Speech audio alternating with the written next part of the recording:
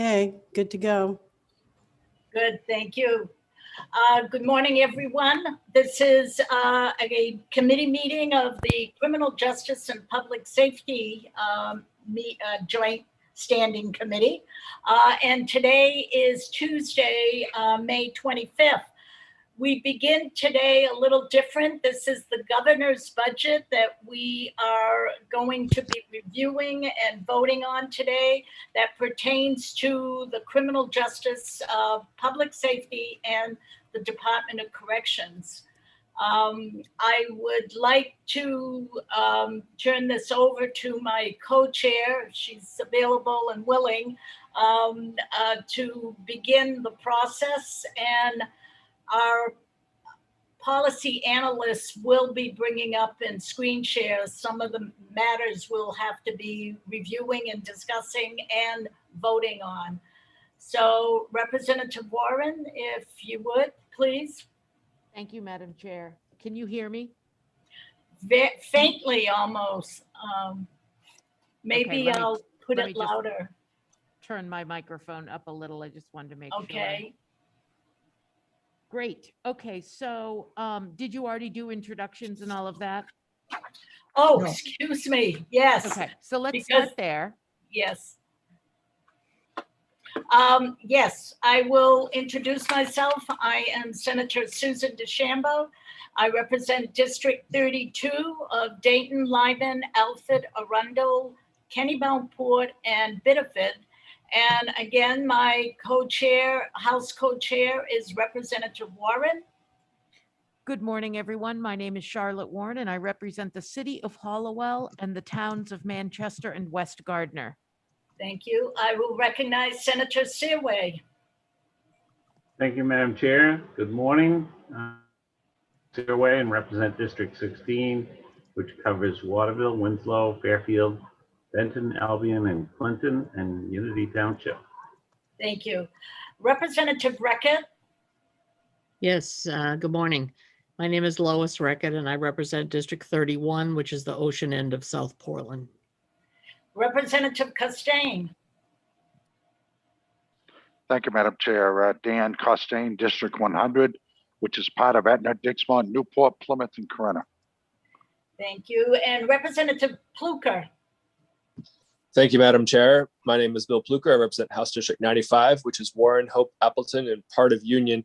And just for later on, if Jane could point me in the right direction for finding our budget pages as we start to go through that, I appreciate it. Representative Morales. Good morning, everyone. My name is Victoria Morales, and I represent House District 33 in South Portland. And Representative Newman. Good morning, I'm Dan Newman, District 76, which is Belgrade, Rome, Mount Vernon, Fayette, Vienna, and Wayne. Thank you. And Representative Lochner. Good morning, I'm Grayson Lochner. I represent District 37, which is part of Portland. Thanks. And I will introduce two very important people. Jane Orbiton is our policy analyst, and our committee clerk, Deb Fahey, right there in the corner. So again, thank you. And I believe, as I said, we're going to do the governor's budget. The rest of the day, we've got work sessions. So I now will turn it over to Representative Warren. Great. Thank you, Senator DeChambeau.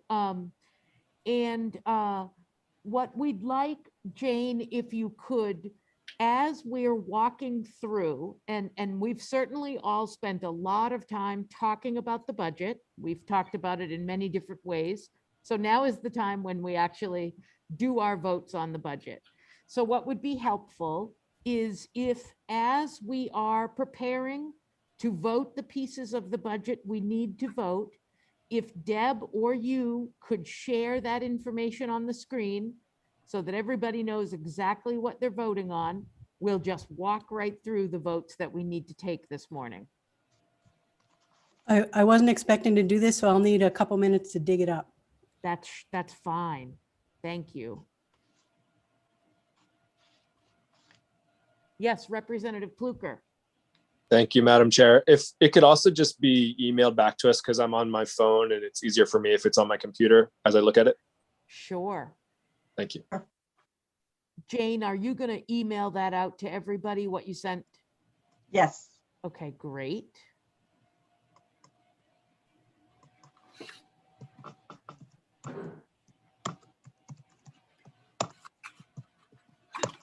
Let me know if there's anyone who needs to come in. There's 21 people in the attendees room. Sounds good. We'll definitely let you know if we have questions for folks.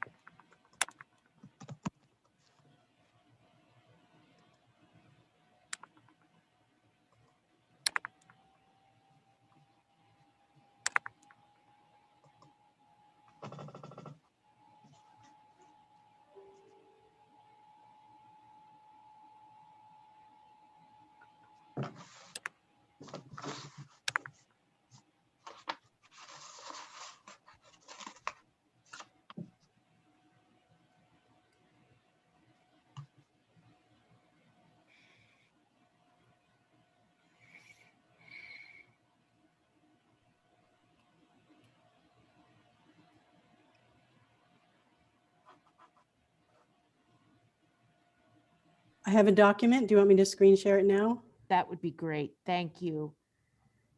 And Jane, are you able to walk us through? Sure. Thank Yep. you.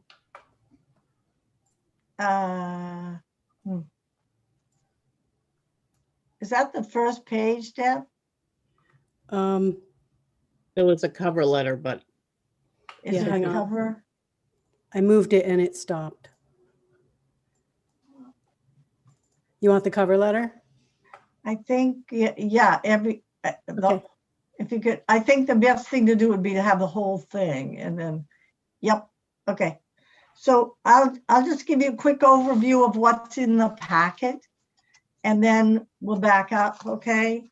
So the budget issues that I listed here, and please correct me if I missed any. The first is recommendations on the change package, and that is included in the packet. And the second is recommendations on additional funding for the County Jail Operations Fund of $3 million a year for unanticipated expenses. That's been in the budget in prior years, quite a few years, but was not in this year's budget. It is in addition to the 18,442 that is in the budget. So that's the request.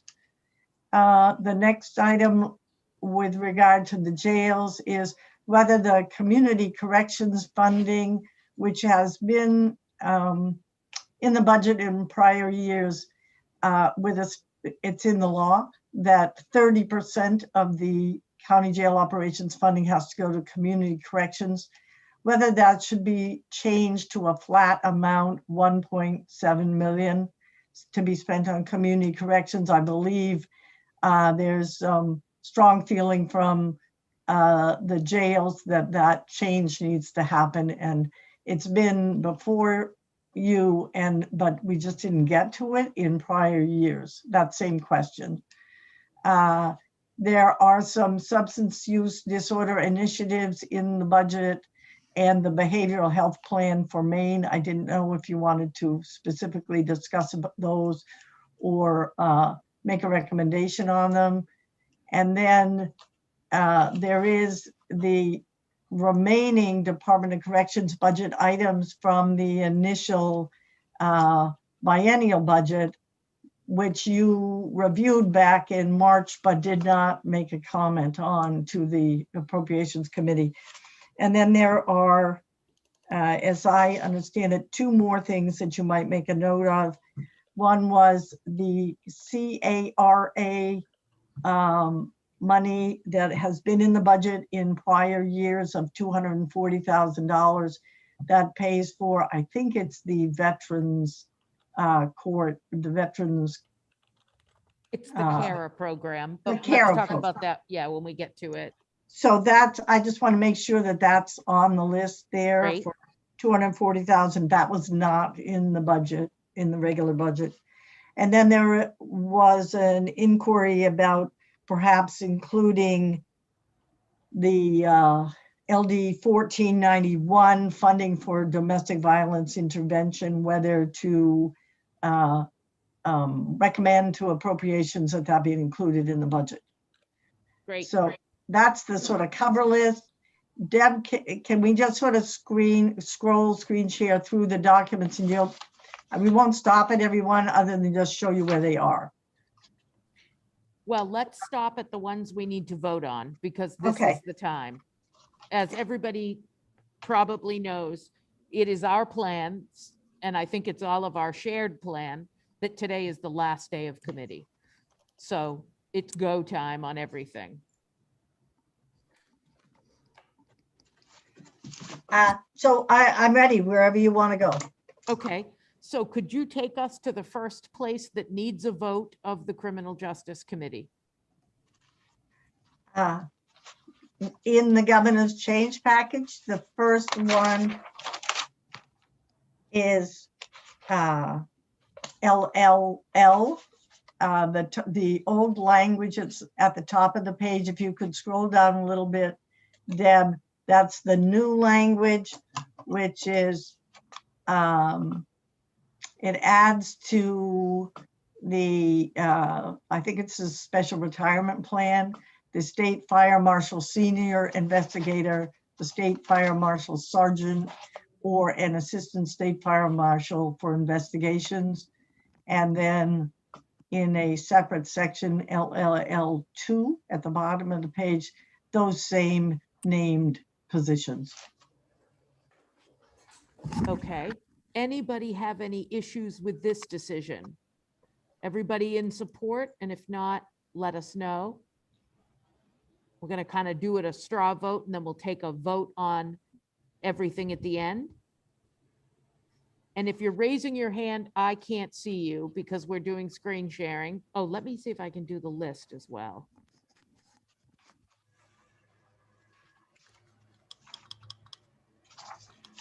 Okay, great, I can. Looks like we're all set. Okay, we're good on that one, Jane. Okay, then scroll down, Deb. We can skip page 2 because that's the summary for page 1. And page 4 is Department of Corrections Administration. This is funding for information technology costs connected to reopening Down East Correctional Facility. Are you ready on that one? I'm ready on that one. Anybody have any issue on this one? Looks like no, that's a yes. We'll keep going. Okay, next page, Deb.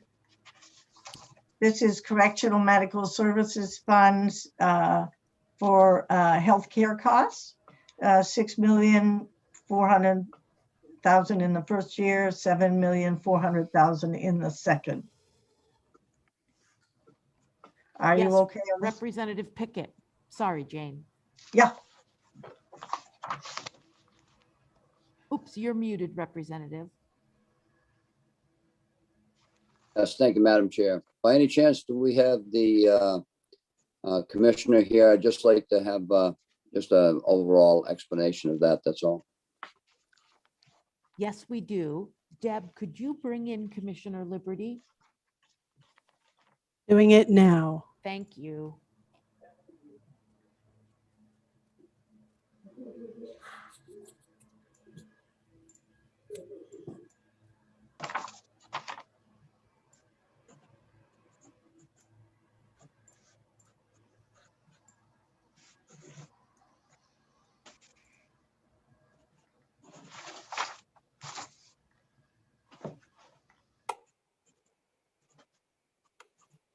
Good morning, everyone. Commissioner. Good morning. Thank you for being with us. Representative Pickett has a question for you about the Correctional Medical Services Fund. Yes, thank you, Madam Chair. Yes, Commissioner. I just wanted a little bit of an explanation on that, and I see there's about $1 million from the 2021-22 to the 2022-23 differential there too. If you could just have a brief explanation of that, please. Yes, Representative. Good question. As you know, as we look at historically, the cost of medical care in our correctional facilities been very small incremental increases, I believe 5% over the last 6 years. And also, as we begin to own more of the medication-assisted treatment, and as we work on Hep C, several of those initiatives have been expensive. And so that's what that generally covers. The normal increase of cost for medical care for our residents and those two initiatives. Okay. And follow up, please. Yes, please. And so, Commissioner, then so we're doing a couple of things that we didn't normally do, and I understand that, and we still, because of the fact that they are residents, they're the main care or any of the other kind of insurances still do not apply at this time until they're released, correct? That's correct. We've done a really good job working with the Department of Health and Human Services to ensure that the moment that they're released, they're prepared and they're qualified for services, but not while they're in our custody. Okay. Thank you very much. Thank you.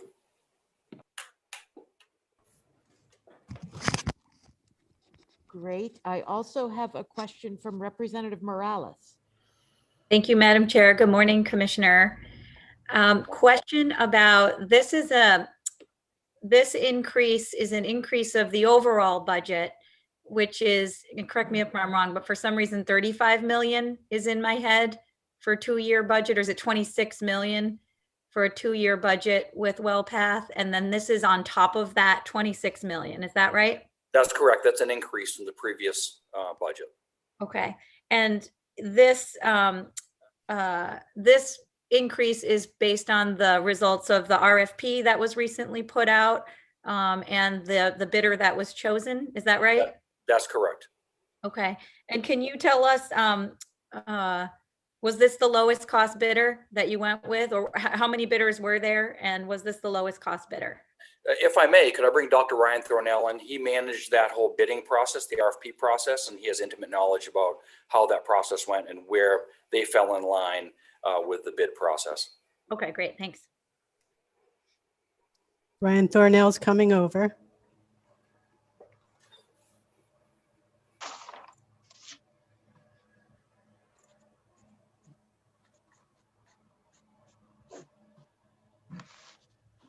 Good morning, Dr. Thornell. Did you hear the question, or would you like Representative Morales to repeat it? Good morning, Representative Warren. I did hear the question and ready to answer if everybody's can hear me okay and ready. Yes.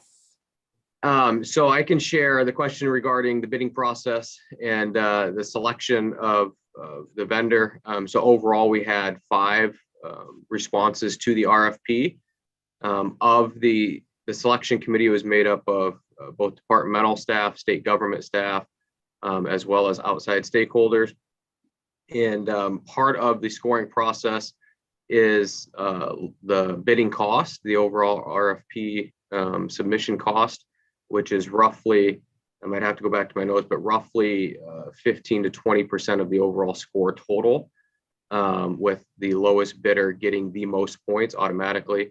The selected vendor was 3rd out of the 5 overall bidders in terms of cost proposal. So middle of the pack, if you will. So I hope that answers your question, Representative Morales. It does. Thank you. And just one more follow-up, Madam Chair. How about we make it quick, because we're going to try to get through this. Yeah. And so this just reflects the cost of the bid, right? The money that we're asking for in this item right here just reflects the additional cost on top of the 26 million based on the contract. So this actually reflects that amount, but also the most recent amount during our negotiations. We're still in active negotiations with them right now. But right now our negotiations are actually lower than the bid amount as we're negotiating with them. So this reflects the most recent updated amount we have as we narrow in on the final contract that will be in effect by July 1. Okay. Okay. Thank you. Thank you. Great. Thank you, Dr. Thornell. Anybody have any more questions about the Correctional Medical Services Fund? Looks like we don't. Thank you. We'll move on to the next. Were you taking a sort of straw vote yes at this point? Yep, it looks like everybody's all set. Unless people object, I'm assuming their vote is yes. Okay. Representative Pickett, is that a new question? Oh, nope. Okay. All right. I think we're good to go on. Okay, the next one is Juvenile Community Corrections. It eliminates 13.5 positions at Long Creek and transfers of funding. I think the transfer of the funding is in a different place.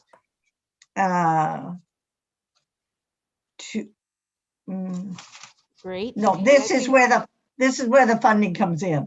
So Right. this is the elimination of 13.5 positions, and this is the dedication of that money to juvenile community corrections of 1.1 million the first year, 1.2 the second. Thank you. And I know we've talked about this a lot. Representative Pickett.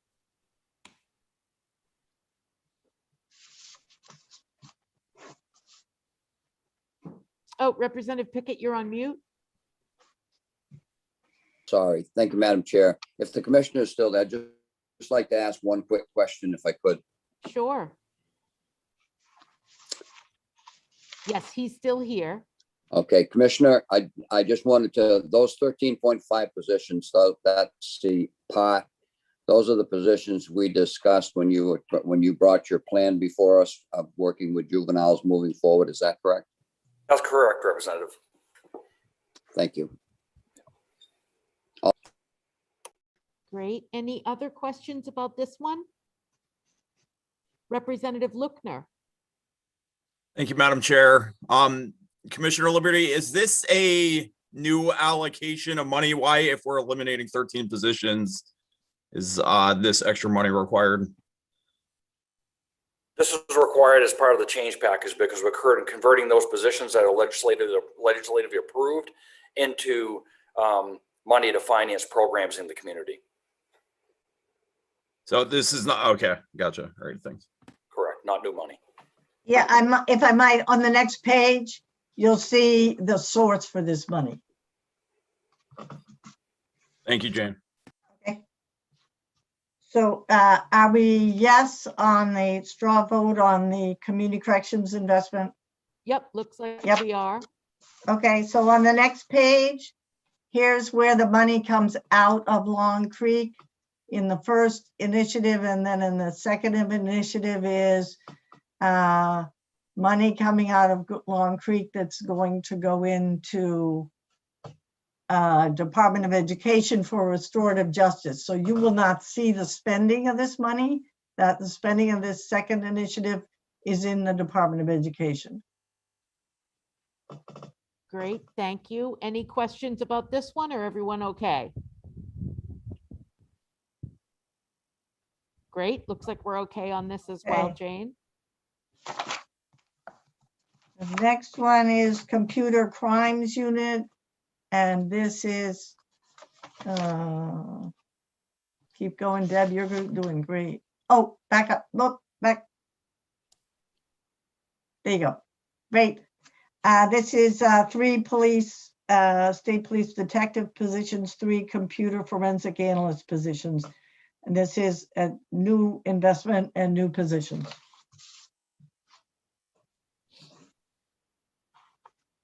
Questions, comments about this one? Representative Pickett. Yes, Madam Chair, thank you. Is the commissioner here? He is Commissioner Soschuk. Deb, could we bring in Commissioner Soschuk? Certainly, just a moment. Thank you.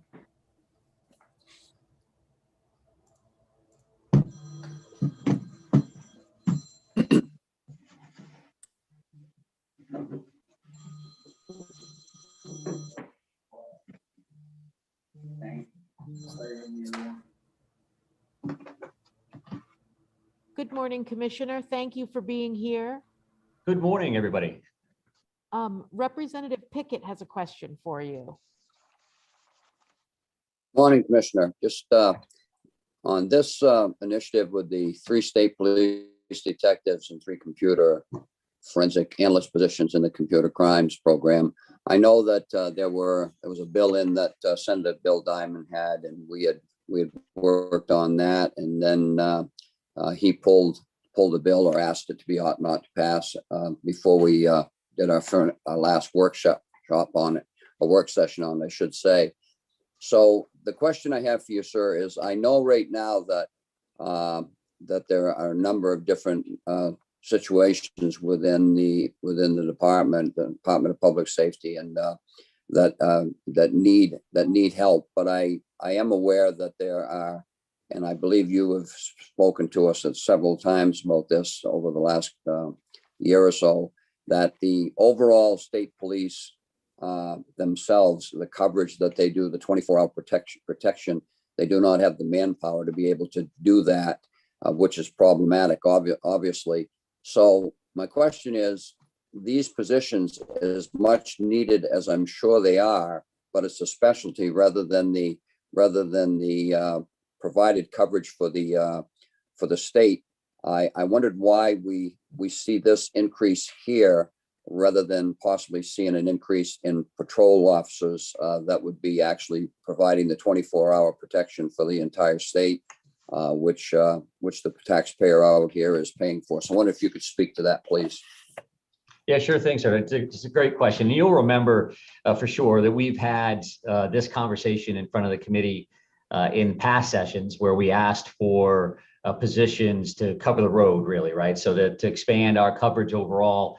That was based on a workload analysis that was done by the Maine State Police that showed some of those gaps in coverage, whether they be 295 or in our more rural communities around the state. The reality here is that we didn't ask for any positions across the board in this particular budget because of COVID and certainly economic concerns for everybody across the board. But then when conversations with Senator Diamond and his bill, where he requested 1 initial position, and then we looked at this, it's certainly a priority for us. Obviously, we're talking about, the most severe cases and the most victimized youth that we have in our state. So it's certainly a priority. We do believe there's a lot of support for this particular unit. It's not to say that road troopers and those positions aren't priorities for us. But we do think this happens to be a good fit for this particular session and this particular timeframe. A follow-up, Madam Chair. Follow-up, Madam Chair. Oh, I'm sorry, I didn't realize I was muted. Yes, please. Thank you. Was there any thoughts about possibly splitting the difference here? I mean, we're talking 6 positions, giving the colonel possibly 3 positions, or was there any talk about that at all? Well, these are 6 positions, but 3 of them are sworn. So actually 3 of them are detectives and 3 of them are computer forensic analysts, which would be civilian positions. So we thought that the best way to attack this particular problem, and when you look at the data that surrounds this, going from 374 complaints in 2016 to about 1,300 this year, we certainly thought that we could make a true difference with this particular unit with these additional bodies. Okay, thank you, sir. Thank you, sir. Anyone else on this particular line? I would make a motion that this particular line become funded with existing funds, so no new money, that the Department of Public Safety needs to, if they want these positions, and I think they're needed, they need to figure out where to take the money from, but I won't second support that. additional spending. I'd second that. Okay, so we have a motion that, how about we set this one aside and continue to work on the ones that we agree on? And for this one, at the end, we'll vote who goes along with the motion that I've just made and has been seconded by Representative Pickett. Jane, can you keep track of that, or should I do that here? I hope so. Okay, how about we Thanks. both Yeah. do it? Right. I'll write it down as well. So let's move Good. on to the next one. Thank you. And thank you, Commissioner Sawchuk, for being here. The next one is easy. It's the Gambling Control Board. It's not in your jurisdiction. Goes to VLA, so pass. It's there by mistake. Okay. Great. So the next one is in the Department of Public Safety. It's the only initiative here, and it's 2 highway safety coordinator positions with funding. I'm in support of this. Anyone have any? Representative Pickett, is that a new hand? No, Okay. no. Anybody have any questions on this one? Looks like we're okay here. Jane, thank you. Okay. Then that is all the change package. Okay, then let's stop there. Thank you, Jane. So I'll make a motion to move in everything that we just took a straw vote on the change package, excluding computer crimes. Do I have a second? Okay, seconded by Representative Costain. Now, this is where it's an official vote, and we are voting on the change package, everything except computer crimes unit. We should let's do an official roll call. Deb, if you'd be willing, please.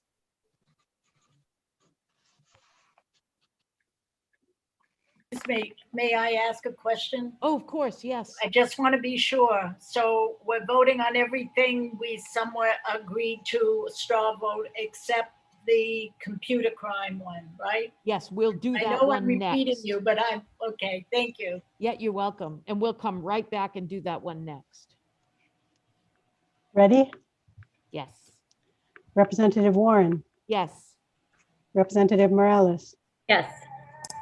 Representative Sharp is absent, Representative Lookner, Yes. Representative Pickett, Yes, Representative Costain, Yes. Representative Rudnicki is absent, Representative Newman, Yes. Representative Pluker, Yes. Representative Reckett, Yes. Senator Lawrence is absent. He's not in the room. Senator Searway. Senator Searway left? Okay. Senator DeChambeau. Yes. That's 9 yes votes and 4 absent. Thank you, Deb. For the computer crimes unit, you know that I made a motion and it was seconded by Representative Pickett that the computer crimes unit would be funded by existing funds. Any discussion on the motion? I do. Okay, So existing funds means it takes away from something else. right. And I probably know what that other thing is. So I will not be voting for this. I don't think you necessarily know what the other thing is because we are not directing DPS. I would prefer that it go from MIAC. Everybody knows that. But I don't think Representative Pickett feels that way. So all we're doing is that they need to find that money from existing funds. We're not directing where they take it from. Representative Pickett. yes, thank you, Madam Chair, and that is exactly right. I'm not interested in taking funding from MIAC or MDEA for that matter. But what I am interested in is the fact that we've had DOC find some positions there that they were able to do something with. I just I just wonder if whether or not there is some possibilities of finding that kind of funding. So that's why I seconded the motion.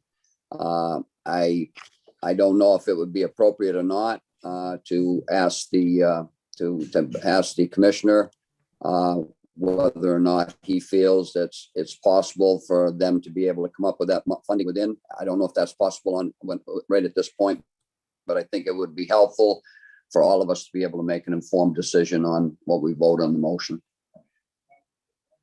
Great. It sounds like Representative Pickett has asked a question for Commissioner Sawchuk. Commissioner Sawchuk, yep, he's here. Thank you, Commissioner. Yes, thank you. So as I mentioned during previous budget conversations with this committee, I'm happy to go forward. I'm not at liberty to negotiate on behalf of the governor's budget. I'm happy to bring that recommendation or that question forward and come back with an answer. I know you don't have any time. You're voting this out today. So do I have an answer for you about where I would find $800,000 right now? No, unfortunately I don't. It's just the first time I'm hearing of this particular angle. So happy to take a look, I guess, sir, if that's helpful in any way.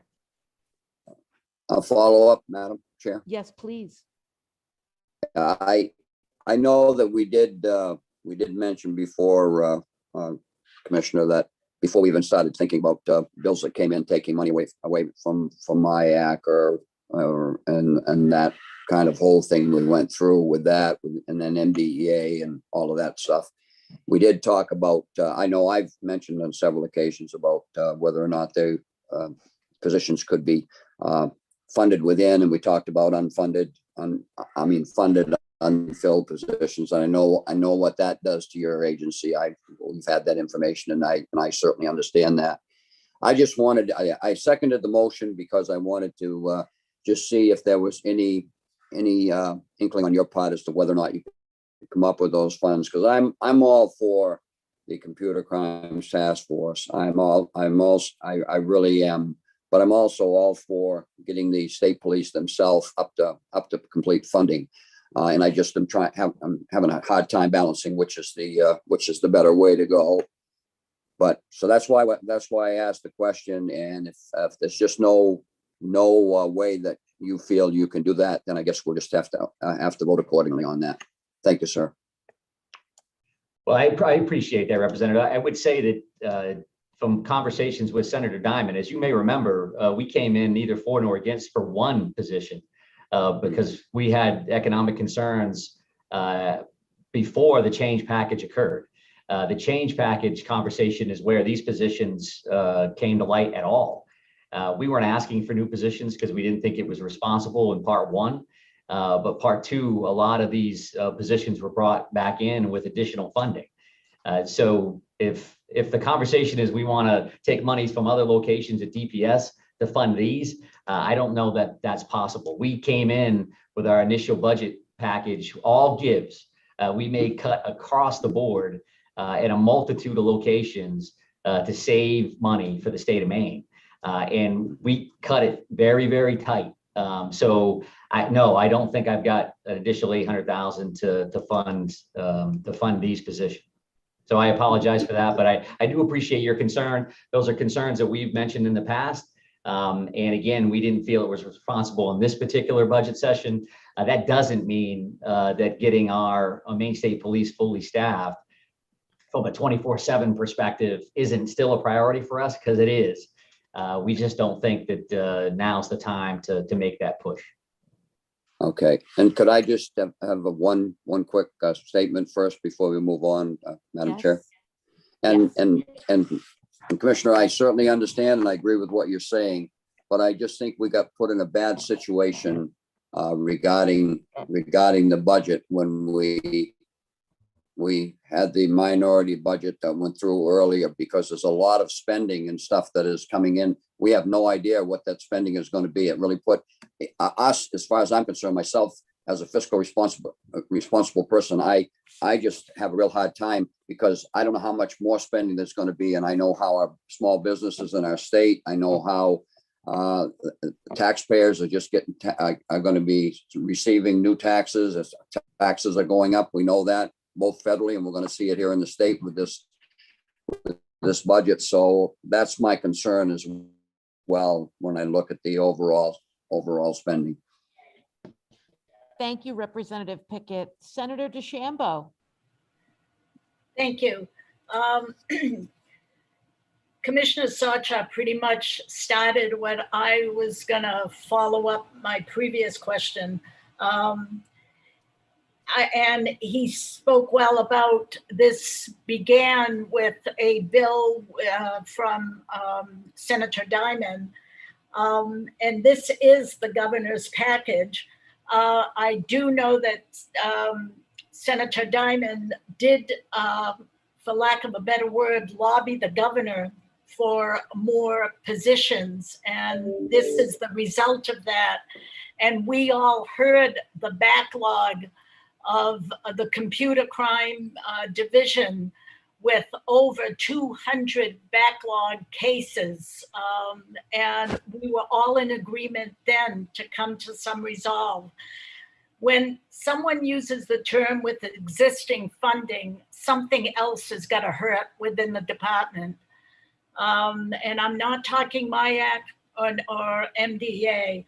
I'm talking about after we were speaking in the committee about the finances and the positions, it came to my attention that there is a great need for more state police officers in the rural area. And I got that from town managers and from people in that area. So it's gonna come out of someone's budget.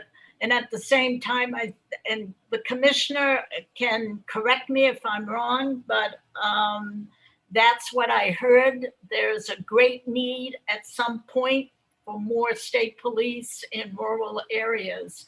So I don't want to shortchange the department and any kind of safety.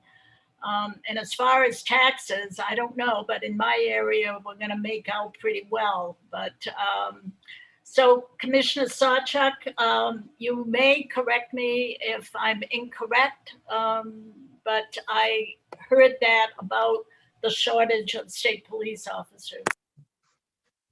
Yes, ma'am. And I do think that, some of the things that we've done to mitigate those concerns involve call sharing agreements and other things that, we've had conversations with sheriffs across the state, with local police chiefs about the way we do business and the way we split calls for service.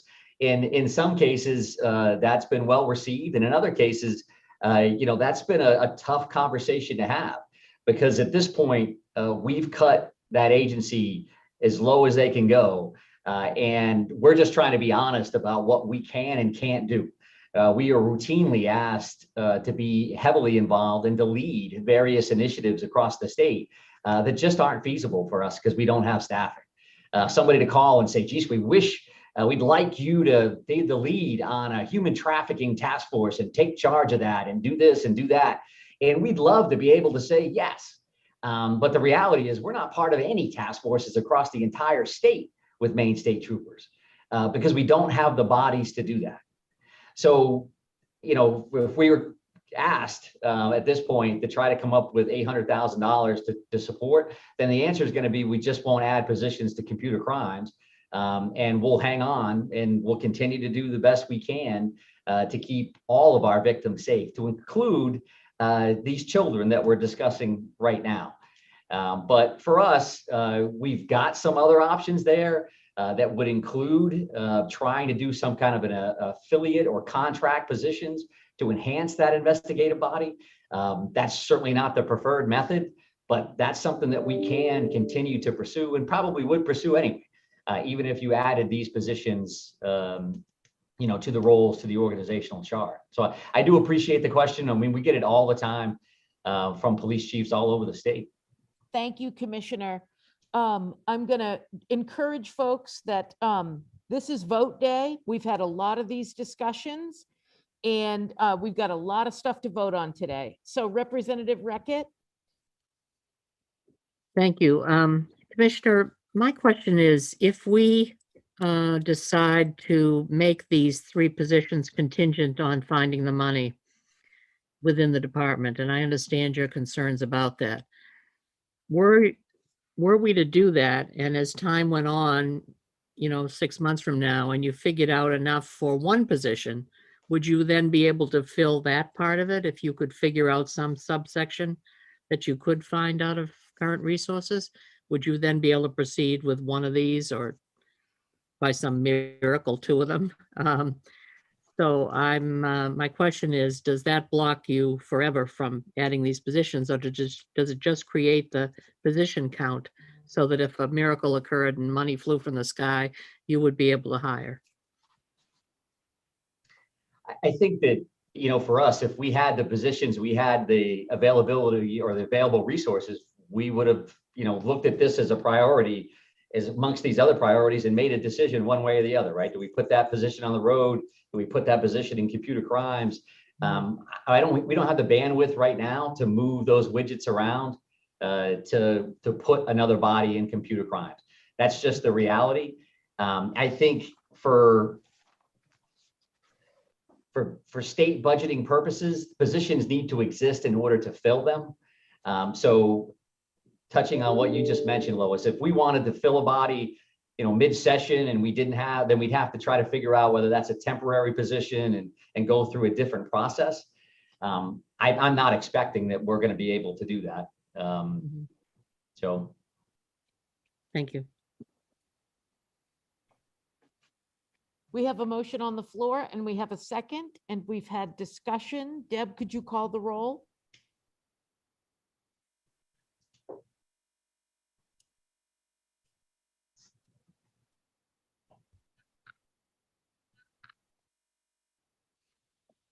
Deb, are you there? Could you call the roll?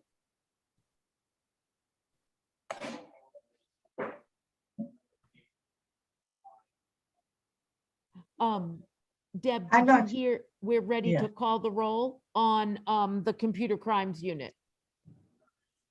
I did not, sorry. I'm trying to help Senator COA get back I in. know, you're doing like a million things. That is okay. So the motion is to pay for this initiative with existing funds. Representative Warren, Yes. Representative Morales, Yes. Representative Sharp is absent, Representative Lookner, Yes. Representative Pickett, No. Representative Costain, No. Representative Rudnicki is absent, Representative Newman, No. Representative Pluker, Yes. Representative Reckett, No. Senator Lawrence is absent, Senator COA is stuck out in limbo, be in soon. Senator DeChambeau, No. that's 4 yes, 5 no. Great. Thank you, Deb. Okay, so we've made it through the change package. Next up is county jail funding. And Jane, I just want to check in on how you presented it. I know that we need to approve the language that goes along with the statutory, the money that was in the budget. But I think all of the money was already in there. The 18 million is in there. Yes, okay, we Yes. just need to approve the language. And the extra 3 is not in there. And that extra 3 is for unanticipated expenses. That has been there for quite a few years, Got it, okay. but I would make always as a supplement. I would make a motion to move in that extra 3 as a supplement for the county jails. And can I ask, did you want to say that that would be used for unanticipated expenses the way it has been in the past? Absolutely. Okay. Thank you for that. Do I have a second? Second. Okay, seconded by Representative Pluker. Discussion on this motion. Does anybody need any clarification? Yes. Okay, so Jane, Representative Pickett would like a little clarification about these two funds. Yep. Well, the County Jail Operations Fund has been funded at 18 million for at least a year or two. It's gone up a little bit in over the last 6 or 8 years. But I don't recall the number of years that there has been an additional 3 million appropriated for unanticipated expenses, and the jails then apply to DAFs and Department of, I think it's through DAFs, through Scott Ferguson for a piece of that 3 million for extra expenses that they had. And that's been done also for years. But it's always been an addition to the base funding level, which this year is the 18. So it was not put in the biennial budget, and it is something that the jails have gotten a chance to have a piece of for quite a few years. There may be somebody else here who can, perhaps Scott Ferguson is here. I don't know if you want to hear from somebody else. Jane, are you sure that, I know that the number statutorily is a little over 15 million. I thought that that additional 3 million takes us up to about a little more than 18 million each. No, the appropriation I believe the appropriations have been 18.4 for a while. Okay. And Thank that 3 you. is extra. Thank you. Representative Pickett and then Senator DeChambeau. Thank you, Madam Chair. Yeah, again, for the same reason, because of the spending part, but also the fact that we really are trying to get the county jails so in a position so they can do what they have to do as well. I think that this would be something that would be, and if I'm understanding right, it's something that just isn't automatic to a jail, something that they would apply for, or something of that nature, to be able to have that if needed. Is that correct?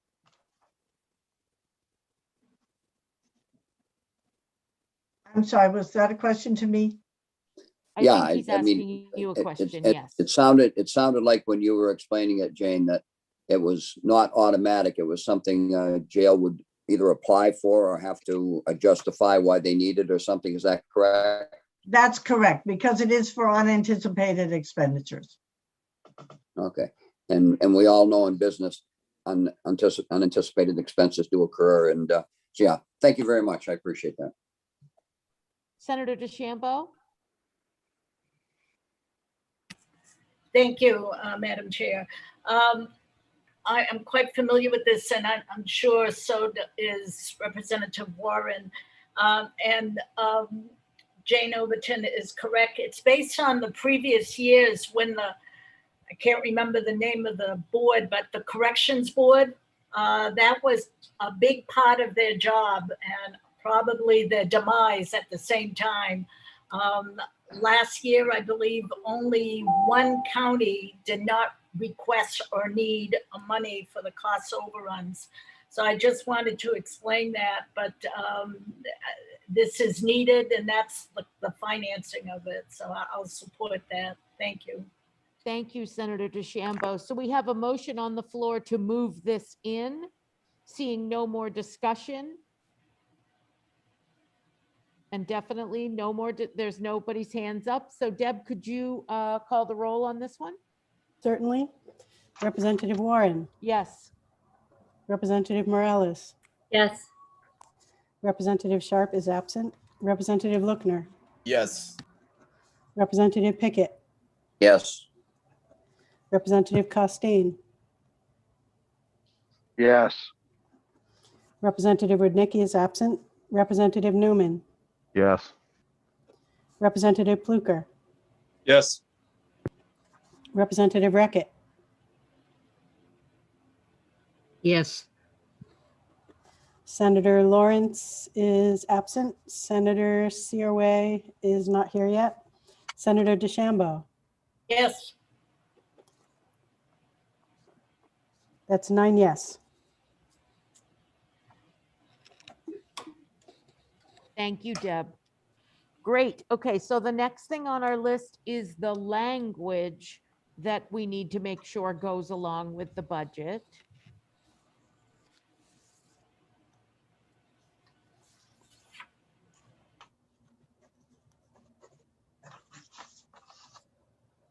All right, are you ready? Yes, thank you. This, in 34A, section 1210D, subsection 2, there is language that requires 30% of the county jail operations fund to be spent on community corrections.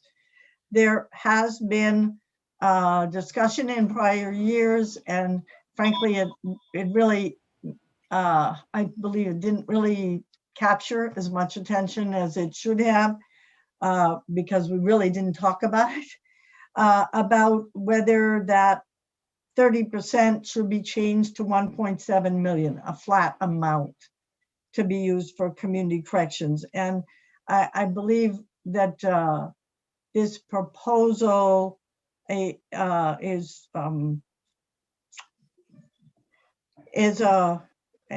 idea that has been brought to our attention because it was talked about but never dealt with by Scott Ferguson from DAFS, and also is strongly supported by Bob Devlin, who is the county jail administrator, or I can't remember. What's his County administrator. County administrator in Kennebec County. So so Kennebec County strongly supports the 1.7 being used for community corrections instead of 30%. Okay. Okay, I remember this now. Thank you. Representative Morales. Thanks, Madam Chair. Can someone explain how this works? So is this 30%, currently 30% of each jail budget then goes to the DOC to fund probation officers in the community corrections setting, or does it stay within the county jail for themselves to do community corrections? Correct. Okay. Correct. I wasn't aware they did community corrections. Well, I think it's a fairly broad term and encompasses quite a few different types of expenditures. There may be somebody here who can help you with that.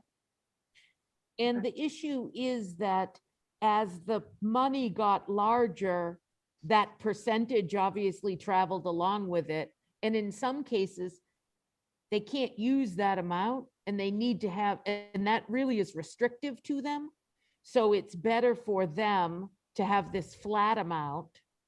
And I think it's not just supported by the county administrators. I think it's additionally supported by the sheriffs.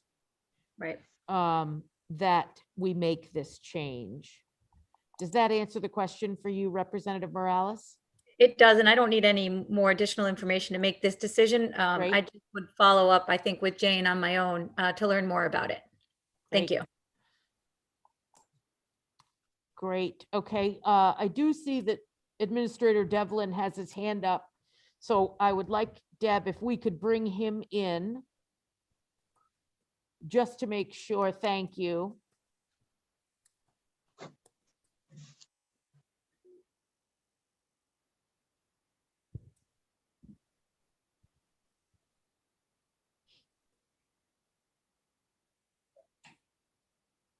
Good morning, Mr. Devlin. I can see that you are joining us. Thank you. Thank you for acknowledging me. Absolutely. I think that we're set to make this change, unless you wanted to add more information, but I don't know if folks need more information or if we're just ready to go and make this change. Well, there was just a moment where somebody asked if the money went back to DOC to provide programs. I think it we stays with the clarified counties. The counties provide the programs. It's community services. Our work crews that go out and work in the towns, pretrial services. So the money stays with the counties and then it provides services at the county level. Just want to clarify that. Thank you. Thank you. Yeah, Jane did a good job at explaining that. So Anybody else have any questions for Mr. Devlin? Or are you ready to roll on this one? Okay, I'll make a motion that we make this change from the percentage to the flat funding, the flat amount. And does anybody need those numbers, or you understand? Okay, looks like everybody's okay. Do I have a second? Second. Okay. Deb, would you call the roll? Certainly. Do you want to repeat it again? Because Senator Searway just came in. Oh, thank you. Hi, Senator Searway. We are making a long requested change, or the motion is to make a long requested change regarding changing the 30% of county jail funding going to community corrections to just a flat amount. And that has been requested by county administrators and county sheriffs. And that's the vote that we're taking. Do you have any more questions about that, or are you clear? I'm fine with that. Okay, great. Thank you. Representative Warren, Yes. Representative Morales, Yes. Representative Sharp is absent. Representative Lookner, Yes. Representative Pickett, Yes. Representative Costain, Yes. Representative Rudnicki is absent. Representative Newman, Yes. Representative Pluker, Yes. Representative Reckett, Yes. Senator Lawrence is absent. Senator Searway, Yes. Senator DeChambeau. Yes. That's 10 yes votes, 3 absent. Great. Thank you Madam very Chair? much. Yes. May I should, thank you for not having me put my hand up. I get mixed up here. On the governor's package, I just want to ask the question. My last page is highway safety. Is that something we probably should have voted on? We did. We did? I Yes, missed that. we agreed on the straw vote that we supported Oh, that. And Okay. so that is, we did approve All that right. unanimously. Thank you. Yes, you're Yeah, I welcome. missed that. Jane, the next thing on your list was substance use disorder services. And I'm going to suggest, unless anybody pushes back, that we don't take a vote on that. We have very clearly sent a message to appropriations that we want to see more treatment. We have received from Molly Bogart a listing of all of the different treatment sources. And it's not our purview, that's HHS purview. And we've been, continually asking for this information. We appreciate the information, but we don't need to take a vote on it unless people want to push back on that idea. Seeing none, let's cross that off and move on to, I'd like to do the CARA funding while we have Mr. Devlin with us. So let's skip the DOC previous and go right to the CARA program. This is the 240,000. CARA is actually a program run out of the Kennebec County Jail. CARA was developed, formed, and originally run by my former sheriff, Sheriff Liberty, now Commissioner Liberty. And I'm sure that if you've spent any time on this committee, and many of you have spent a long time on this committee, when you have so many folks come in and share their stories of success, you've heard them reference CARA and their experience in the CARA program and their learning in the CARA program.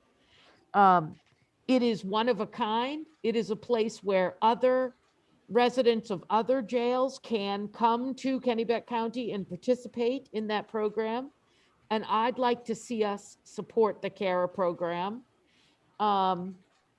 Before I make any motion, I'd love to give folks the opportunity to ask any questions or clarifying or to add to what I've said so far. Yes, Senator DeChambeau. Yeah, thank you for laying the groundwork that it started in Kennebec. I just want to tell you, and it's not an anecdote, it's a fact. When I interviewed prisoners, no matter if they came from Aroostook County or Kittery, Maine, some of them were able to transfer to Kennebec County so that they could take advantage of the CARA program. And I want you to know there's every single one of them swore by that program. It really changed their life around. It's a well-run program in Kennebec, and I'm almost jealous of that. But I want you to know that they were taking some very needy people from other counties to go through that program. Great. Thank you, Senator. Any questions about the CARA program? If not, I'm going to make the motion that this committee does as it has done historically and supports the CARA program. That's my motion. Do I have a second? Second. Seconded by Senator DeChambeau. Yes, Jane. Madam Chair, I'll kind of go out on a limb here. It is possible that you could recommend that this be ongoing funding. In addition, we could back up to the 3 million and make that ongoing funding, so you don't have to do this every year. I agree. Okay, great. I'll amend my motion that this funding to the CARA program is ongoing funding. Senator DeChambeau, do you agree as a second? Great. Unless there's any discussion, we'll call the roll. Representative Warren, Yes. Representative Morales, Yes. Representative Sharp is absent. Representative Lookner, Yes. Representative Pickett,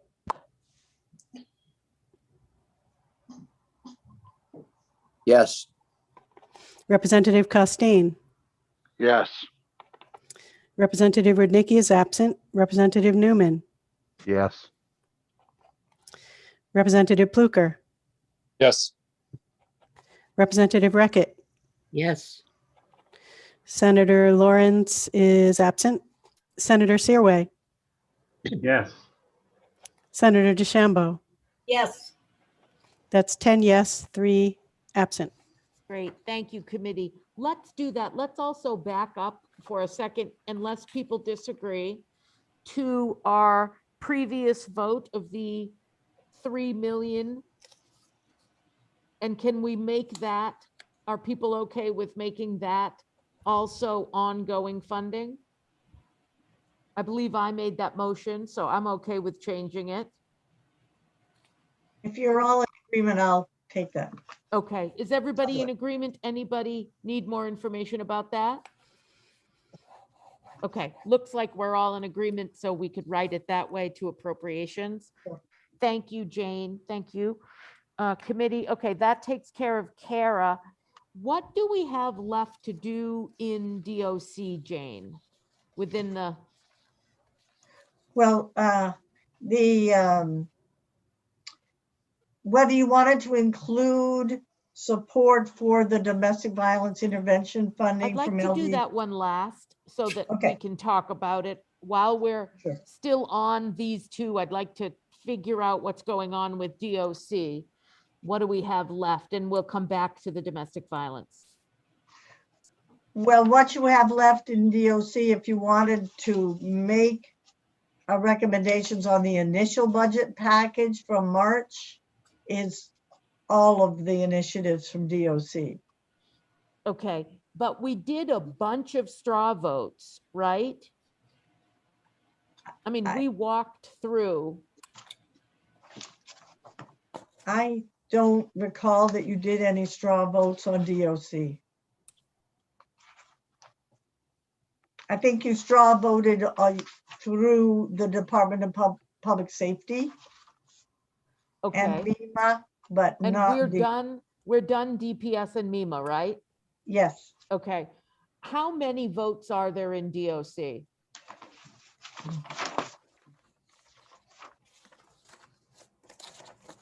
I don't know.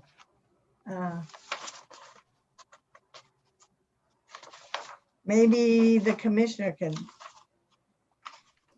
Commissioner Liberty, do you or Deputy Commissioner Thornell?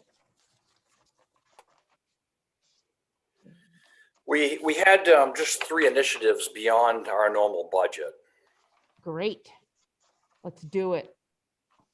Okay, we can get, They were related to administrative corrections, agriculture, which was nothing more than a placeholder. No new general fund monies, just allowed us to expand that budget.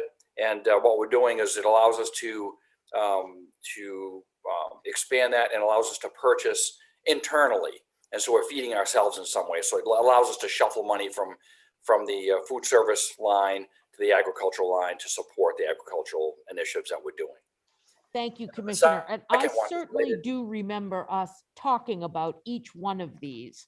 I Yep, definitely remember us talking about the administrative food services. So, Jane, how difficult would it be for you for the 3 votes that we need to take? Could you get those pieces of paper electronically to Deb so that she can screen share them and we can take those 3 votes? I think, Deb, you have them in the packet. Do you? Oh, good. It's all in that Yeah. same packet. Beautiful. Yeah, I think PDF so. in the PDF that I was screen yeah. sharing before. Yes. Oh, And if I skip one, I hope the commissioner will catch me and take me back. what page should I go to? Well, go after the March letter to appropriations. Oh, So- what page is that on? It I found it. doesn't have a page. I found it. Yep. And the page numbers pick up here, so it'll be easier. Okay.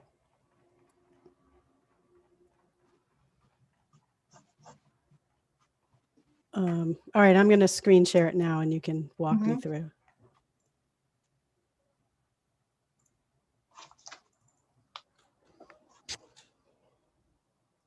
Okay. Oh, good. Keep going. Scroll down a little bit. There There's it the is. first one. Stop. Perfect. There's the first one. Okay, so here's the first initiative. Let me get participants on here again. Anybody have any questions about this one, or do I have a motion? So moved. Moved by Representative Pluker, Seconded. seconded by Representative Pickett. Everyone all good that we're going to move this one in, or anybody have an objection? Okay, looks like we're all good on this one. Could we go to the next one? The next one, Deb, scroll down to, there are page numbers at the bottom of the page, page 9.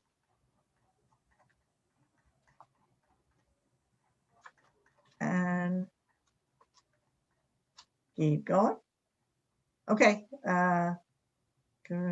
keep going. There we go. The next one, I think, and Commissioner, please correct me if I skip one. Correctional medical services, and this is related to Down East Correctional Facility. Correct. Anybody have any questions about this one?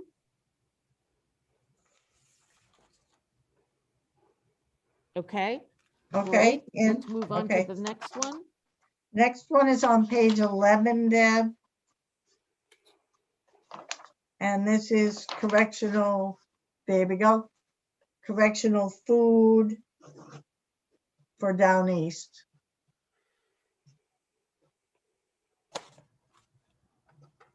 Any questions about this one? Okay. Are those the 3, Commissioner? And then there was an additional one with Down East Correctional Facility. Yeah. On page 15, Deb.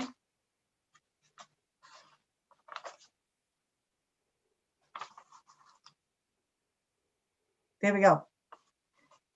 Thank you. Any questions about this one? Seeing none, I'll make a motion to move in these remaining items from the DOC biennial budget. Second.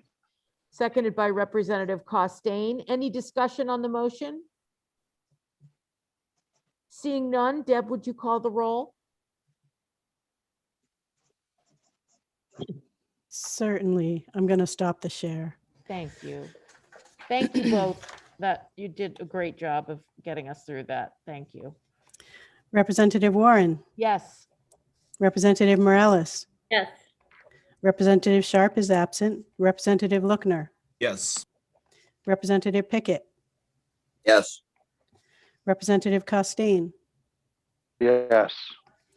Representative Rudnicki is absent, Representative Newman, Yes.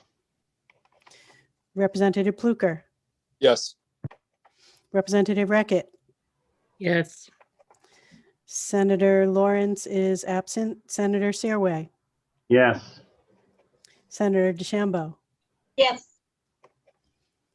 That's 10 yes and 3 absent. Great. Thank you very much. Thank you, Commissioner Liberty and Commissioner Sawchuk and Deputy Commissioner Thornell for being here with us today. The final piece is, thank you, is LD 1491. And in my mind, I sent this to you to be screen shared. I hope that I did it also live and in person. We have Lauren Stewart has her hand up. Would you mind bringing in Ms. Stewart so we can just see if we missed something by mistake? Thank you, Deb.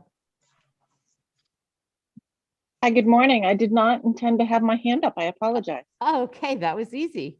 Thank you. Thank you, Ms. Stewart. So 1491 is a bill that we worked on in this committee. It is Senator DeChambeau's bill. It's an act to ensure access to and availability of violence intervention services to reduce domestic violence in Maine. I believe we had a unanimous, did we have a unanimous report on this? Nope, it's a divided report. No, Representative Rudnicki voted ought not to pass. Okay, thank you. So this is a bill, I think you all remember that one of the things that we did in committee at the very beginning, back in January, is we learned a lot about what used to be called batterer intervention programming. And you also supported a bill that changes its name to violence intervention services. And this is a bill that actually aims to fund violence intervention services. We've all spent a lot of time talking about the children that are involved in domestic violence issues, etc. I think, and we also received a pretty stellar report that shows that this is actually something, some programming that Maine funds that really works, that works for the families, that works for the folks who are perpetrating the violence, etc. I'm taking a chance here and asking that in addition to the budget documents that we send down to Appropriations and Financial Affairs, we also send to them an ask that included in our budget is Senator DeChambeau's bill to fund these very important services. And Deb, could you share that bill? Do you have that bill 491? Excuse me, I think it's 1491. I do not. What, do you want a copy of the bill? Because I could download it real quick. Or just actually, let me just get to what the fiscal note is. I have it right in front of me if you want. That would be great. Could you share Sure. it with us? Oh, I just have to tell you, I don't have it. Yeah, that's what, I'm sorry, that's what I mean. Sure. I think Yep. Dan also has the number. The whole bill is an appropriation. And the appropriation is partial reimbursement for batters intervention programs for indigent participant funds of 200,000 per year. Funding for increased administrative costs associated with additional funding for expenses, 62,500 per year. And training programs to expand and sustain the accessibility of the programs, 25,000 per year. It's all general fund. The total is 287,500 per year. So each year is the same. It's all general fund. So it's 262,500 and 25,000. And this is exactly what was in the bill and voted 12-1 in support of. Thank you. Thank you, Jane. This is a bit unconventional. I've never made this request of the committee before. As we're sending a budget down to AFA, that we additionally prioritize something like this.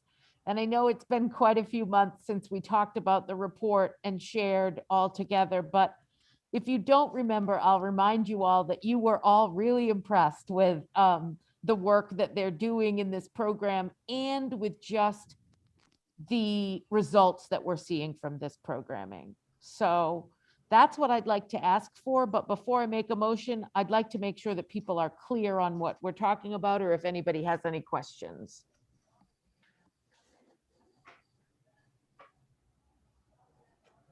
Yes, Representative Pickett.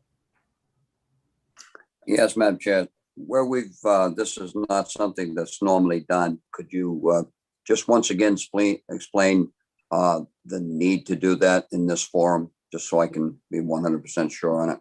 Thank you. Thank you, Representative. Yes, I can.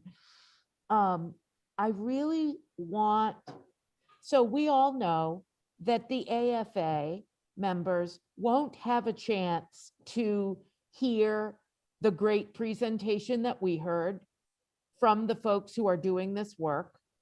And they won't probably have a chance to read all of the data that shows what a difference this is making for families. And I do mean families, right? When we're talking about domestic violence, we are talking not only about the partners that are involved, but we're talking about the children. And in a lot of cases, you know, we're talking about the extended family, whether we're, you know, the sister-in-laws or the grandparents or the aunts and uncles, whatever. This is like real serious family interaction stuff. And these are programs that are actually working. So to say all that, what I know is that an actual vote of this committee where we actually send to AFA a note that says, we've heard and read this report, and we believe that this is a program that is making such a difference that we wanted to separately endorse it as part of our budget approval and send it down to you. And one of the only reasons I would do this is, you know, I remember back in January, all of you being so impressed and talking about how we should definitely make sure that we're funding this. We should definitely make sure that everybody's having the opportunity to participate in this. And that's why I think this is such an important message for us to send to AFA. And this is that LD 14, would you say 491 or 1491? 1491, yes.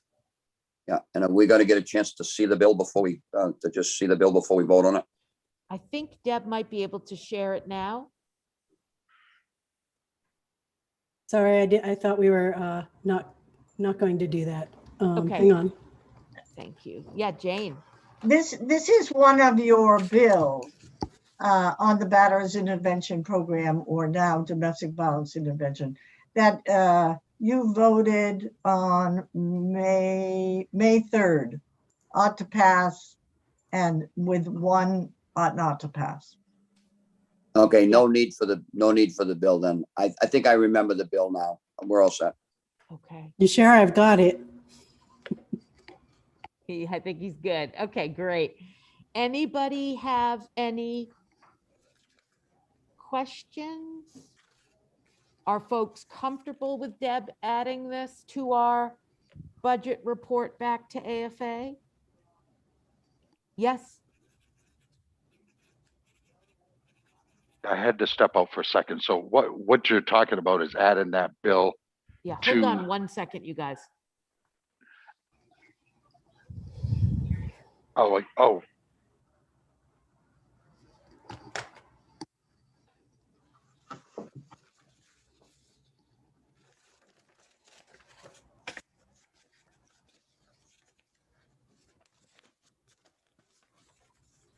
Sorry, folks, Representative Costain stepped out for a second. I wanted to make sure he was aware of what we were doing. So if folks are good, I'll make a motion that we add this to our budget report. Do I have a second? Seconded. Seconded by Representative Pickett. Any discussion? Deb, would you be willing to call the roll? Certainly. Representative Warren, Yes. Representative Morales, Yes. Representative Sharp is absent. Representative Lookner, Yes. Representative Pickett, Yes.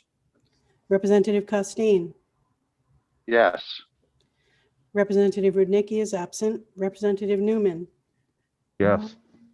Representative Pluker, Yes. Representative Reckett, Yes. Senator Lawrence is absent. Senator Searway, Yes. Senator DeChambeau. Yes. That is 10 yes votes with 3 absent. Great. Thank you all very much. And thank you, Jane and Deb, for guiding us through those pieces. So we have completed the budget, all of that work. It is now 11:46. Could we take 5 minutes before we make our plan for the afternoon? And I know we're going to take a lunch break, but may I please have 5 minutes? Yes, Representative Pickett. Yes, Madam Chair. We still, is your thought to still take the reconsideration of 1715 as the last item of the day? Because I'm in contact with the senator to let him know so he'll have some kind of an idea of when to be here. That sounds perfect. Yes, we'll do that last thing today. Okay, thank you. Yes, absolutely. Could I have 5 minutes? I need to make a phone call that's regarding one of our bills, and I'll just come right back. Yep. And then we'll make a plan for what we're thinking.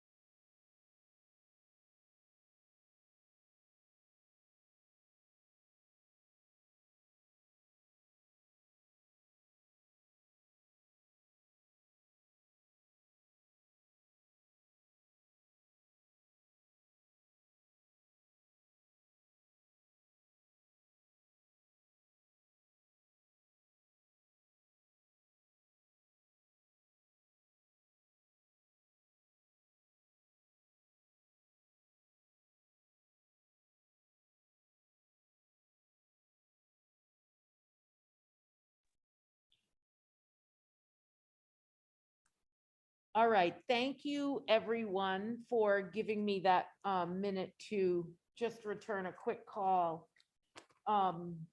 Two things I'd like to take care of before we take a lunch break. One of the votes we just took, and this is now going back to the change package.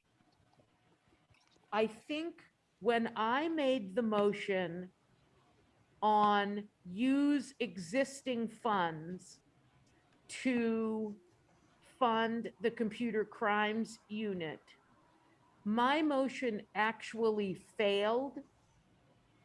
And although we understand that Jane will write that up, that motion failed, I'd like Jane to still record that motion, but record the numbers for that. We think that we should probably also re-vote that issue on its face as well. Does that make sense? So all we voted was the motion that I made, which was to only, I made the motion to only support the computer crimes unit using existing funds. That motion actually failed. I'd like Jane to report that and report the numbers down to AFA. But also, we just quickly chatted about it in here. And that deserves a vote also on its face. Without using existing funds, we do need to also vote on what the administration sent us. So if that's clear, I'll make a motion, or let's have someone else do it because I made the motion about existing funds. Yes, Representative Costain. I make a motion that how it's written stands with putting 3 detectives and 3 analysts into the budget for DEP or public safety. A second. So we have a motion made by Representative Costain, seconded by Senator Searway, to move that initiative in. Could we do a roll call on that, Deb? Representative Warren.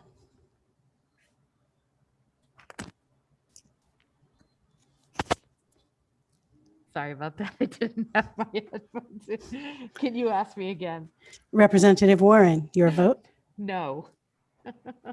Representative Morales. No. Representative Sharp is absent. Representative Lookner. No. Representative Pickett. Yes. Representative Costain. Yes. Representative Rudnicki is absent. Representative Newman. No. Representative Pluker. Oh, I'm sorry. I just got confused. Doing too many things at once. This is a motion to pay for that funding for the computer crimes unit out of the general fund with new money. Is that correct? So my vote is no. Representative Reckitt. You're muted. Yes. Senator Lawrence is absent. Senator Searway. Yes. Senator DeChambeau. Yes. That's 5 yes I know. and 5 no and 3 absent. Thank you very much, Deb. Thank you guys for clarifying that for me. Great. Okay, so I have heard regarding one of the bills that we have on our list, LD 1473. It's the last bill that we voted on last night. Excuse me. It's the last bill that we worked on last night. The sponsor has asked that we vote ought not to pass on that bill. That is an act to exempt land-based aquaculture facilities from MUBEC. Basically, there's some understanding that this was a pretty large jump for a new industry to be exempting from MUBEC, and that there are other ways to take care of this industry without that exemption. So the sponsor, Senator Rosen, has asked us to vote to ought not to pass on this bill. And I would entertain a motion. Representative Pickett. Yes, thank you, Madam Chair. I move ought not to pass on 1473. I second. We have a motion and we have a second. Could we have a roll call? Who is the second? Senator Searway? Thank you. We're voting on LD 1473. The motion is ought not to pass. Representative Warren. Oh, there's, Excuse me, hold on one sec. Senator DeChambeau has a question. Thank you. I heard you talking and it didn't register. I just want to make sure before I vote. What was the rationale? Did she state why? Yes, thank you, Senator. The sponsor heard very clearly that this was a large move to exempt this new industry from MUBEC and has asked that we not go forward with that, and they are going to work to find another path. They don't want to send the message that was obviously emanating from the discussion, and so that's why the sponsor has asked us to please vote ought not to pass on the bill. Thank you. Good move. Thanks. You're welcome. Thank you, Deb. I think we're ready. Representative Warren. Yes. Oh, should I read it again? We're voting on LD 1473. The motion is ought not to pass. Representative Warren, yes. Representative Morales. Yes. Representative Sharp is absent. Representative Lookner. Yes. Representative Pickett. Yes. Representative Costain. Yes. Representative Rudnicki is absent. Representative Newman. Yes. Representative Pluker. Yes. Representative Reckitt. Yes. Senator Lawrence is absent. Senator Searway. Yes. Senator DeChambeau. Yes. That's 10 yes votes and 3 absent. Great. Thank you very much, Deb.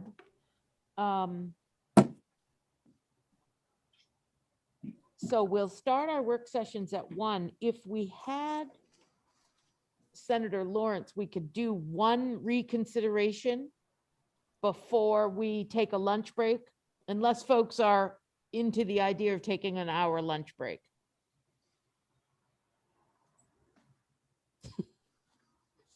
It's 417, the one we talked about yesterday, then tabled. Let me see if, yeah, pretext, sorry. Let me see if Senator Lawrence is available. We could get that one done, take a lunch break, and then come back, and I think we'd have 10 bills to work.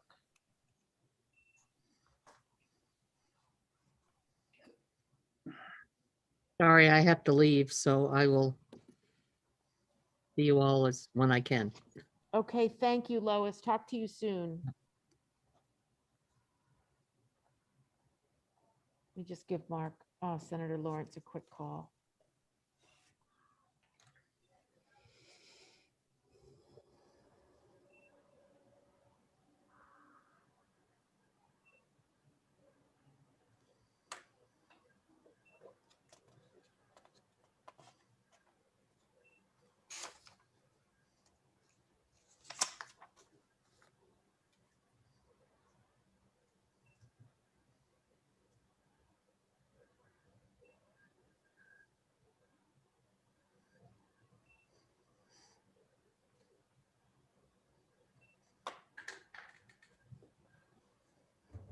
he's unavailable right now. It went to voicemail. How about if we vote on our carryovers right now, Jane, before we take a lunch break? I'm just trying to think of everything we can get off our schedule. Again, as everybody knows, our plan is to finish committee today. So let's make sure we have everything. And just for committee members to know, there will be amendment reviews to do. And for new members of the committee, amendment reviews are just, we have, we've voted on something and we have asked our analyst to amend it in a certain way. And sometimes you won't be concerned about the amendment because you weren't on the amendment, but sometimes they'll be divided. Some people are on the amendment, some people aren't. Sometimes it'll be a unanimous amendment, but our job will be just to review the amendments that Jane sends to us electronically. And basically how we've done it in the past is she'll give us a deadline. She'll say, you have until noon tomorrow to let me know if you have an issue with this amendment. If she doesn't hear from anybody, that's sort of, to use the term, we're implying our consent for those amendments. Any questions about that process? So we'll be doing all of those electronically. Madam Chair, Yes, please.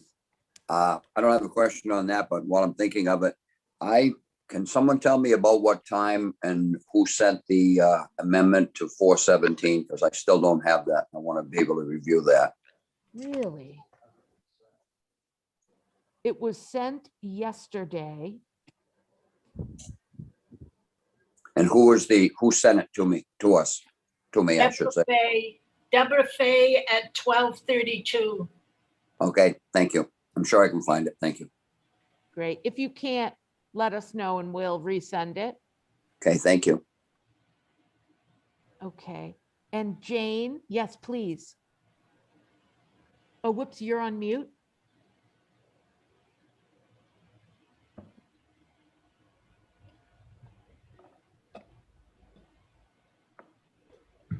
Thank you. On the question of amendment review, I just wanted people to know the other part of that is that if people have suggestions, objections to how it was written, unless it's really a correction of a typo, I refer all of those corrections and suggestions to the chairs. I don't resolve substantive issues myself. Thank you. Okay. So great. And so if you have where you think maybe something wasn't written up the way you expected, feel free to either reply to Jane or include Susan and I, and we'll huddle and make sure that we get what you expected as a member for the amendment. Okay. All right, Jane, you have a carryover list for us. Yes, I do. Do you want the title and the number? That would be great. Right. LD 756 is an act regarding criminal services for juveniles sponsored by Representative Morales. LD 1479, also Representative Morales, an act to make certain traffic infractions secondary offenses. LD 1552 from Representative Talbot Ross, an act to provide reentry services to persons re-entering the community after incarceration. LD 1604, an act to reclassify certain offenses under IFNW and motor vehicle laws and to increase the efficiency of the criminal justice system. I'm sorry, I didn't give you the sponsor. Representative Warren. Representative Warren. LD 1654, an act to stabilize state funding for county corrections, also Representative Warren. And that's our committee bill, everybody remember from last session. And from Representative Talbot Ross, LD 1721, an act regarding dignity for women in correctional facilities. So there are 6, I think. That's all. And that's because the other ones we've already voted and sent in a letter, and you all were part of voting on those. Yes, Representative Costain. I make a motion that we carry these over. Thank you. Moved by Representative Costain, Second, seconded by Senator DeChambeau. This is procedural, so if everybody's in, or do we need an official roll call, Jane, think on we a should. carry? Okay, let's do an official roll call, please, Deb. Oops, you're on mute. What was the total number of bills we're carrying over? Just a minute. 6. 6? no, Oh, There are previous. Jane will get those. Oh, the total number. Sorry. you've already voted 9. And this is 6 more? This is 6 more. And were we allowed to do more than 12? Because I thought 12 was the magic number. no, 10%. We haven't 12 carried was over the that number I many. heard. 3 people talking at the same time, so I can't hear. I agree. Jane, you're saying that we have 15? This And would did- make 15. Okay. And the question I asked was we supposed to only be able to do 12? I've heard that number 12 somewhere. That's the number I heard. Yep, So- we originally had, okay. I don't want to take a vote on this yet, and I didn't know we were at 15. I kept thinking we were way under 12. I did too. So I want us to, there may be some that we don't vote to carry over, and that's unfortunate for some sponsors, but I want us to be able to make that decision together. So Jane, if it's not too much of a pain, could we have just what the other 9 are? Or should we have, is there some way we can have those in a list so we can make that decision? Sure. I can, I'll send you an email and put these 6 with their titles. And then you voted 1, I think it was yesterday. Okay. And you already asked permission on the other 8. I'll send you the letter that we sent to the presiding officers on the other 8. Yep. I'll And see then- what I can do with presiding officers in the interim. I'll see Okay. what kind of information I can get. Thank you. Senator DeChambeau. Yeah, well, if you're going to talk to the presiding officers, I just will double check with the president, Senate President's office. We got an email and 10% of what we were getting for bills is what I recall. And I thought we had like 160 bills, 180 bills or something. No, it wasn't. I think it's 110. Oh, well then I'll still double check. I'm not sure. Okay. Thank you. Okay, so Senator DeChambeau, does that mean you're going to speak with the Senate President's office and see if there's any way we can get allowance for 3 extra? I will do I mean, that. we have a lot of bills. Okay, I will do the same, and we'll bring that information back. Okay, while we have Senator Lawrence here, Senator Lawrence, thank you for being here. Let's quickly do a reconsideration. We already did a reconsideration, excuse me. This is LD 417. This is the bill that we started talking about yesterday. We did vote to reconsider, and then we tabled it. So just for folks, again, if you are not planning on voting on this, if you do not support this, let us just get through this because you're not going to change your vote. We understand that, right? So Representative Morales or Senator Lawrence, do you have any update for us, or are you ready for us to run the vote? I'll defer to Victoria. Okay, we do have an update, and I think Senator Lawrence, we haven't had a chance to chat about it, but I've sent you an email with the language based on our discussion yesterday that Representative Costain was raising about in paragraph 1 of the amendment to change probable cause standard to reasonable articulable suspicion. And Senator Lawrence and I discussed it this morning, and we want to do that. And we don't expect Representative Costain or anyone who voted against the bill to come along with us, but we wanted to go ahead and do that. And then there was a change to paragraph 3 of the bill. And that, that paragraph includes all conduct and questions by law enforcement for a stop under Title 29A must be reasonably related to the purpose that permits the officer to stop a motor vehicle in the first place. And we want to add the clause, comma, unless the officer develops reasonable articulable suspicion after the stop is made to believe criminal activity is afoot. Representative Morales, do you have the permission allowed so that you can share your screen right now and share that amendment so that everybody can see it?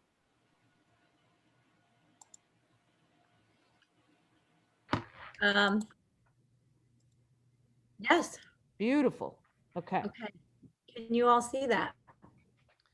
So a few of us are a little bit older than you, Victoria. So if you could blow it up a little.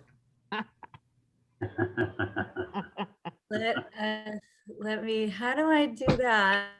There has to be a zoom function. There we go. Yep, right there. I got it. Okay. Great. Okay, so in green is the language change from yesterday. And the one question I had, Victoria, usually we say articulable suspicion. Is there a reason why reasonable is in there? Oh, that might be my addition for no reason. So I can take that out if you. Yeah, I don't know no why. reasonable reason. Yeah, no, all right, I'll take that out. You just say articulable suspicion. There we go. And the same on the third paragraph. I just like throwing reasonable around. How about that? And unless, I think I'm gonna have to do some editing on this. I don't think I can say criminal activity is afoot in the Correct. statutes, but I'd be happy to work with the sponsor. That'd be great. So you're probably going to say something like, Jane, articulable suspicion to believe a crime may have been committed. Okay, thank you.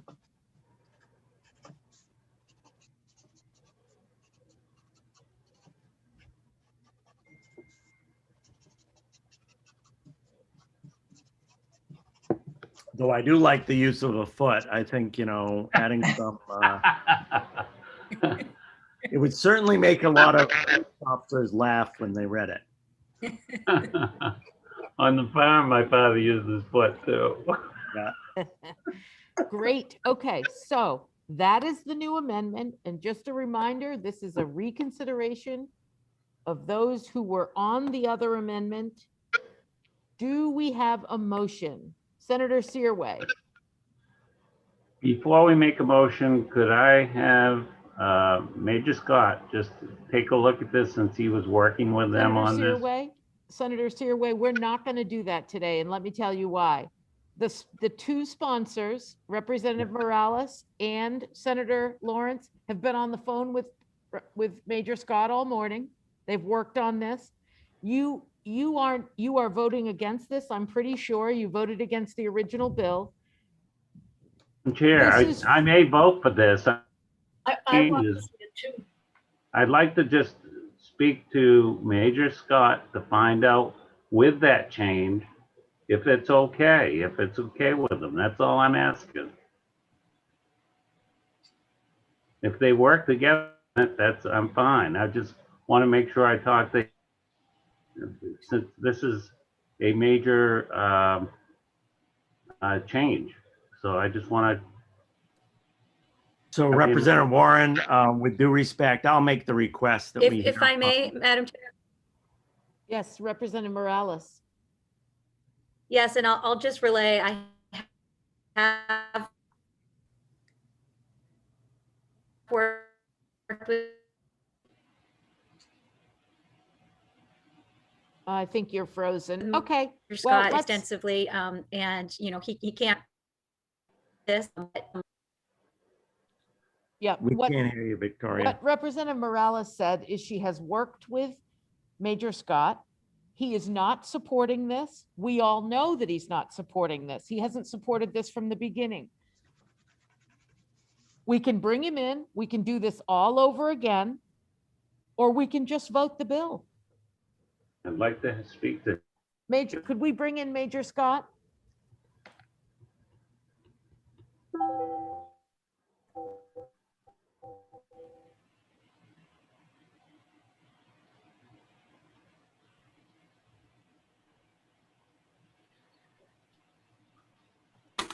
Good morning, Major Scott. I guess good afternoon at this point. Senator Searway has a question for you. Senator Searway, please go ahead with your question. Thank you, Madam Chair. You're welcome. Major Scott, I know you've been working with Senator and Representative Morales and get this figured out. And I just wanted to hear from you what the outcome was and how you felt about it. Well, thank you, Senator Representative Warren, Senator DeChambeau, members of the Joint Standing Committee on Criminal Justice and Public Safety. My name is Major Brian Scott with the State Police. I did work with Representative Morales on the bill. She was gracious to include some wording that satisfied some of the concerns that I had. I believe it is more technically correct now. But myself and my leadership team, though, have discussed this, and we still do not support the bill. We believe that there are already provisions that are contained within state law and case law that govern when you can stop vehicles. And there's an exclusionary rule that already deals with the suppression of evidence, which is why we can't support the bill. Thank you, Major Scott. Thank you. You're welcome. Thank you, Deb. thank you, Major Scott. You're very welcome. Deb, could we call the roll? Senator DeChambeau. Yes, please. I'm going to ask it, I guess, Representative Morales. Number 3, the amendment went away too quick. Could you please read the rest of unless the officer develops articulate suspicion on bullet point number 3? Thank you for that. Yeah, do you want me to pull it up again? You can just read it to me. That's fine. Okay. Okay. Number 3, you want the last clause? Yes, please. Unless the officer develops articulable suspicion after the stop is made to believe criminal activity is afoot. After the stop is made, yes. To believe criminal activity is afoot. Okay. Thank you. Thank you. Senator Lawrence. Yes, and Senator DeChambeau, what that means is it addresses the situation you were talking about earlier when we did this previously. The officer legitimately stops a car, sees something in the vehicle that they feel may indicate criminal activity, and they have a particular suspicion of what that is. And that means they can conduct an investigation and it's all admissible. Well, if that's as a result of my discussion with you, then thank you very much. You're welcome. Jane. Could I just ask, Senator Lawrence, did you check to see if the same kind of change needs to be made in paragraph 4? If Victoria could bring it up again. Because paragraph 3 is about conduct, paragraph 4 is about exclusion from evidence.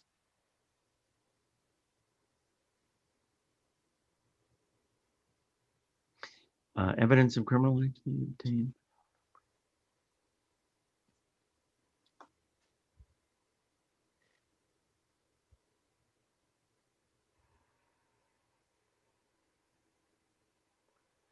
I don't think it does. Can you explain to me what your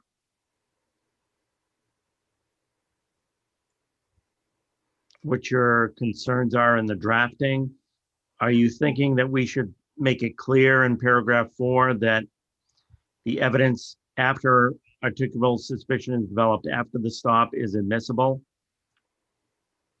Yeah, I'm thinking, well, we can work this out later, but I'm just thinking really what you've got is an exception in paragraph 3 for a later developed articulable solution, suspicion. And you don't have that kind of exception in number 4. In number 4, it's just a flat exclusion. Yep, I don't know how Victoria feels, but I'd be comfortable making that consistent with the language in paragraph 3. Great. I'm going to ask that the rest of the wordsmithing take place at another time. Representative Pickett. Thank you, Madam Chair. Move the question. Thank you. Could we call the roll? I don't have a record of a motion. I make a motion ought to pass as amended on LD 417. Second.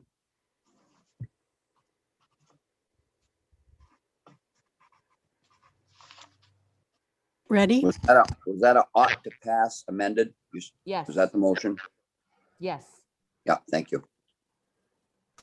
We're voting on LD 417. The motion is ought to pass as amended. Please unmute for a roll call vote. Representative Warren. Yes. Representative Morales. I'll come back to her. Representative Sharp is absent. Representative Lookner. Yes. Representative Pickett. You're muted. You're muted, Representative. No. Representative Costain. No. Representative Rudnicki is absent. Representative Newman. No. Representative Pluker. Yes. Representative Reckitt is absent. Senator Lawrence. Yes. Senator Searway. No. Senator DeChambeau. Yes. That's 5 yes, 4 no, and 4 It looks like Representative Morales is back if you want to get her vote. yes, absolutely. Representative Morales, we're voting on LD 417. The vote is ought to pass as amended. Yes.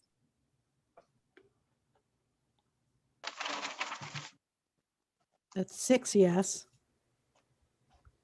4 no, and 3 absent. Great. Thank you, Deb. Okay, so that means we have, when we return, the issue of the carryovers, which Senator DeChambeau and I will both get on the phone. And we have 9 bills to work and 1 reconsideration when we come back at 1 p.m. Yes, Jane. Was the people who voted against that motion, are they ought not to pass? Yes. Thank you. Yes. Excuse me. Great. Everyone good? Okay. See you at 1 o'clock. Thank you.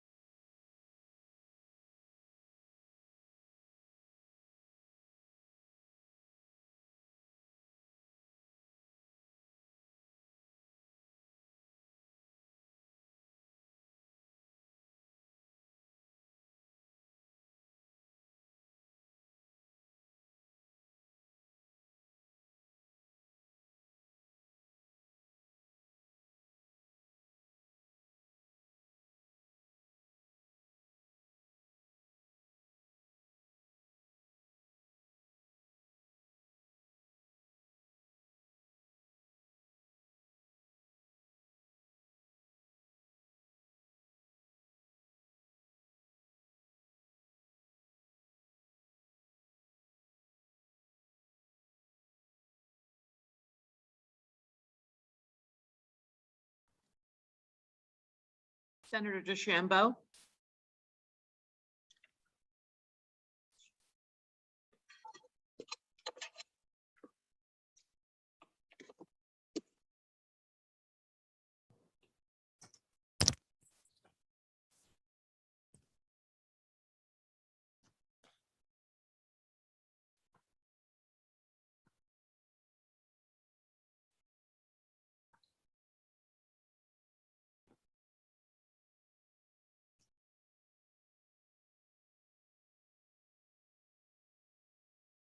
Hey. Oh, can you hear me?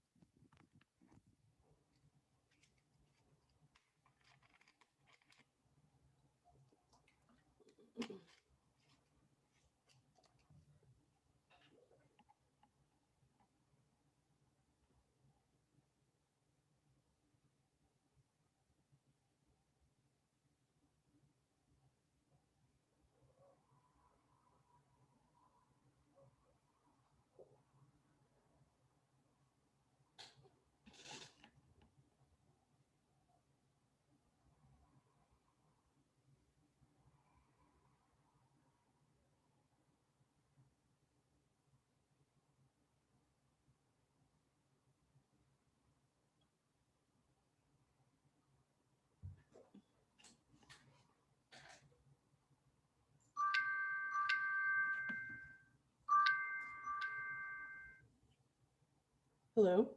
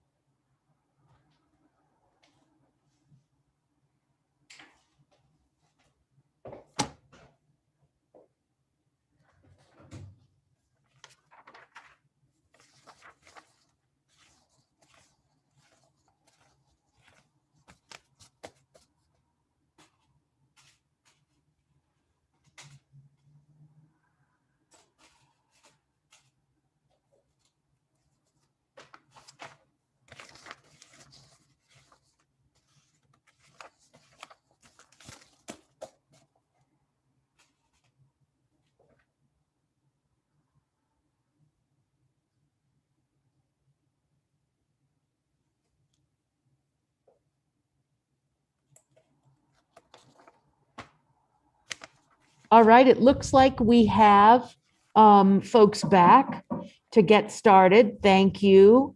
I just want to give a little bit of an order for folks that are here. We don't have the total order nailed down, but we have a few. Let's start. The first bill we'll take up right now is LD 1683, and that's Representative Pluker's bill. Next, we'll go to 1699. Then we'll go to 539. Then we'll go to 573. And then we'll go to 963. So those are the next 5 bills that we're going to do. And Representative Pluker, would you like to get started with your bill 1683? For sure. Thank you. Actually, I'm just going to pull it up real quickly. I think we probably all remember it was just last Friday that we saw this, but the bill at its heart is looking at the hazard pay that we promised to our Department of Corrections workers. That it was a stipend for $5 for folks who are directly in contact with residents and $3 for those who are not in direct contact with the residents. It was canceled at the end of December when the federal money was stopped being paid, but there was an existing agreement that it would continue as long as the emergency order was in place. The pay has not continued. In the bill, I asked that we make those workers whole with what we promised them if money became available from a federal source. So this is not money coming out of the general fund, but from a federal source. And I believe, I've been getting some emails about it. I believe the rest of the committee has as well. That is the bill in sum. Great. Thank you, Representative Pluker. I'll make a motion right off the bat, ought to pass as amended. And again, that's just to get the discussion started. Ought to pass as amended, seconded by Representative Pluker. Senator DeChambeau. I'm sorry, but I was going to second that. Thank you, Pluker. Oh, thank you, Senator. Okay, discussion on the bill. Everyone's good. Great. Let's, Jane. You're on mute. It's going to be that kind of day. Don't worry. I'm not quite sure what the amendment is. Okay. Representative Pluker? Is there an amendment? I don't know. I didn't see one. Oh, did I mess that up? I'm sorry. Let me change my motion. My motion should be ought to pass, excuse me. Great, thank you. And seconded by Representative Pluker? Yes. Thank you. Thank you, Jane, for clarifying. Sorry. I think we're ready for a roll call unless there are any questions.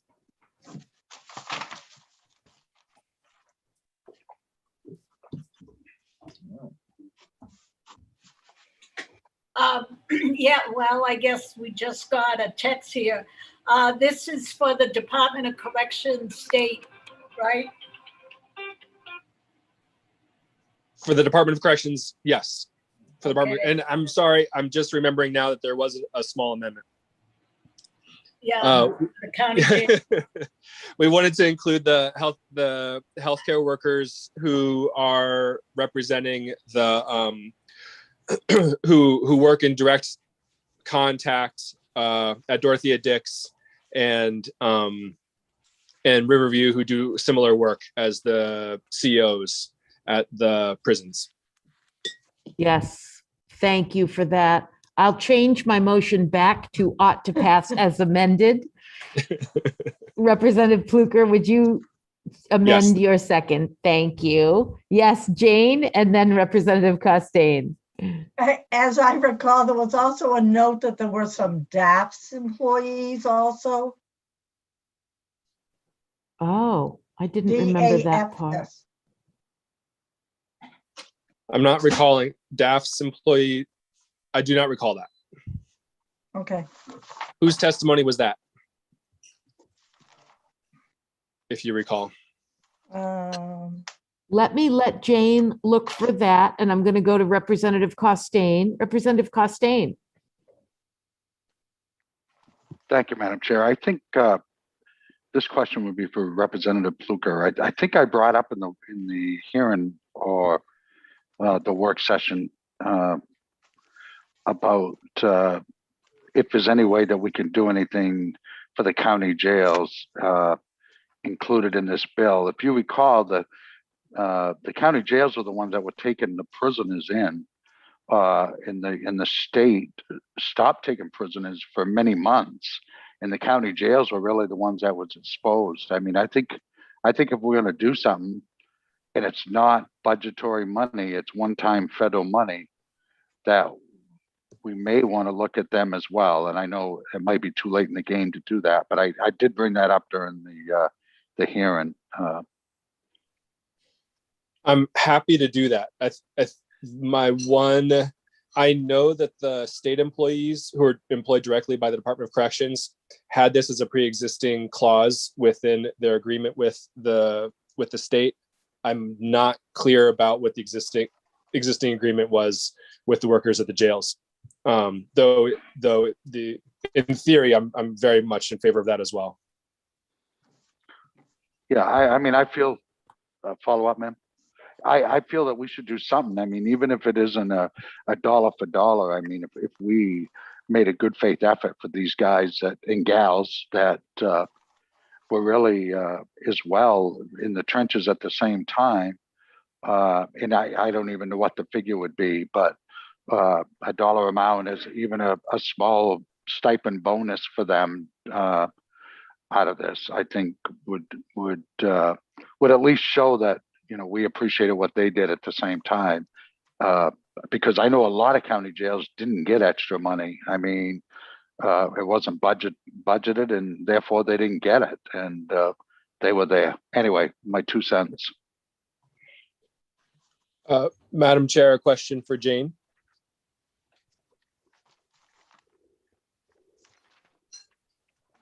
Yes, please. All right, Apologies. I'm not used to the mute and unmute. Please go for it. Jane, would we be able to include the correctional officers at the jails now in the motion, and then deal with that in language review and figure out exactly how that would work? Well, we can do anything you tell me you want to do. Okay. I did look up the DAPS employees. That was testimony from Anya Trundy from DAPS on May 17th. I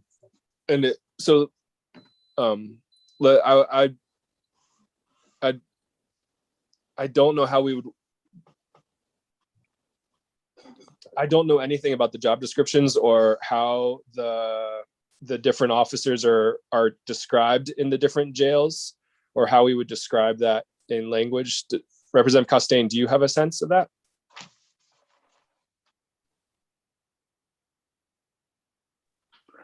I don't, unless we again just do a flat fee of, and not the hourly thing as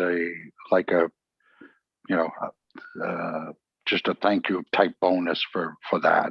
And maybe I'm right out of line on this as well. I just feel bad because, again, these are the guys and gals that were working and bringing prisoners in all the time, and the prisons that are going to get the money did not do that for many months. Yeah, I'm happy to do it if there was a way of getting the job done today, so we can get our vote and then not have to worry about coming back later to handle the language. Okay, well, let me go to, I'm sorry, I didn't mean to cut you off, but I have been keeping Senator DeChambeau waiting. So I hear what you're saying, Representative Pluker. You support this. You want to try to figure out a way to get this done today, maybe an amendment review. Let's hear what others have to say and then deal with the technical how-to if we've got support for it. Does that make sense? Okay, Senator DeChambeau. Oops, you're on mute. this is my position. I think talking about state correctional officers paid for by the state and correctional officers paid by the county are apples and oranges, completely different. I do not believe that the county jail staff did receive a stipend. That's my first thought. It's either yes or no. And this, what the state did is through the governor, who took the funds that came down from the feds and gave it to just the correctional officers, $5, and the other staff received, I believe, $3. And the other staff included the administrative services, whose officers are right in there, and the correctional officers who also work hand in hand. So there's two sets. My question also, to put a wrench in this right now, is I don't want to keep adding to this bill because I think you're going to kill it. Especially retroactively is a really big step. We don't have any figures on how many staff we have. I would want to take that into consideration, because by the time it hits the floor, someone will have that information on the fiscal note on this, which might be too much. So you really need to get those answers today. One, and I do not believe you can use funds, state funds, to give any kind of monetary reward to county jails. And I totally agree with you. The difference is huge. The Department of Corrections kept the same prisoners so they could keep COVID at bay, and the county jails accept prisoners all hours of the day and night. So, but that's not for us to decide. So I think you either bring them in, which I think will kill it, or, you know. Thank you, Senator. Thank you. Okay, we've got a couple of different opinions on this. Senator Searway. Thank you, Madam Chair. I was just wondering if we should reach out to maybe Mary Ann Lamar and see what Senator, we're gonna try to slim down on how many people we bring in today, because we've heard from folks. So let's have a discussion between us first. So the answer to that one is no. No, I wasn't gonna bring her in. I'm just saying if we could reach out for the verbiage, if we did. Okay, if we decide together that that's something we want, we could definitely reach out for language. I don't think at this point we've decided yet that that is something we want yet, but thank you for that suggestion. Representative Costain. Thank you, Madam Chair. The only thing I'll say, one more comment, is that the county jails had our state inmates during this whole COVID thing. So that's the first thing. And the second thing is, I have reached out. I should have a number here in just a second, how many people that would include. Perfect. Okay. So that gets to Senator Searway's suggestion. Thank you, Representative. Representative Pluker. Thank you, ma'am. I heard back that the DAF's employees were very few and probably more important to focus on DHHS and DOC right now. And then the other recommendation I'd heard was, because there's so much money coming into the counties at this point from the federal government, perhaps a good way to handle that would be to send a letter from the committee along with this bill, pass the bill as it stands, including DOC and DHHS employees, but send a letter to the counties encouraging them to use some of that money to help out some of their jail staff. Representative Costain, what's your thinking about that? They are getting a lot of money. Yeah, I guess, I mean, that's a good idea. I guess if we could do that. Logistically, I don't know how it would work the other way. I just wanted it out there so that, you know, but I think maybe if we do that, maybe they would do something. The only other thing is there was only 2 jails in the state that got extra money in very short time during this. Thank you, Representative. I definitely appreciate that sentiment. I really like the idea of us sending a letter from this committee. And I know that many of us are already convening groups to speak with our county officials about how that spending is going to happen on all of the money that's coming into their counties. I know Representative Morales has done that. I've been working on that. So I would definitely encourage us each to, once we finish our committee work, shift our attention there. But I will amend my motion to include the state folks that we've already identified and sending a letter to the counties. Representative Pluker, would you second that amendment? Yep, that sounds great. Thank you. Okay. Any discussion on the new amendment? And it sounds like, Jane, Representative Costain is gathering some language from the sheriffs that I bet he would be willing to forward on to you for the drafting of the letter. Okay, thank you. Okay. Thank you, Representative Costain, for doing that. Any more discussion on the motion on the floor before we do a roll call vote? Seeing none, Deb, could we call the roll? Certainly. We're voting on LD 1683. The motion is ought to pass as amended. Please unmute for a roll call vote and cameras on if you're here. Representative Warren. Yes. Representative Morales. Yes. Representative Sharp is absent. Representative Lookner. Yes. Representative Pickett looks like he's absent. Representative Costain. Yes. Representative Rudnicki is absent. Representative Newman. Yes. Representative Pluker. Yes. Representative Reckett. Yes. Senator Lawrence is absent. Senator Searway. Yes. Senator DeChambeau. I wouldn't be able to go back to my old haunt if I voted any other way, but yes. That's 9 yes and 4 absent. Beautiful. Thank you, Deb. Thank you, everyone. Next up, we have LD 1699, which is an act to establish the Southern Aroostook County Emergency Medical Services Authority. And do we have Senator Stewart with us? Was he not getting back until late, Representative? Is that the story?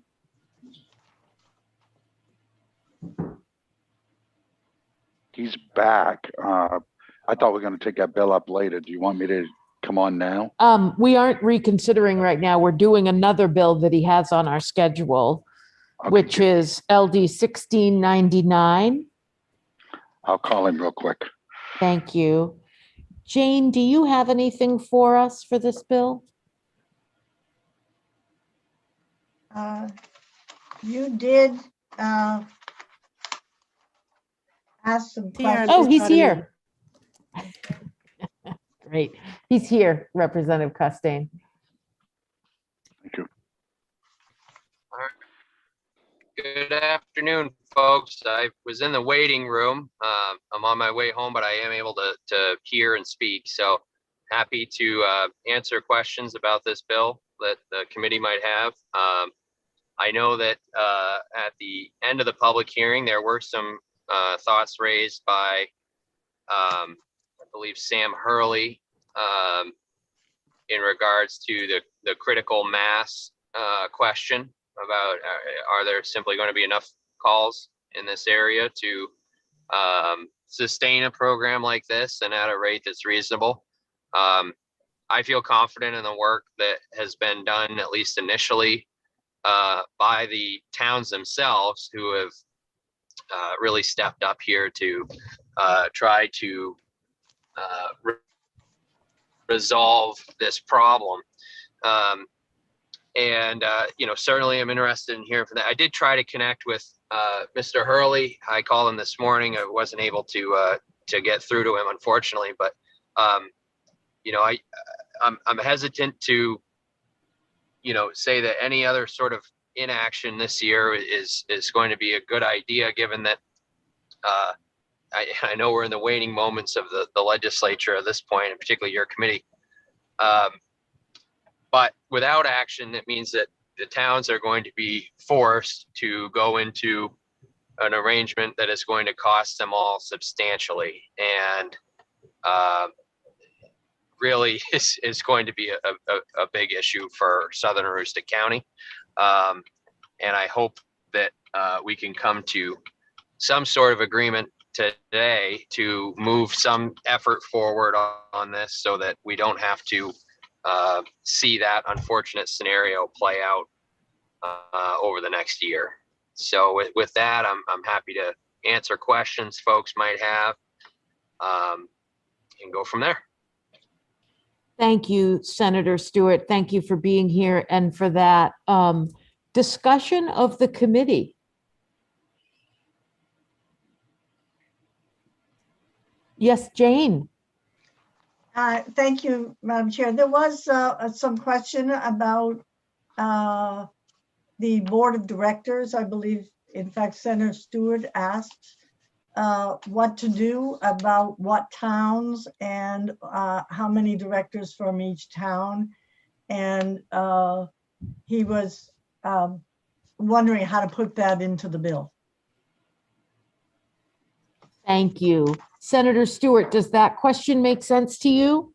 Yeah, so it's not as much a question. It's more something that I sort of charge you folks with determining whether or not you think 3 per each town is the appropriate number or not. That's a policy question that, I mean, I'm sure everybody that's on this committee has served on some board or some sort of capacity. And for instance, even this committee is made up of 13 members, right? And if you question whether it makes sense to double or triple that amount and how effective that work might be, I don't know. I think at most you'd want to have just 2 probably per community. But again, that is a policy consideration that I think needs to be weighed on this bill, given that if we do go with the same, that language came from the original Central Aroostook ambulance bill, which said 3 for each town.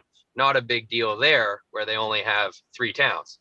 In this instance, with up to 13, that could be problematic. And so that was the only reason that I aired that consideration at the hearing for you folks to weigh in on. Thank you. Representative Costain and then Senator DeChambeau. Thank you, Madam Chair.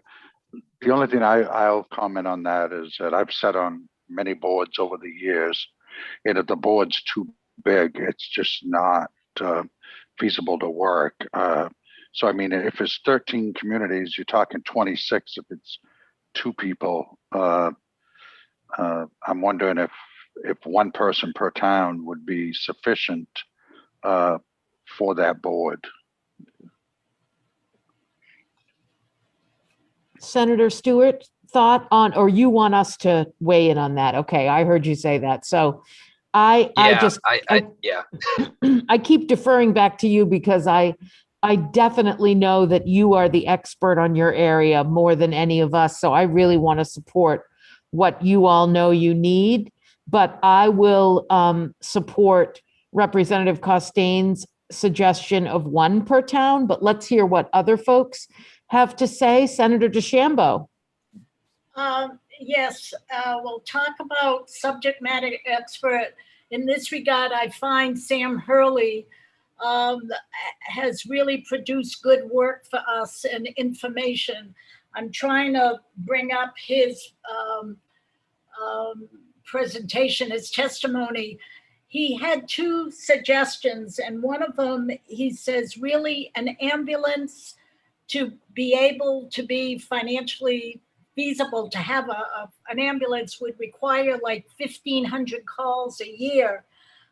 In the area that we're talking about, he estimated between 200 and 300 calls.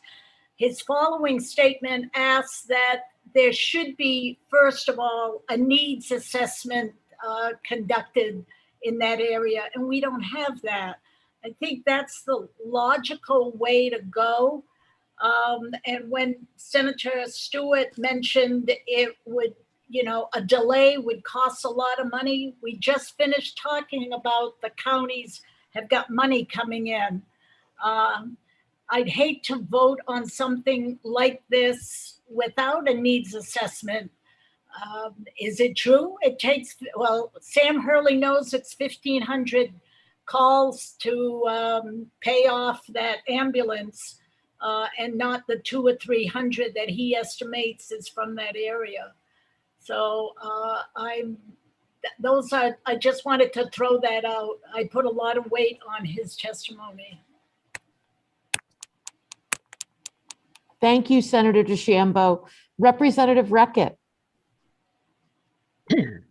I am in favor of what Representative Costain has proposed, but I would suggest it be one per town with an alternate so that there wouldn't be representation all the time, but it would only be one person.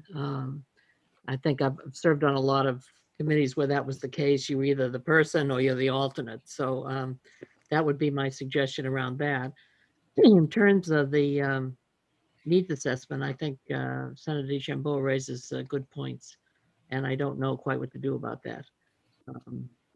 I had raised my hand around the alternate issue, and but I also am concerned about whether or not there's sufficient call to make it work. But on the other hand, if they do it and it doesn't work, it works. So I don't know what the alternatives are.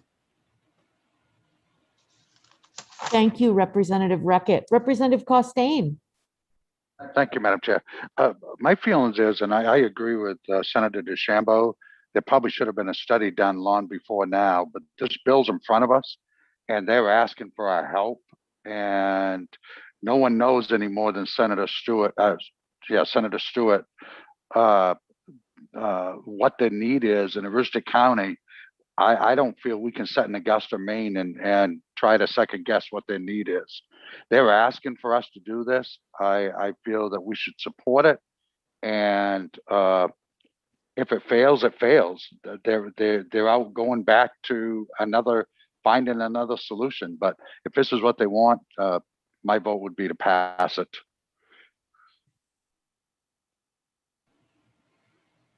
Thank you, Representative Costain. Jane.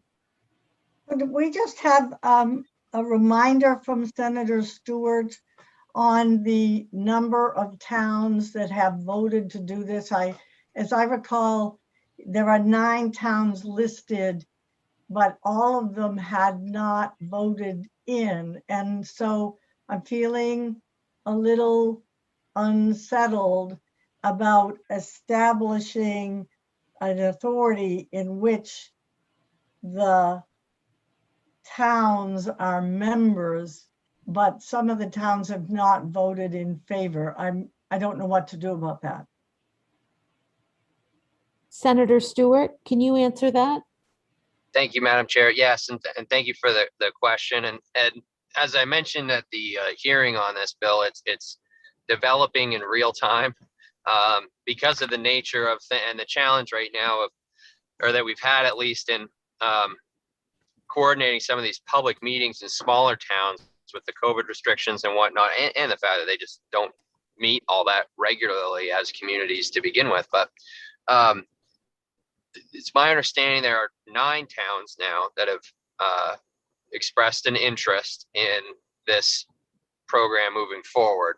What I would recommend, if the committee would indulge, is language that is more permissive rather than explicit. And by that, what I mean is language that would allow more towns over time to opt in. To Mr. Hurley's concern, and it is a legitimate one, if there aren't enough calls, it just redistributes the cost out to those that are involved. Now, the reality is that all these towns are going to be receiving roughly a 400% increase in their bill, no matter what. That's the baseline now. Which is why we're here, because they've been told that their ambulance bill is going up 4 times in the next year. And this is an attempt to lower that cost without compromising on the service. And so I don't know if Mr.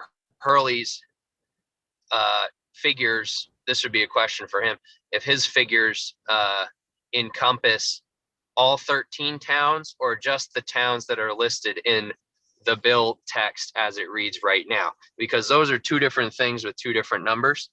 And obviously, the bigger the number of towns, the lower the cost as the number of calls increases.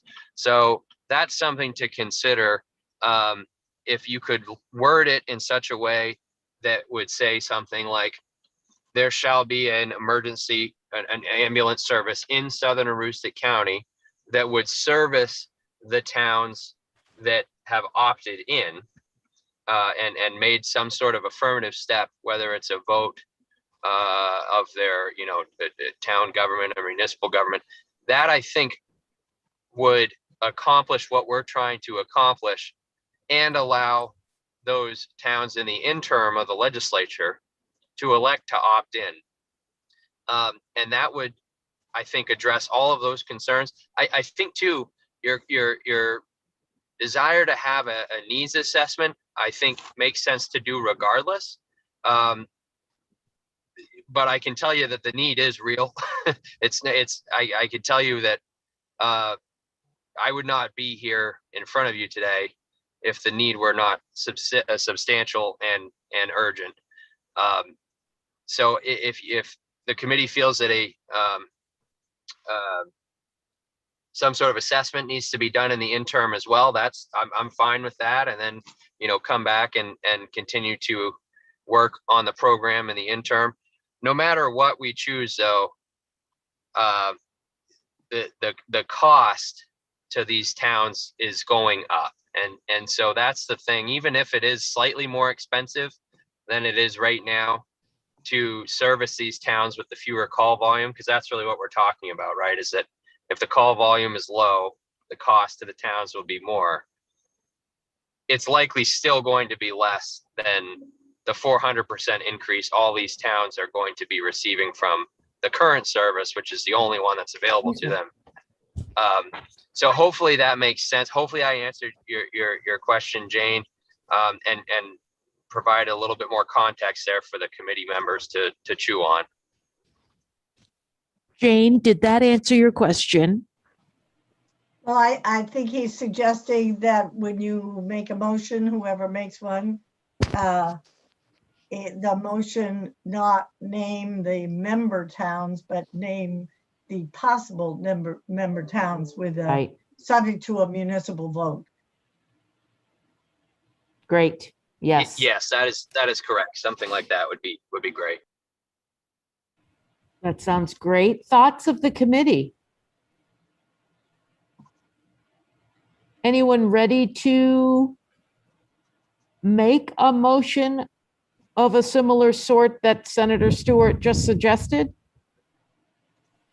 Yes, Representative Costain. Thank you, Madam Chair. I'm going to make a stab at it. I make a motion we ought to pass as amended, and the amendment be that we take the towns that we have now and allow other towns, allow other towns to opt in. Is that? And would you like to list those possible other towns that may opt in? I don't know who they are. Do we need to? Jane will be able to do that. It will just. So would you add those to it, Jane, and tell us who they are, please? Yeah, I can't do that. I'll rely on Senator Stewart to help me with that. Great. So I think that's what he was asking, right? Was that if we list the ones that are already in addition to the ones that are possible to opt in. That would get us that permissible language.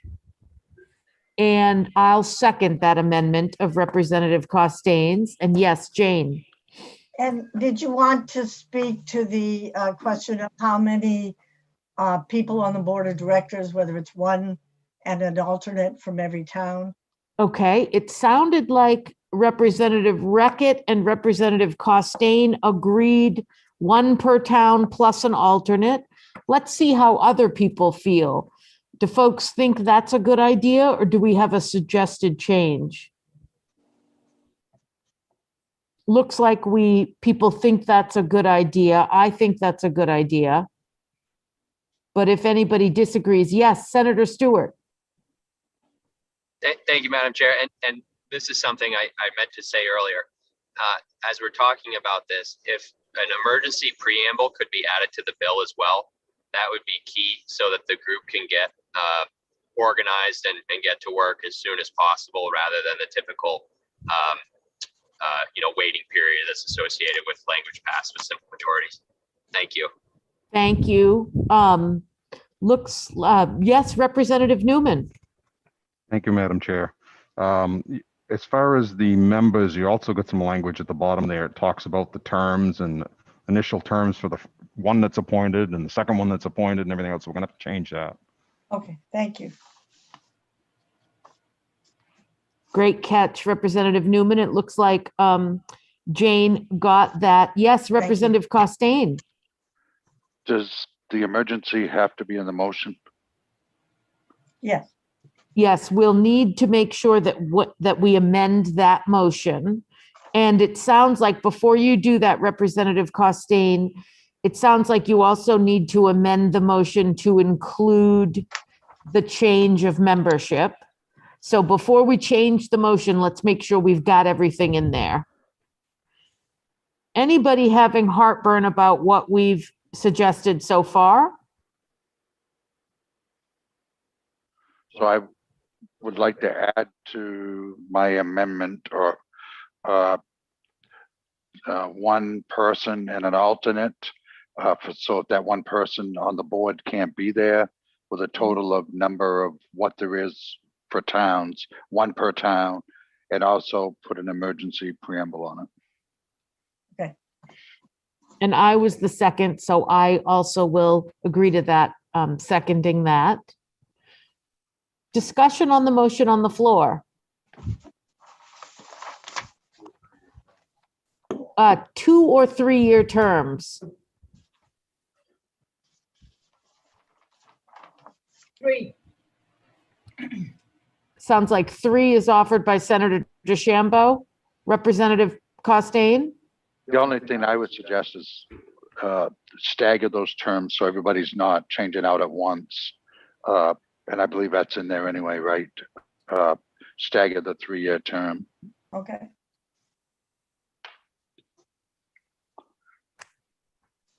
Great. That would be essential on that, because you certainly wouldn't want that that happening a lot, terming out at the same time. So I think that's important.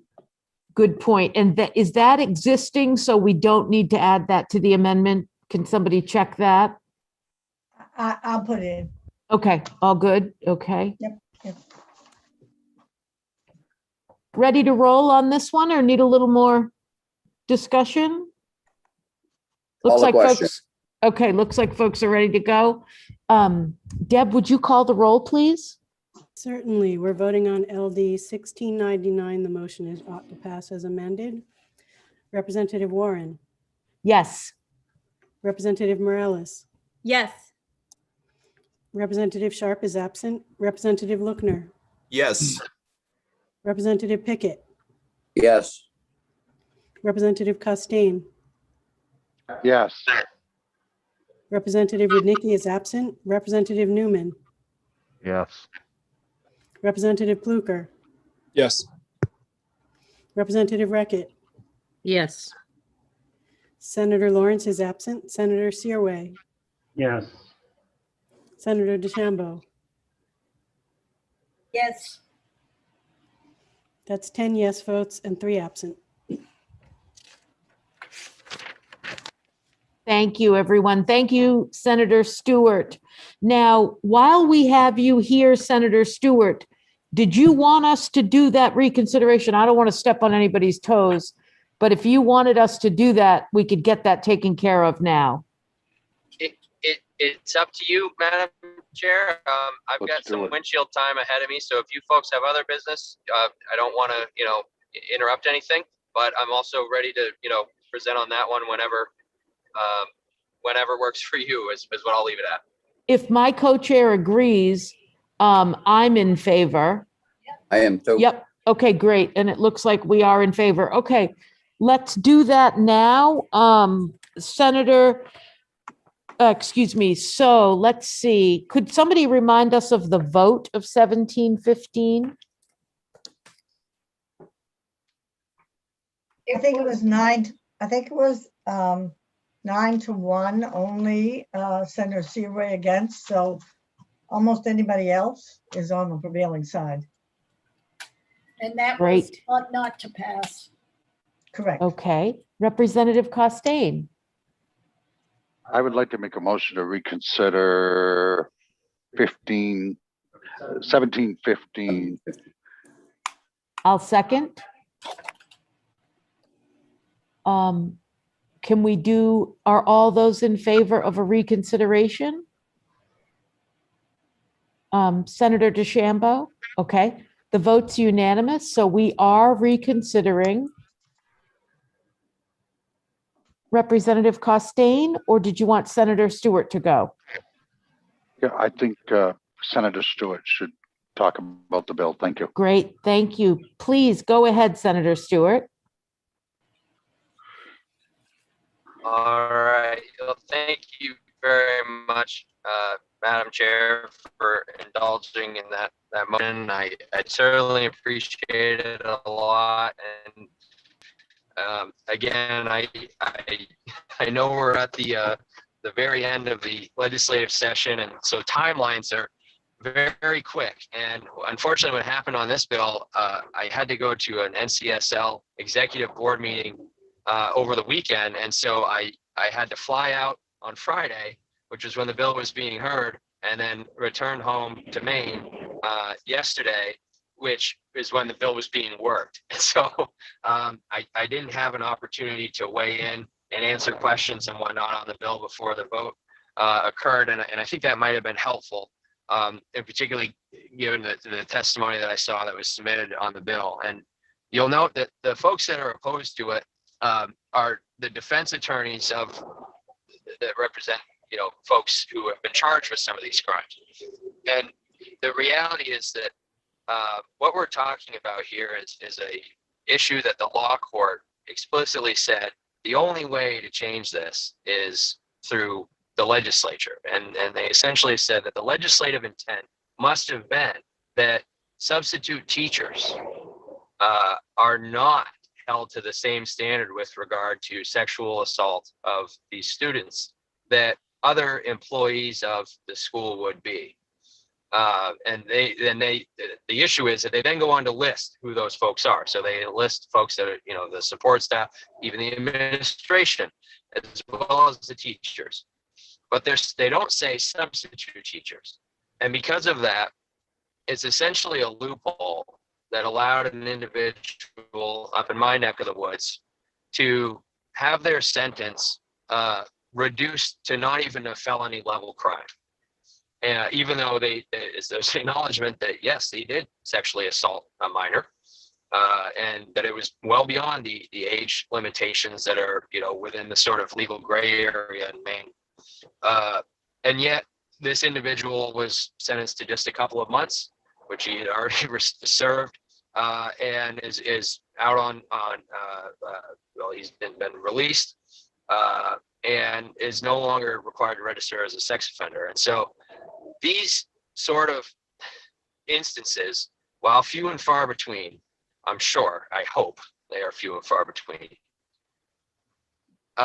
really underscore this is sort of an area where it's an easy layup for the legislature to close this loophole and and I'll point you to the dissent from Justice Alexander in this particular case, who really wrote a pretty scathing dissent of the majority's viewpoint, saying, look, the legislature couldn't possibly have meant to not have, for it to be okay for substitute teachers to have sex with their students. That doesn't make any sense at all. And yet the majority's interpretation of the law in this particular case said just that it's up to us to fix the law if we want to close this loophole going forward, which is why I put this bill in, because it is a recent case. This is the first session where we've had an opportunity to do that since the case came out about a year ago. And so that's why the bill is in front of you. I think it's a really important thing to give at least some closure to the victim in this case, that this won't be allowed to happen again.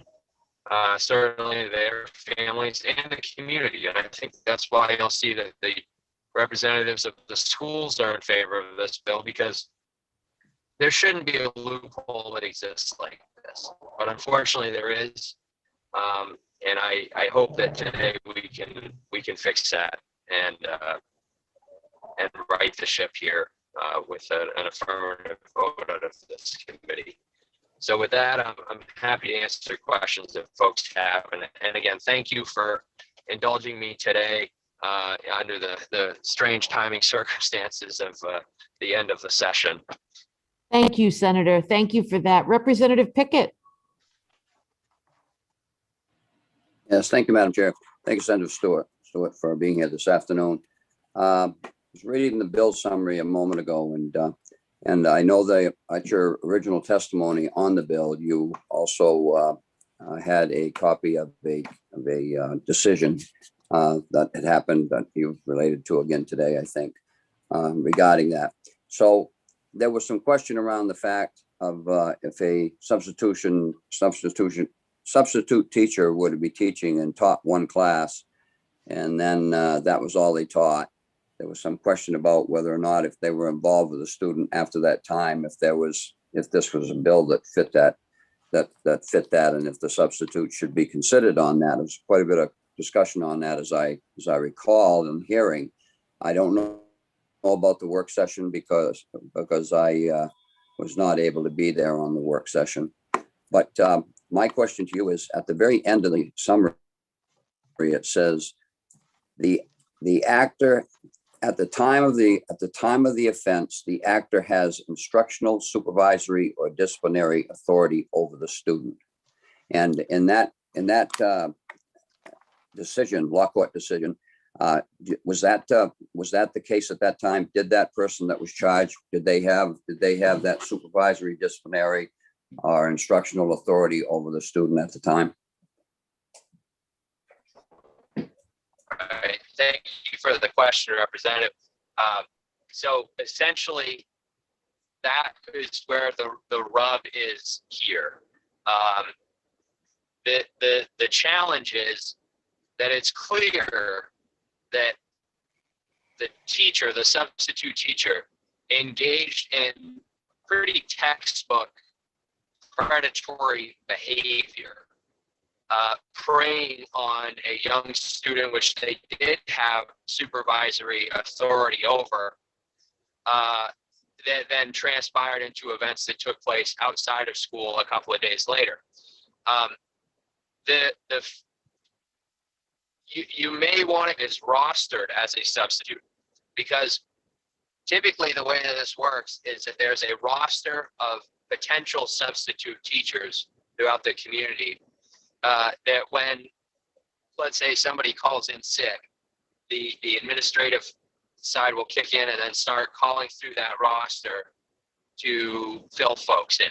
And there's no sort of definite nature in that regard. Sometimes it might be for a day, it might be for a week, it might be for a month, depending on the circumstances.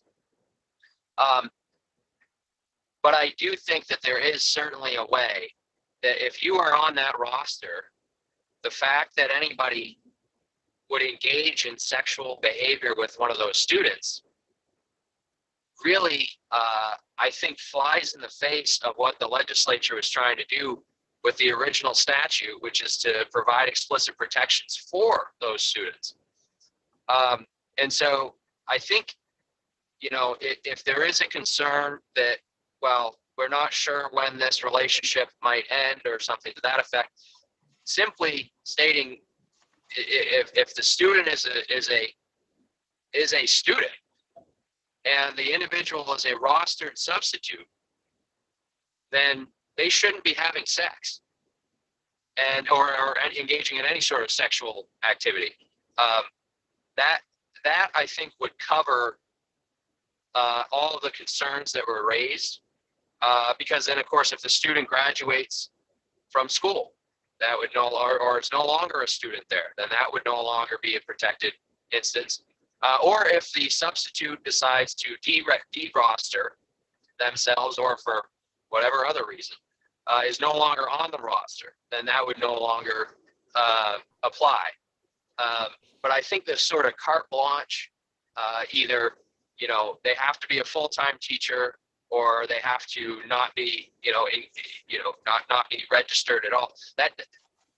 That seems like, and has proven to be too much of a divide for the law court to find somebody guilty of violating the statute. And so I think that's the key to be addressed here with this bill. Thank you, Senator. Any other comments from the committee or questions from the committee? Or anyone ready to make a motion? I have Representative Costain and then Representative Pickett. I make a motion ought to pass as amended with the amendments that we just talked about. We have a motion on the floor by Representative Costain, and I think I could read Representative Pickett's lips that he seconded. Yeah, I did. And I'd like to speak to that motion if I could. Yes, you may. So we have a motion on the floor ought to pass as amended, seconded by Representative Pickett. Please go ahead, Representative Pickett. Thank you, Madam Chair.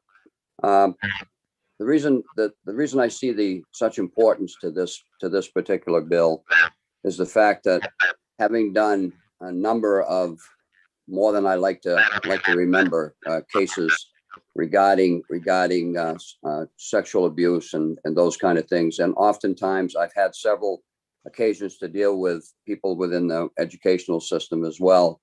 And I do know, talking with students and stuff, that when a teacher has had authority over them, even a substitute teacher, they recognize that teacher, that person, as a teacher and as somebody in that respect, regardless of whether they are actually substituting at that time or not. They just look at Mr. Somebody or Mrs. Somebody, and they think of them as that. So they recognize that authority they have over them.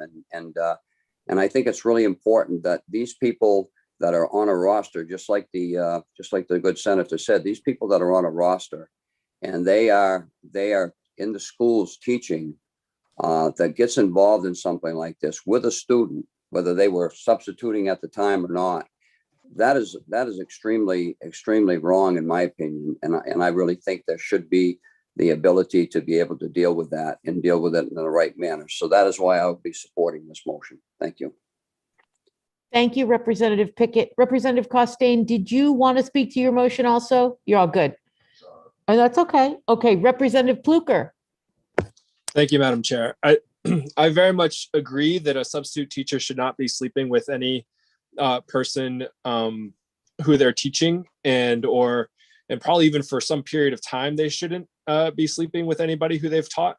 But I think this bill doesn't quite do that. I think what this bill is, it just adds or having had, that phrase, or having had instructional, supervisory, or disciplinary authority of the student, which essentially creates a situation where anybody, a substitute teacher who has ever taught a person, shall never have sexual relations with that person. And I'm not saying that they should, but also just saying that will never happen for the rest of time doesn't quite, I think, get to the intent of the bill. And then also, if you just go down to the summary there, you can see that what they've done is I think that there's a way of getting to the intent of the bill, but not with this language. You need to, I don't know the statute well enough to know where they need to go to make those changes, but I think the reviser just changed the part of the law that deals with substitute teachers instead of adding substitute teachers to a different part of the law that they should have added it to. And I think that if we had more time, we probably could table this and go back and work on this and come up with something. But as it stands, I can't support it, as I think it just doesn't quite get to the intent. Thank you. Thank you, Representative Pluker. Senator DeChambeau. Oh, you're on mute, Senator. When you're not chair, right? Yeah, it's hard. And I thank Representative Pluker. He articulated pretty much where I was going.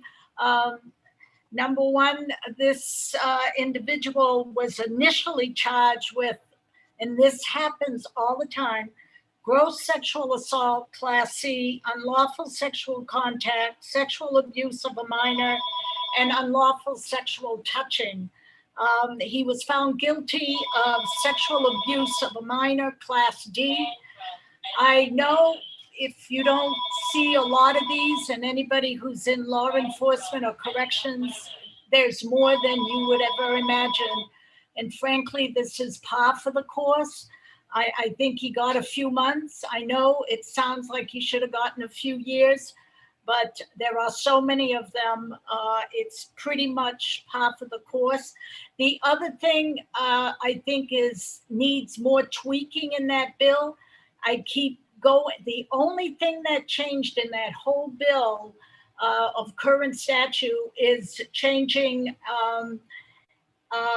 having to have, or had, I guess, having any. And we got stuck with how many times, how long, having had sex, or excuse me, having had instructional, being a teacher. We couldn't figure out if it was a day, a week, or 5 years ago. I trust the courts. He got hit with 4 different charges, got found guilty of 1. The judges had to weigh that. If we want to get tighter, we do exactly what Representative Pluker said. We need more time and more study on that. I can't support it the way it is. Thank you, Senator. Thank you, Representative Newman. Thank you, Madam Chair. I guess I'm confused because I'm looking at a section of the bill and it says it has a limit amount of time. It says for engaging with a student under the age of 18. So once they hit 18, it doesn't, that forever disappears. There's a statute of limitations, isn't there?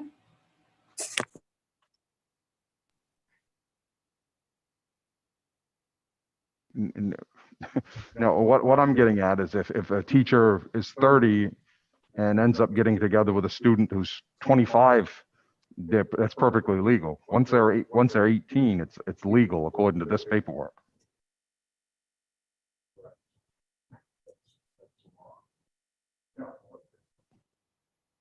Jane? I'm sorry, but I have to raise a question, and I'm hoping maybe Senator Stewart has a solution to this. The bill in unlawful sexual contact in section amending 255A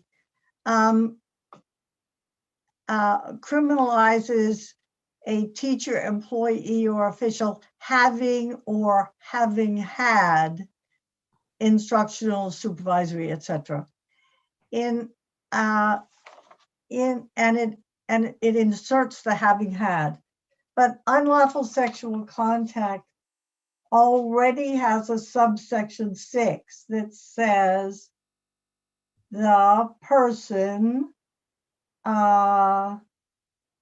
is a teacher, employee, or other official in the school district And that's a class E crime. So a teacher who does not at the time have instructional authority is already prohibited from this contact. Only it's a lesser class. But if you put the teacher who didn't have instructional authority into with the teacher who has instructional authority in the bill, you create a conflict an overlap between those two sections, because let's call that person the substitute teacher. The substitute teacher is already prohibited from that conduct in paragraph S. And so I don't know what including that person in paragraph K does. Do you see what I mean? Okay, let's have a conflict because one is a class D and one is a class E. And Got it's it. Okay. It's the same conduct, same people. I think we got you. Thank you for that. I want to ask Senator Stewart, but also Representative Pickett's had his hand up for a while. Representative Pickett, are you okay with me going to Senator Stewart to answer that question? Okay. Senator Stewart, could you answer the question from our analyst, and then Representative Pickett has another comment or question? Thank you, Madam Chair. I was struggling to follow along with that in large part because, again, I'm on the road and I don't have it in front of me. So I'm not sure I understood Jane's question entirely. And again, I do apologize that for the technical challenge here today.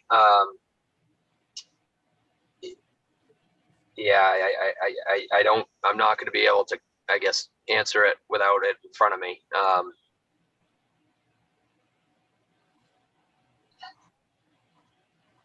Okay, I guess so let me ask you this, Madam Chair. Are you folks in committee tomorrow by any chance? today's the day.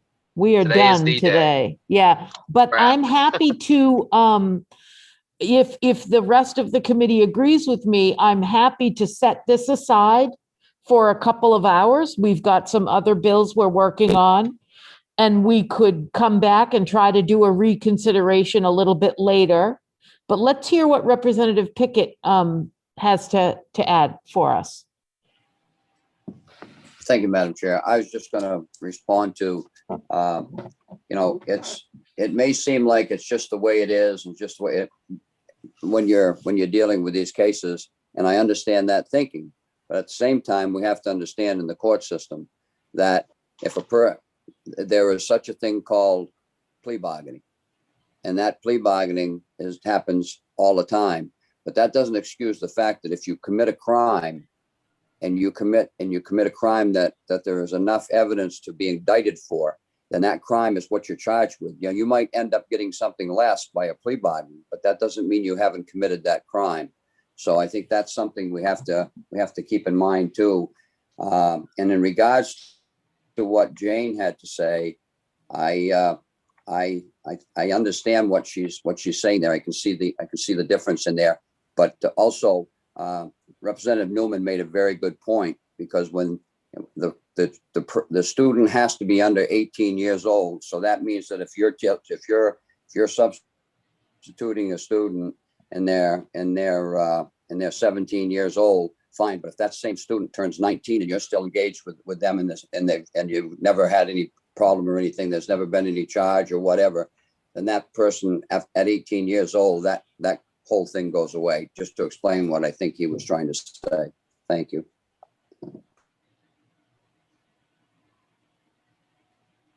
So I want to go back to the offer of Senator Stewart. Would you like a little more time so that you can look it up and answer that question of that there's an inconsistency being created by your bill in itself, and then give us a chance to reconsider? Would a couple hours give you that ability?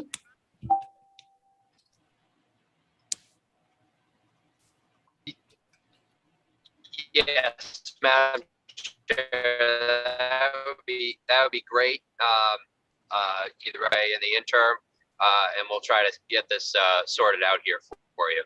Okay. Thank you. Okay. Yeah, of course. All right. So everyone's good with that. We'll set this aside. We'll carry on our merry path and we'll come back to it.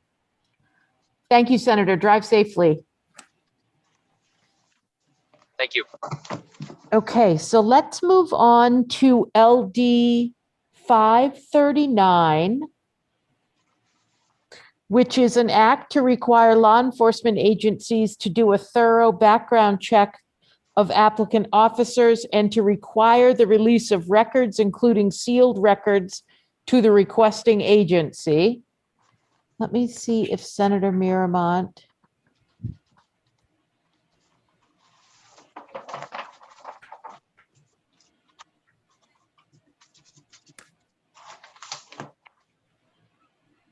Doesn't look like Senator Miramont is here.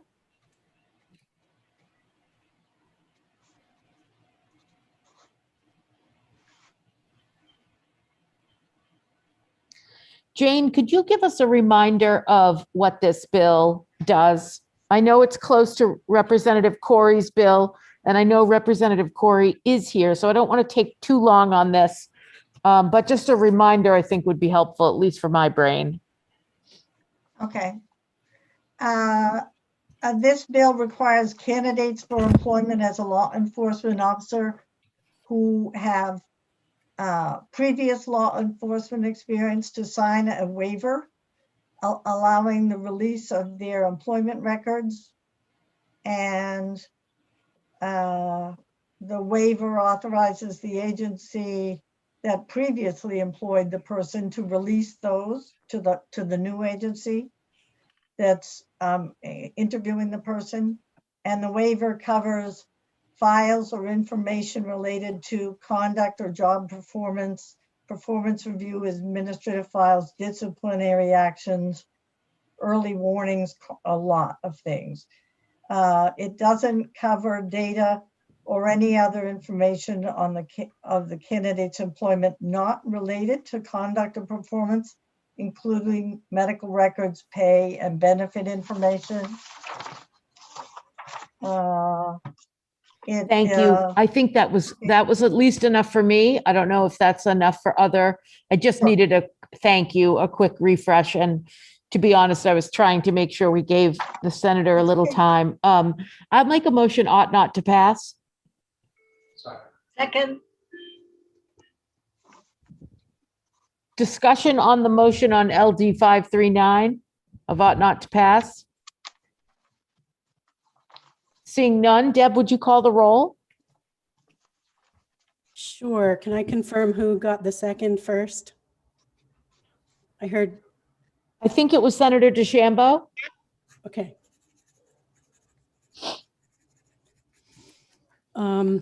We are voting on LD 539. The motion is ought not to pass. Representative Warren. Yes. Representative Morales is not with us. Representative Sharp is absent. Representative Lookner. Yes. Representative Pickett. Yes. Representative Costin. Yes. Representative Rudnicki is absent. Representative Newman. Yes. Representative Pluker. Yes. Representative Reckett. Oh, she's left us too. Senator Lawrence is absent. Senator Searway. Yeah. Senator DeChambeau. Senator, you're on mute.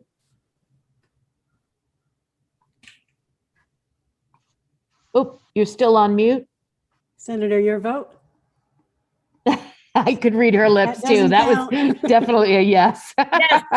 Thank you. That's 8 yes and 5 absent. Thank you, Deb. Okay, next up we have LD 573, and we do have oh, sorry. Excuse me, Madam Chair. I didn't catch the vote. Could Deb give it again, please? Sure. It was 8 yes and 5 absent. Thank you. You're welcome. Thank you, Deb. And we do have Representative Patrick Corey with us for the next bill,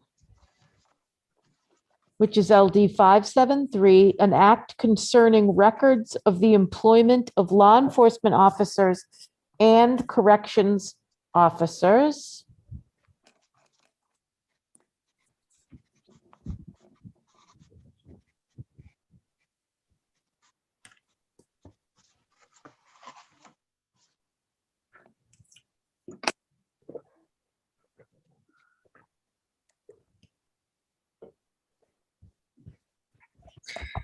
Good afternoon, Representative Corey.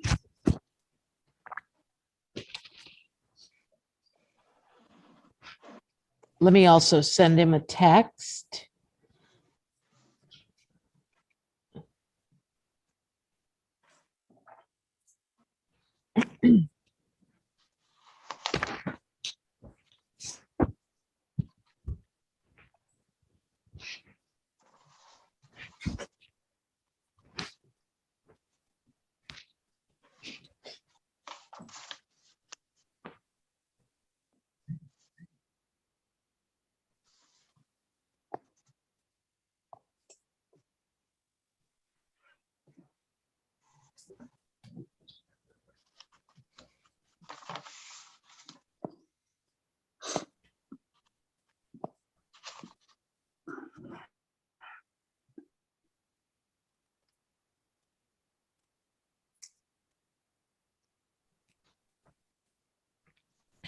Okay, Representative Corey is on his way, so you all get a 2-minute break.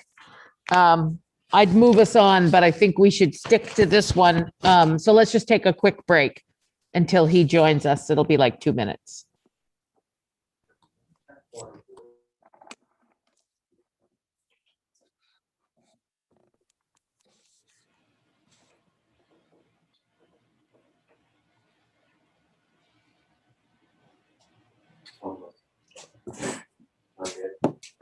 What are you doing? Oh, yeah.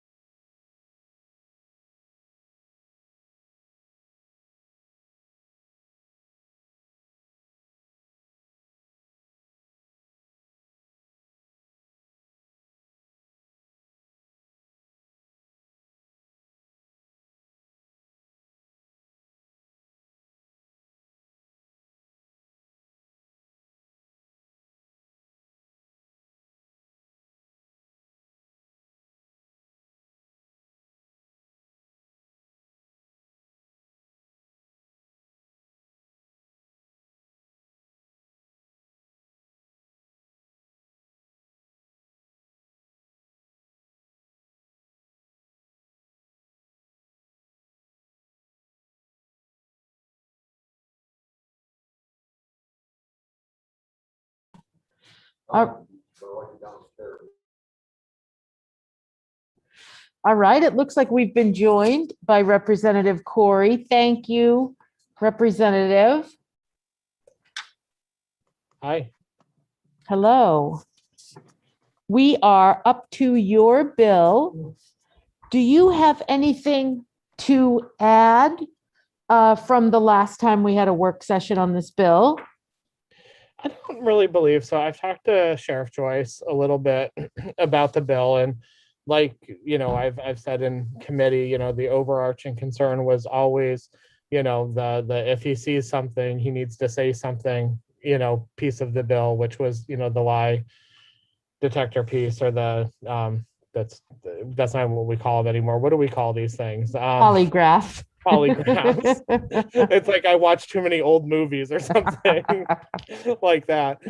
But, I think that was always the biggest concern, that if he, learns something during the interview process that, is, unbecoming or doesn't, do you know what I mean? Sort of work and is illegal or anything, that he's able to, tell the, officers present department that, he's found, this stuff out. So that's the overarching piece. I'm not sure what the committee, wants to do with the rest of the bill, but, obviously it's the committee's, bill right now. And, I'd love to, hear what the rest of you, have to say. I do appreciate that you've included me through the whole process, which Of course doesn't happen in every committee. So we are, as we know, quite excellent in here. So we'll turn it over to Representative Pickett. Yes, thank you, Madam Chair. Thank you, Representative Corey, for being here. I know you and I have spoke several times regarding this bill, and I just want to find out if I am still in understanding what you are really looking to get out of the bill after your conversations with Sheriff Joyce. And this is what I take out of the bill that you're trying to get, and it's extremely important that you're talking about personnel records and employment records of an individual that is either coming on board or going to another agency, and two agencies talking together. And the key, the crux of what it is for you that you really want to accomplish is the provision of a civil and criminal immunity to both parties being able to talk freely about the person and not end up getting sued. In a nutshell, is that really what the crux is, what the bill is, and what you're trying to accomplish? that seems to be a big piece of it. I know that, I think it was Sheriff Joyce that said that, he had seen this, he had basically picked up this language from like North Carolina or South Carolina, where he had seen, the bill initially. So I do think, it's really two pieces there. I think that one big piece is that, if they learn something, like I said, during that polygraph examination, that he's not held, civilly, responsible for, communicating, right, with that person's present department. If there's something that, seems weird.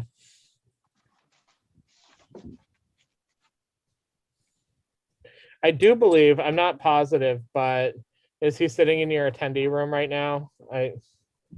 I believe that he is. Yeah. Let's see.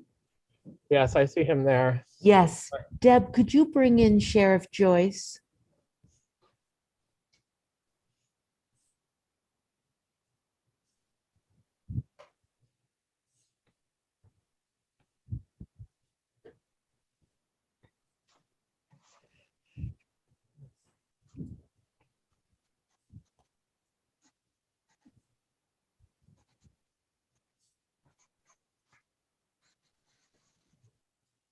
It's very slow today. Sorry about that. Yeah. I mean, I think I even recall him saying something like, after a couple of these experiences, it was like he had a pit in his stomach. Do you know what I mean? Yeah. So I think I'm here audibly. I'm not sure about visually. Hi, Sheriff. Yes, we can hear you. Thank you for joining us. Yeah, I'm trying to get on visually now.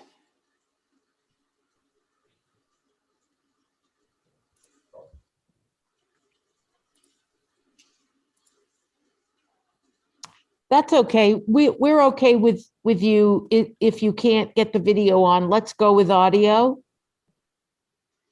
So I heard Representative Pickett's question, and that he's absolutely correct. It's, you know, if we uncover something of a person who's in law enforcement and is doing something that we find out about, yeah, I'd like to be able to share it with the chief that he's working for, because it's a problem lying in wait, and I've been told that I can be sued otherwise. So if we're going to clean up law enforcement as CEOs, then this is a step in the right direction. Great, thank you for that. Representative Pickett, do you have a follow-up? Yes, Madam Chair, I do. I noticed in the bill, one part that I really I have some concerns about is internal investigations, sharing those internal investigations. And if we're talking about just an agency to agency and nobody outside, that's one thing, but that's the internal investigation sometimes, not that anybody's trying to hide anything, but internal investigation, the results of that internal investigation is found somewhere in another report. But the inner mechanism of that internal investigation, sometimes there's things in there that really should not be revealed. They're very confidential in the information that's in there. So what's your feelings on that, Sheriff? So when I talked to Representative Corey, you know, I took the verbiage as I had seen, which I thought was pretty good, and answered the if you know something, say something issue. So I took that whole area. I think the verbiage at the last two paragraphs, or the last paragraph regarding the polygraph, is really where my heart is. You know, we're going to find out through regular investigations of what is in somebody's background, and we can look into that.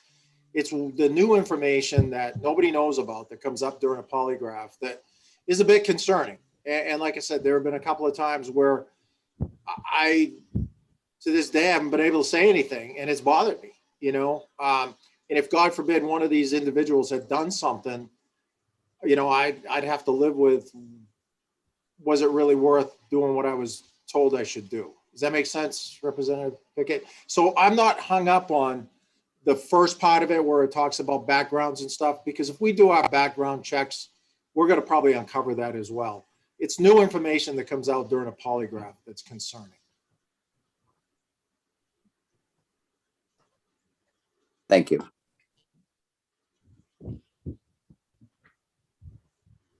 Other discussion by the committee?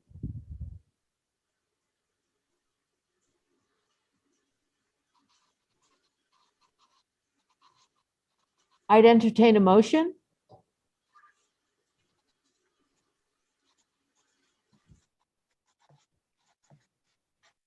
Representative Pickett? I move this bill 573 pass as amended, and keeping the scope of it on the polygraph, the psychological evaluation, and the fact of the having access to the personnel records, employment records, with the big piece being the immunity to both sending and receiving agencies when on something of civil and criminal immunity. And we might have to clear that language up a little bit to fit all of that for the language review, but that's the crux of what I would be moving out of the bill. Okay, let's make sure that Jane got that, so that she's clear about what she's writing. Yeah, I'm not clear. Are you saying only the polygraph piece is in? No, I'd like to see the having Just the, tell us having the what's part of, out. So you want having to the take part, out, excuse me. I want so you, to have. Yeah. I don't have the bill in front of me, so it's hard for me to do anything, because I'm in fishing camp and right. probably should be out on a pond somewhere. But anyways, I'm trying to work through this. But my point out of the bill, what I would like to see happen, I'd like to see personnel records and employment records, which will include, I'm sure, and should include in this bill, polygraph and psychological evaluations, that kind of stuff like that. They have access to that. And the other piece I want to have in there for sure is the fact that the bill will provide civil and criminal immunity to both the sending and receiving agency, that and facility or jail. And I think that part has to be in there too, facility or jail. And that way there, if someone does come up with something in a polygraph that they're doing, and an officer is starting to try to come across from another agency to come to work for them, and something comes up in that polygraph, such as I think is the case with Sheriff Joyce, then he would have that ability to be able to reach out to that person that is their employee at that time and share with them what that is and the problem with that. I think that is really what the bill is trying to accomplish. I don't know if you can put the wording together for that or not, but that's my intent of the motion.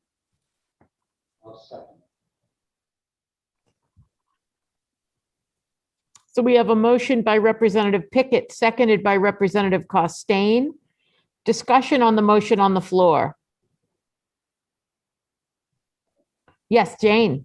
I'm sorry, I'm still trying to figure out exactly what the motion is, but now I'm thinking it's ought to pass as amended, and what I take out is the internal investigation materials. Yes. Okay. Great. Okay. It sounds like we're all set. Deb, would you call the roll? Certainly. We're voting on LD 573. The motion is ought to pass as amended.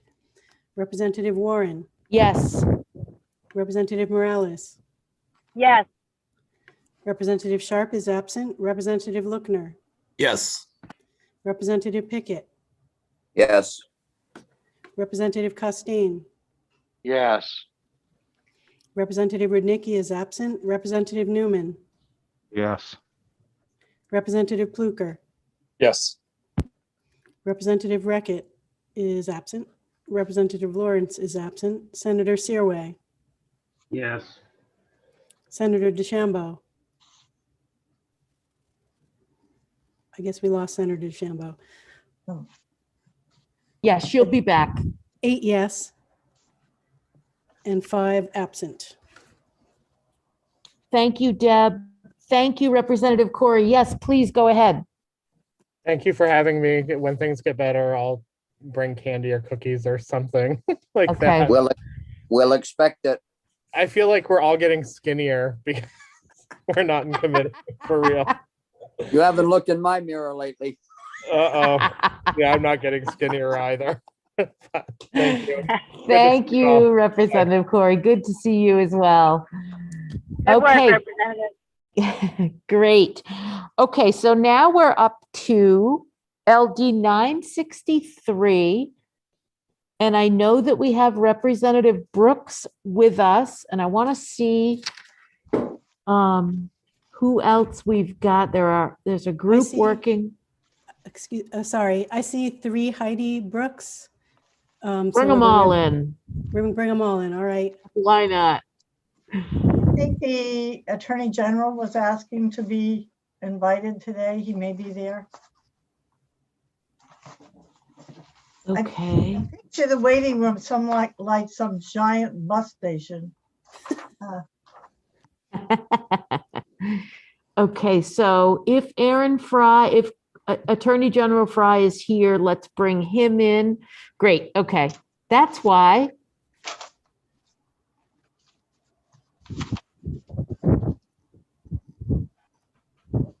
Wonderful, welcome.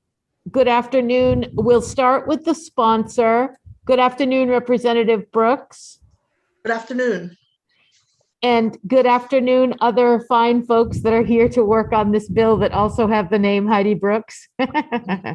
Just kidding. Thank you for being here. And Representative Brooks, would you like to get us started? Yes, so when the bill was, we've had a lot of stakeholder meetings, so we have met with the Department of Corrections on a couple of occasions, and we have had more stakeholder meetings. And there was an amendment put forward to get greater consensus. And that one should have been circulated as the latest amendment, but it talks about culturally informed programs for 963, and it has parts 10. I don't necessarily need to read through it, but it has three significant parts. It has culturally informed treatment for recovery programs, culturally informed prevention, diversion, and restorative justice, and culturally informed reentry and reintegration of the halfway homes. And I don't know if there's a way, like if everybody on the call, everybody has gotten that most recent amendment. I'm not sure if we want to screen share it or not, but there are. Representative Brooks, let's make sure that folks are looking at it as we're talking about it. So let me ask Deb, have you gotten a copy of the amendment? And if not, we can get it to you. I do not have it. Okay. I don't have it. Okay. Representative Brooks, do you have Deb Fay's email? Yes. Could you shoot that right to her so that she can share it for us? Yes, it'll be just one moment. Thank you very much. And I will note for the committee members that in addition to the amendment that we're going to be seeing here, that was written by this awesome team for us, you've also received correspondence from the Maine Prosecutors Association endorsing this amendment. And additionally, the Attorney General sent us a letter endorsing this amendment. And you should have those letters in your email.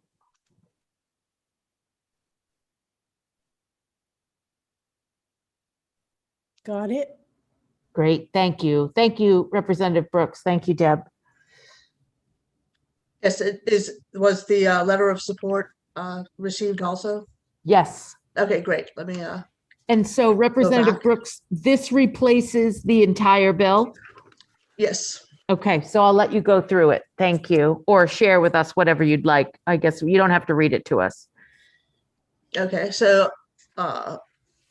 and I wanted to say too that we heard back from the Department of Corrections on this amendment. And there's not full agreement, but the first part, let me just summarize it. But that the residential and non-residential treatment and recovery programs established by the commissioner for any person who has not attained the age of 21 years in the state shall provide language services, culturally informed treatment plans and modalities, and culturally informed community reintegration programs for the juvenile.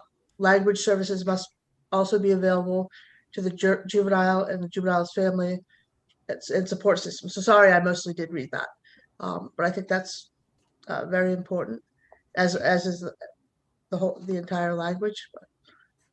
For section 10B, culturally informed prevention, diversion, restorative justice, and reintegration programs, and that that people in that categories, those services, the halfway home. I should read it. Any prevention, diversion, restorative justice, and reintegration halfway home program established by the commissioner for any person who has not attained the age of 21 years in the state must be culturally informed and provide language services for the juvenile and the juvenile's family and support system. The program subject to this provision include but are not limited to case management, education, employment, and community reintegration.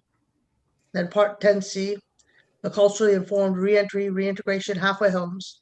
The commissioner shall establish or subcontract culturally informed halfway houses for any person who has not attained the age of 21 years, providing housing services, referrals to community-based services and supports, and education and employment resources.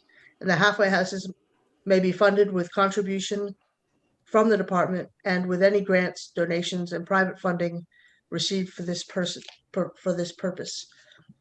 And I have received feedback from supporters that the bill language is very important.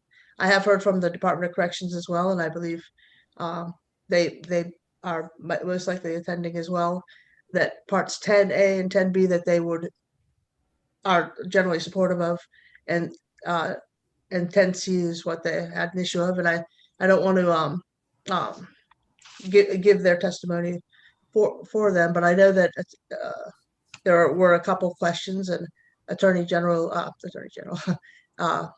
with the amended version that was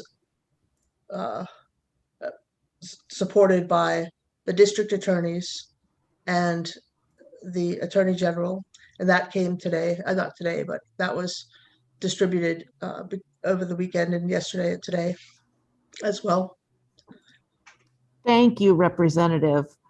Any questions for Representative Brooks? Representative Costain. Thank you, Madam Chair. Ms. Brooks, or Representative Brooks, thank you for being here. I have two questions. One is, where is the money coming from for these halfway houses? So the funding would be both with the Department of Corrections and any other donations from grants, other grants and donations and private funding received for the purpose of building the home. So if there were other resources to help fund the halfway homes, that would be what we're looking for. So it would primarily be with the Department of Corrections, but it's important that I believe it's important that we reach out to other federal and state resources that may be available to help with this proposal. Follow up, Madam Chair. Is there a fiscal note with this? I haven't seen a fiscal note as yet. But there will be one? I believe there may be one. Okay. One more follow-up. Yes, please. I assume you've talked with DOC. Are they on board with this? Do you know? I did mention that part of the bill? With parts A and part B, as I understand it, they are supportive of that A and B, but not part 10C. Is the way I understand. Is that because of the not having the money to do the housing? Is that why? I'm not sure. I'm not sure if that was the reason behind it, or that it possibly doesn't fit in with part of their plan right now. Thank you. Other questions for the sponsor? Thank you, Representative Brooks. Other comments, questions of the committee? Yes, Representative Costain. Is there any way we could ask the Commissioner what the issue with C is? Absolutely. Why they? Absolutely. Is he Deb, here? if Commissioner Liberty is still here, could we bring him in? And I also would like to hear from DA Robinson at some point. I don't mean to step in front of Representative Costain's request, but I do want to hear from DA Robinson at some point. Okay, let's go to the commissioner first.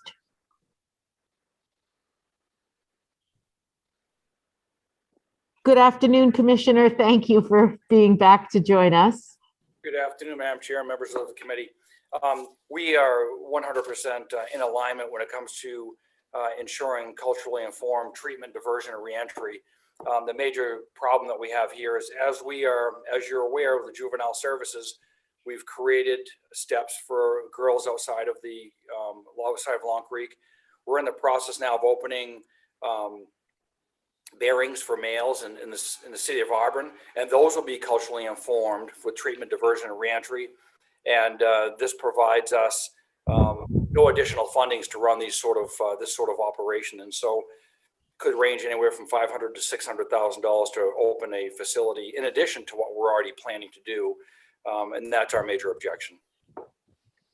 Thank you, Commissioner. Any other questions for Commissioner Liberty? DA Robinson, we appreciate the support coming from the Prosecutors Association, and I'd like to give you an opportunity to add to this conversation if you'd like to. Well, thank you. I appreciate you allowing me to speak. I know that you have limited time, so I'll speak quickly. And by that, I mean lawyers quickly, okay? But this concept, this bill that was brought to us is one that generates or comes from a place where members of the community, especially from the immigrant community, were asked what kind of legislation it would be most important to you, would be most valuable to you. And their response was, we're worried about our children. We're worried about all of the substance use issues with the corrections issues and how we handle that. And that aligns with the concerns of every other parent in the community. But they identified that there were some specific challenges that they were having to contend with. And so they talked about language barriers, where if one of my children were going through a process and needed to engage in a program through the Department of Corrections, I could call up, hey, how's it going? What's happening? What can I do to be supportive? Whereas I think parents from in the New Maynard community, sometimes that's a barrier, just getting simple communication about what's happening with their child or ways they can be supportive. The other facet is if the programs are outside of the community, and if you're having to leave and travel for an hour and a half, as opposed to having the child going through the program connected with the services, with the people in the community that love them, with their family, and being able to be visited if they're far away, then that creates another barrier or a struggle. And then finally, there are some nuances about culture. And the way the issues are perceived within that culture that aren't really being dealt with or handled without that level of being informed. Now, when this bill came in its first instance, it was unconstitutional because it came from a place where they were saying, we're worried about our children and we're looking for a way to make sure they're going to be okay. We talked, we looked at options together, and we had meetings with the Department of Corrections, and they did engage in discussions with us, and you can tell they care about these issues also. But we were looking for a way to ensure that if services are being provided to our children, it's to all children, and it's being provided in a meaningful way for all children to make sure they're benefiting from those services, that they grow from them, and then they move on without having to be engaged in the criminal justice system any further. So that's the purpose of this legislation. When we were invited to make comment or to engage in the conversations, we could tell everybody in the room is looking for a way to make sure we accomplish those goals. And so I'm heartened by that. This feels like a very positive bill that is designed to do right by our children. And the halfway houses, the commissioner is right. They are already working on a program in, I think it's either Auburn or Lewiston. I'm not sure 100% what that is. And if it fills the need, I'm sure, well, okay, then we understand that they shouldn't have to create two facilities.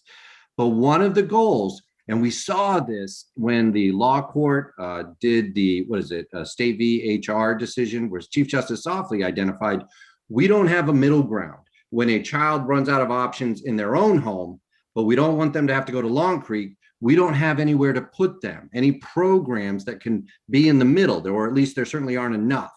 And that halfway house concept is about filling that gap and filling that need. And so that's where that comes from and why it's being sought. So if you are ever looking for a bill that's designed to take care of all of our children and address all of the needs within the community, here's one for you. I agree that we are right to say, okay, well, what's the fiscal implications? Always that's going to be a question, right? But boy, if you're going to spend your money somewhere, if you can put it towards the children, and we can break them out of a sort of a cycle of being involved in the criminal justice system, then it's money well spent and we're all better off. So that's my take on the legislation, and I'm happy to answer any questions if I can. Thank you, DA Robinson. That's helpful. Any questions from the committee? I'm going to make a motion ought to pass as amended. And I'll get a second before I speak to my motion, if I could have a second. That's Okay. Victoria, I second. Thank you. Motion made by Representative Warren, seconded by Representative Morales. I think that it's not lost on any of us that we have a problem here and that we need to find a solution. I have been honored to spend some time in conversation about these issues. I think that we heard Commissioner Liberty say that he understands these issues. And if nothing else, I want to send a message down to AFA of our support for addressing these issues. I think that there is a lot of money coming into the state right now. I know that there are no shortage of requests for that money, but I think this is really important for all of the reasons that we heard that make the concerns of these parents in some ways separate and different, cultural sensitivity, et cetera, like DA Robinson just said, but also share this central theme that we all have. I don't have children, but I have three nieces and one nephew that are my entire life, other than my dogs, that are my entire life. They're what I care about. They're the reason I do everything I do. And as long as they're happy with me, I don't really care about the rest of the world. They're everything. And I know that when I met with these parents and I've talked to these parents, this is exactly how they feel. And so that's why I'm making this motion ought to pass as amended and attempting to send down to AFA that we need to figure out a way to get this in the plan. So anyone else want to speak to the motion on the floor or have any questions, or are we ready for a roll call? It looks like we're ready for a roll call. Deb, if you could do that. Certainly. We're voting on LD 963. The motion is ought to pass as amended. Representative Warren. Yes. Representative Morales. Yes. Representative Sharp is absent. Representative Lookner. Yes. They're down here. Okay. Wait. Hang on a sec. Representative Pickett. No. Representative Costain. No. Representative Rudnicki is absent. Representative Newman. No. Representative Pluker. Yes. Representative Reckett is absent. Senator Lawrence is absent. Senator Searway No. and Senator DeChambeau is absent. That's 4 yes, 4 no, and 6 absent, 5 absent, sorry.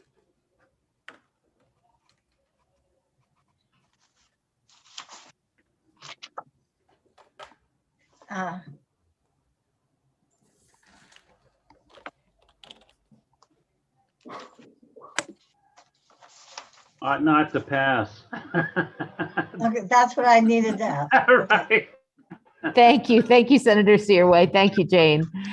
Thank you, Representative Brooks and DA Robinson. And I'm sorry, sir, I don't remember your name. I apologize for that, but thank you as well. And let's move on to the next bill. Let's next go to, let me give folks, we ran out of the order that we were in, so let me give you the next order. I just was on the phone with Senator Lawrence to come back. Let's do LD 1044 next. So that's LD 1044. And then we're going to do the two bills that we tabled yesterday. I'm not sure what order, depending on when we have sponsors here, but just going to say for right now, 967, then 1675, number 3. And then we're going to go to 663. And then we'll do that final reconsideration for Senator Stewart and be done. I just want to let the committee know I'm waiting on Senator DeChambeau's final, but we are pretty sure that we have approval for all of the 15 carryovers. We do from the presiding office on the House side, and I'm pretty sure we do on the Senate side. So are we ready on LD 1044? And this is an act to protect the rights of certain incarcerated individuals. And I want to just make sure. Great. Deb, I sent to you some final language. And again, I want to send a big thank you to Commissioner Liberty and Anna Black, and the folks that I've been working with, Ms. Quinn Gormley, Anthony Lombardi, and we have come up with language that the DOC does agree with. This is the new language on 1044.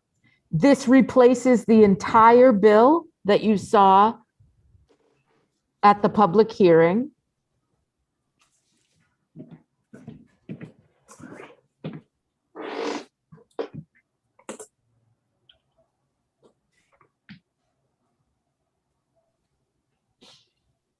Questions from the committee?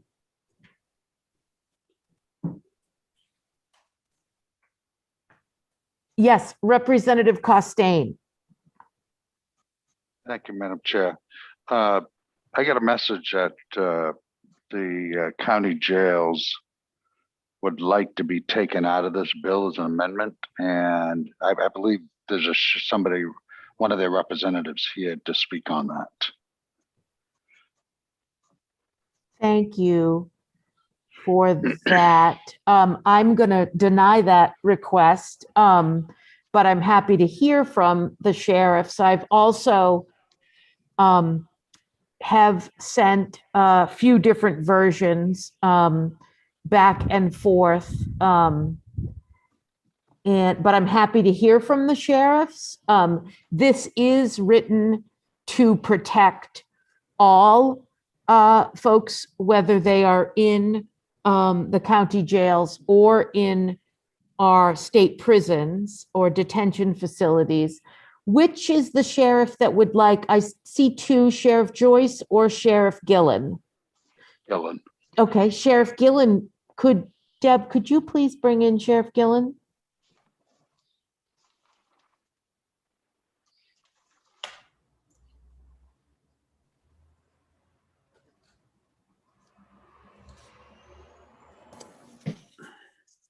Good afternoon, Sheriff. Welcome. Good afternoon, Madam Chair, members of the committee. Thanks you for allowing me to speak today. So the MSA certainly understands this bill. We understand what you're trying to accomplish, but we simply can't support the bill for the following reasons. We are not a one size fits all. We're not the prison. We're not even close to being the prison, so we can't be lumped in with them. Some of the differences that we are from the prisons is that when individuals show up to our doorstep, they don't have the proper paperwork. They're not always sober, and they don't have, sometimes they don't even have identification on them. So that's one of the things that's different from us. And one of the biggest reasons I think that we're different is we're a temporary holding facility. We're not designed like the prison. So, but when people do come into our facility, individuals that do consider themselves transgender, we certainly follow the PREA standards. We follow our policies. We follow the PREA standards. And basically, with those PREA standards, these individuals are screened by our staff, medical staff, mental health, and our security staff. And I think that we take in a totality of all of that, and to help with the safety and security of our jails, which is not unlike the prison per se, but a lot of ways that we're just totally different. And we just can't support this bill because it's just not a cookie cutter. Like you had said before, is to protect both the prisons and the jails, and we're simply not the same. Thank you, Sheriff Gillen. I'm interested in, so the way that we've changed the language, and I think you're aware, and I meant to share this with the committee, we did meet with Marianne Lamar, Sheriff Lancaster, Sheriff Morton, Commissioner Liberty, and Anna Black. And what we heard from both the sheriffs and the commissioner and Ms. Black was that what they needed from us was more prescriptive language. They felt like, and we were really trying to not do the one size fits all, to use Sheriff Gillen.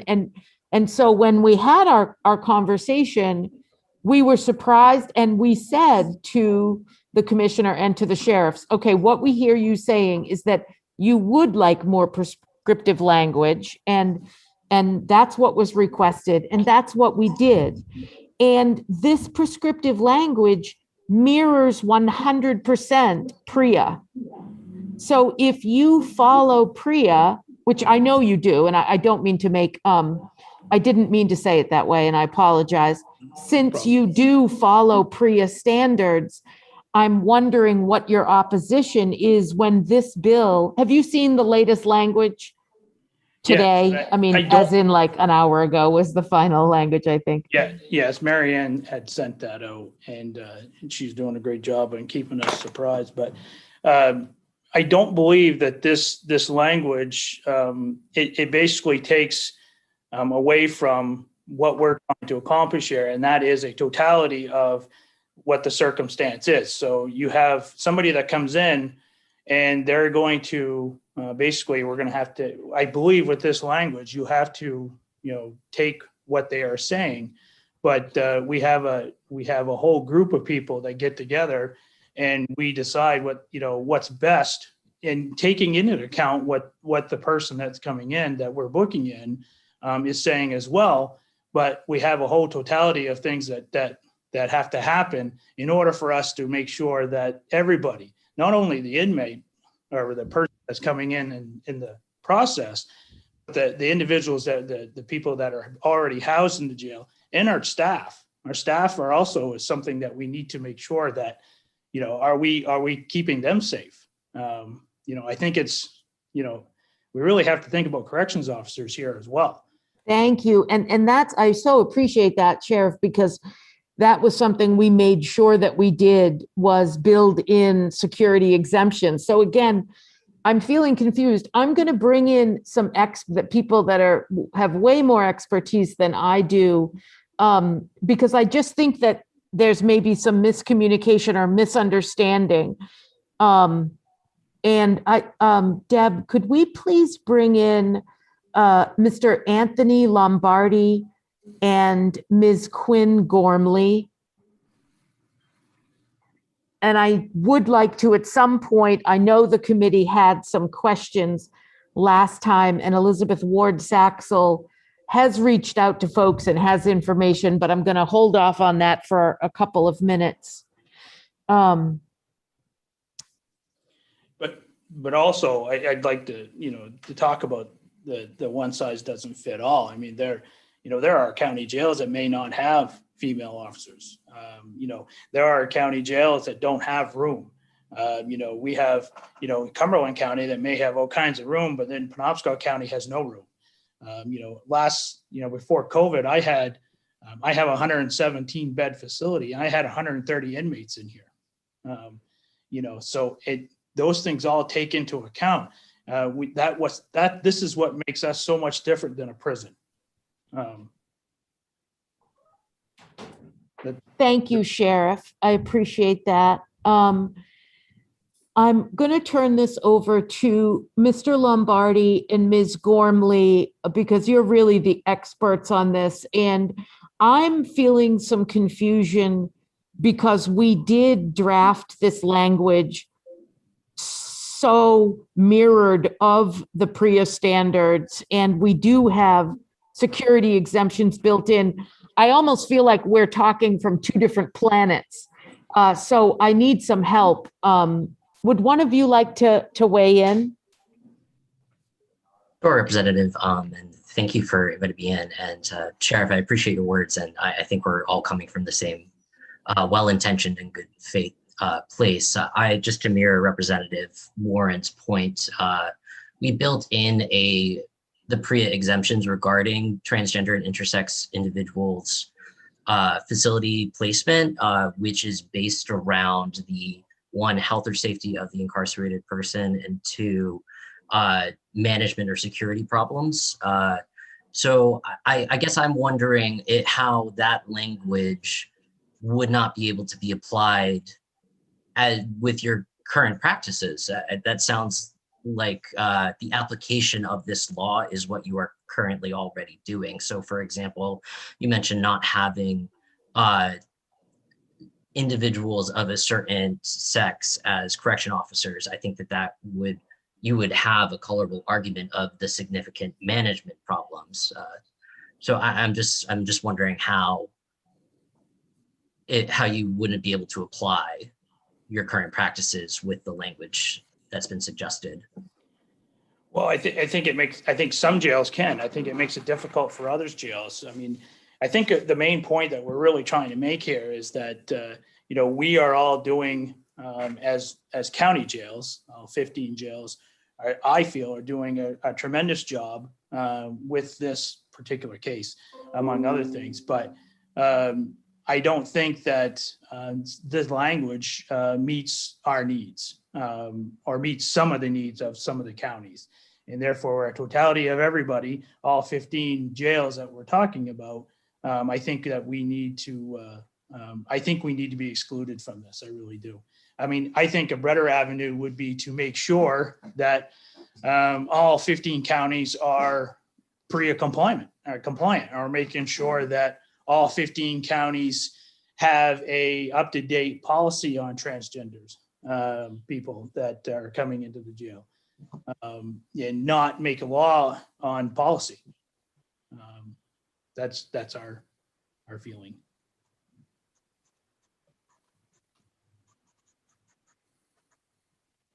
Thank you. Other questions from the committee? And Deb, I would like Mr. Lombardi and Ms. Gormley to stay in with us if you would do that, please. Any questions from the committee?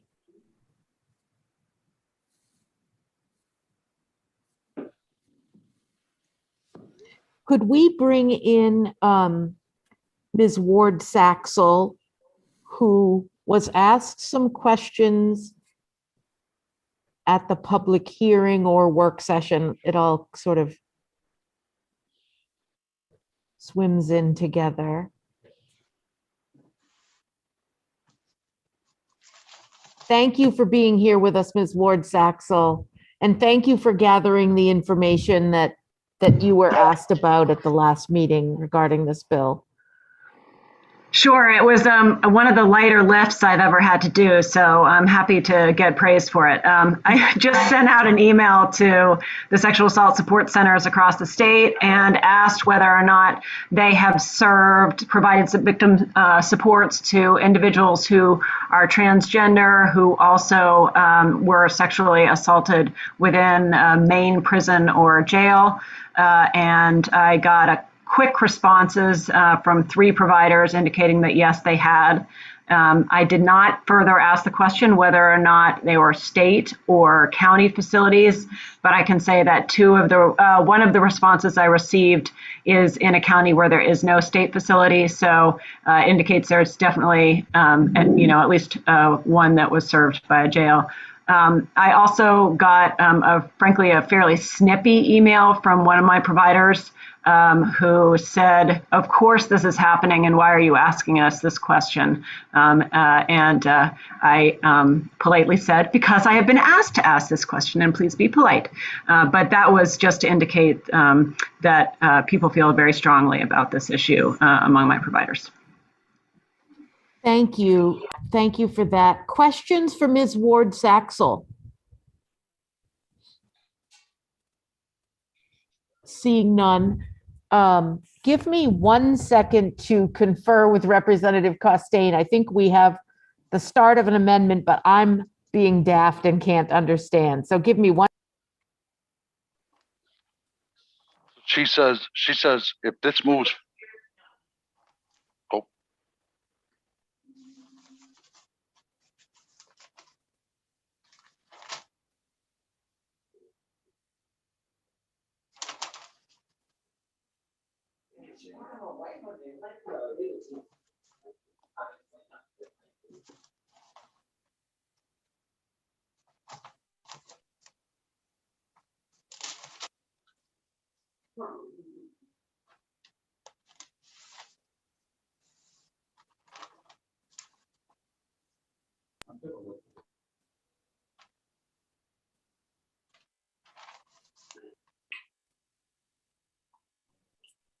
Okay, thank you for that. So it looks like we're ready to have a roll call. We did have a suggestion coming from the Sheriff's Association for an amendment, but the amendment that they were asking for is an amendment on an earlier version. I guess we have been trying to send the most latest versions. I heard from Sheriff Gillen that he did see the most latest version, but then we were just asked for an amendment on a previous version. So I don't know if Sheriff Gillen wants to weigh back in. I get the sense that in a similar way to the bill we dealt with yesterday around facial recognition technology, I get the sense that the sheriffs have decided to take a pass on working on this policy. Sheriff Gillen, would that be a true statement? That you folks are you just would like to be disincluded from it, and so you're not interested in working on the language?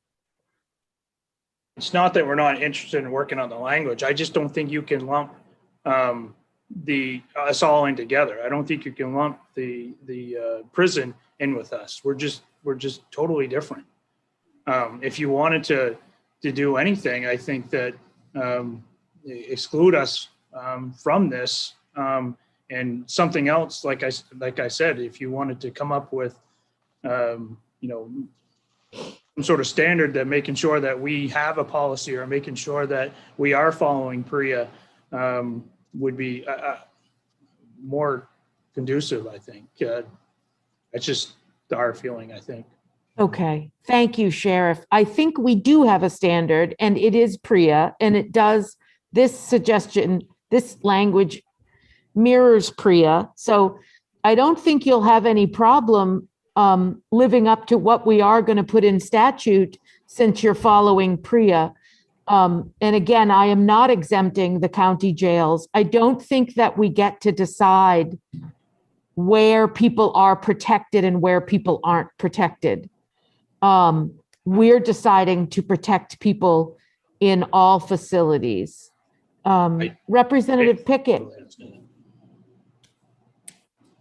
Yes, Madam Chair. I just have a question. I know that in the past, we've had bills where people have wanted things removed and that kind of stuff like that. I just wonder what, I guess I'd like to know what the authority is to make that decision not to do that. Because I think, because when you say that, you're speaking for the whole committee, and I'm not sure the whole committee would agree with that. I'm speaking as the sponsor of the bill. I'm sorry, I am playing two roles here. I happen to be chairing the committee and also sponsoring the bill. I realize that. That's why I asked. Yeah. So I am speaking as the sponsor of the bill.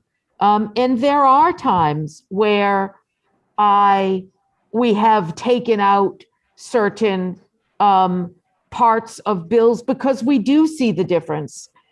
I corresponded with Sheriff Morton this morning and let Sheriff Morton know that I'm removing the county jails from a bill that we're going to do this afternoon, LD 663, around comprehensive substance use disorder care.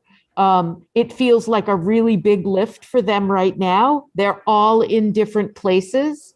And so I am going to not include the county jails there. And I'm hoping that that change is going to happen at the grassroots level, so as to speak, or starting with the counties. In this case, we are talking about PREA standards that already exist. So the idea that I've brought this to the table and now we have a group of correctional facilities that are saying they're not going to follow it, that's where we should be asking about authority. Representative Gillen. Sheriff Gillen. I'm sorry, Sheriff Gillen. No, that's fine. I don't believe we have the latest version then. I thought we did, but I don't believe we do. Is there anybody that can send that to Mary Ann? Deb, would you be able to send that to Mary Ann Lamar? Sorry, I missed that. I took a call. That's okay. The amendment that I sent to you that says replaces the original bill. Yes. Would you send that to Mary Ann Lamar so that she can send that out to the sheriffs so that they all have it? I'd like to set this bill aside so the sheriffs have an opportunity to weigh in on the bill. And we're happy to pick it back up in a little bit. Thank you, Sheriff. Thank you, Representative. Yes. So let's set that aside. And, Representative Morales. Yes, I just have a question. Thank you. Is Sheriff Gillen speaking for all of the sheriffs or just a few of them when he was speaking just now? I'm speaking for the Maine Sheriff Association, all the sheriffs. All the sheriffs. Okay. Thank you, Sheriff. You're welcome. Great. Thank you. So we're going to set this aside for a bit. Again, we're going to do this today. Today's the last day of our committee. Jane.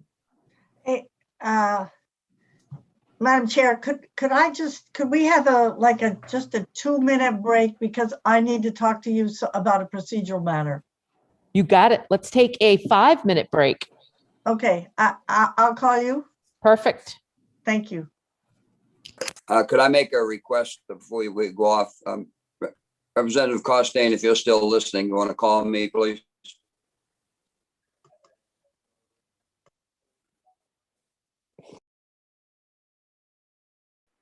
I will.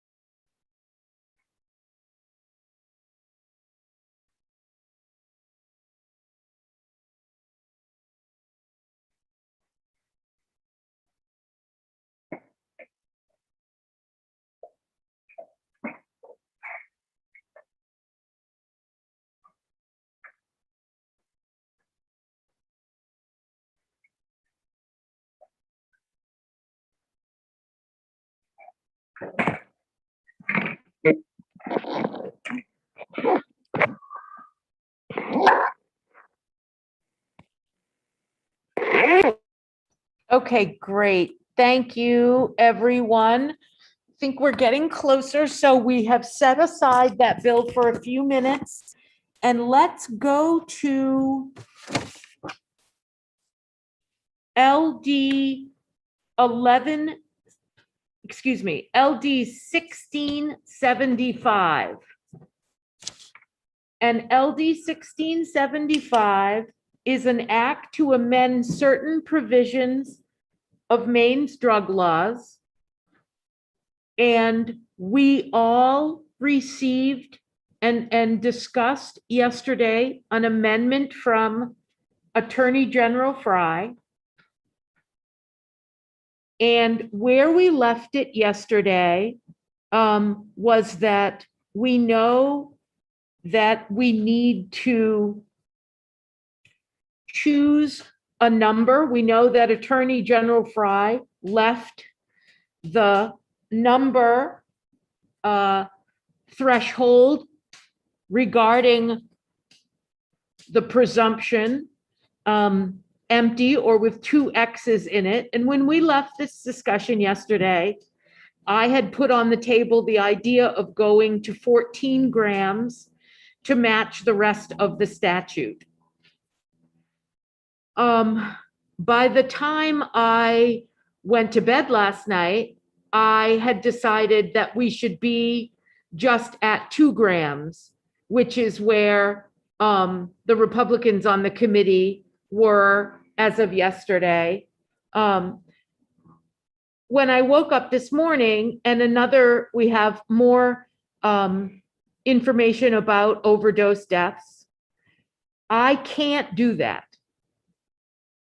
Again, we are losing now over 11 people a week, and I personally can't continue to do the same thing and hope for a different result. So I am going to ask the committee to support what the Attorney General gave us as an amendment and put in the number 4 grams. That is, and remove the number of bags and folds. But remember that if you did the math of the numbers of bags and folds, it's about 4. It's about 4 grams now. So that is what I'm going to ask the committee to discuss and decide on. I think we all were in agreement around the Attorney General's amendment. How are people feeling about the idea of 4 grams?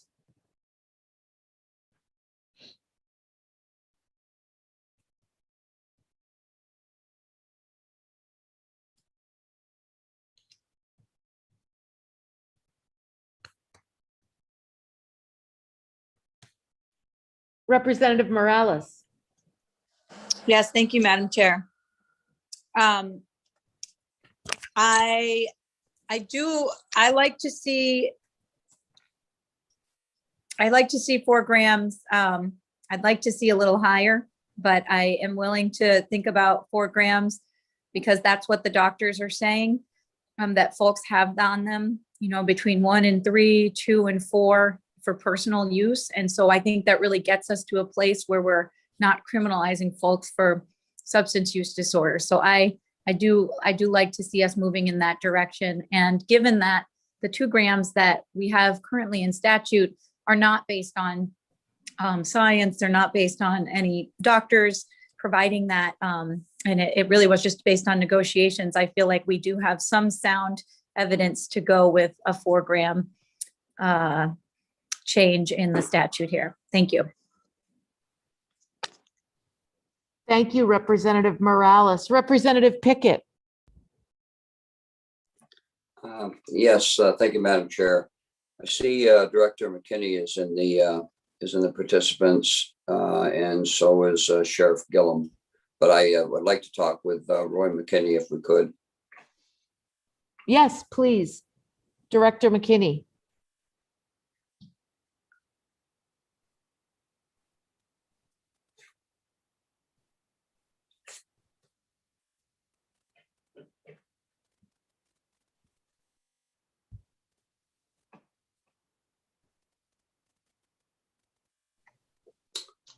Good afternoon, Director McKinney. Representative Pickett has a question for you. Yes, good afternoon, Representative Warren and the committee. Yes, Representative Pickett. Yes, sir. Thank you for being here. I'm sure you've been following along with the afternoon's events, and you've heard the shift to being willing to go to 4 grams. I'm wondering where that puts you, and if you wouldn't mind addressing that as to what your thoughts are on that. I'm not trying to put you on the spot, but it is our last day of committee, and we're going to be voting on this bill, and so I'd just like to know where the 4 grams comes into play for you, and if you could just explain what your concerns are with it, if indeed you don't think that's the right place to be. Yes, thank you, Representative Pickett, for the question. The department believes that 2 grams should be the limit for this. And as some background with regards to that, obviously a lot are familiar with what the state of Oregon passed via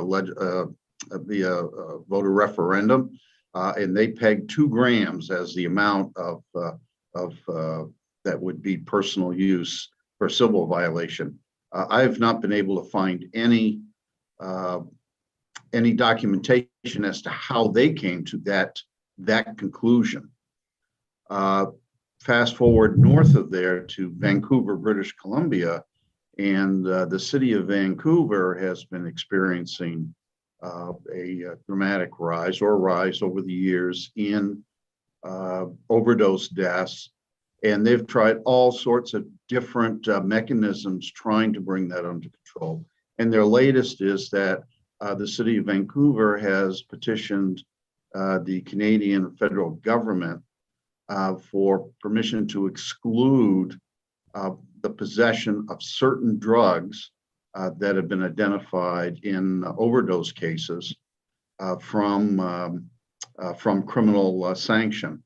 They engaged researchers to do that. And I have the documentation here of the researchers. And the researchers identified 2 grams as the median 3-day supply for heroin opioid users in that community, in that area. It was British Columbia University, I believe, is what who they used as the research arm for that. And they were looking at a low median and a high median, and they decided on the median one for that 3-day supply. So Maine is not far off of that. And when we look at this LD, what the committee has done this far, and we're in agreement with the department in removing 2 grams of heroin, 2 grams of fentanyl in the definition of trafficking, and moving that to a permissible inference, where there's a rebuttal that the amount possessed, let's say it's 2.5 grams, the person, the defendant, could rebut that that was for personal use and not for trafficking. Thank you, sir, for that explanation. Any other questions from the committee? Thank you, Director McKinney. Any other questions or comments from the committee? Okay, let's take a break before, oh, Senator DeChambeau. Deb, you can move Director McKinney back over. Thank you. Senator DeChambeau. Oops, you're on mute, Senator. Sorry, I just came in on this. Representative Warren, when you say 2 grams, are you talking for both trafficking and furnishing? I'm suggesting we keep furnishing at 2. I'm just suggesting trafficking at 4. Oh, okay. The 4. Thank you for your question. Yeah.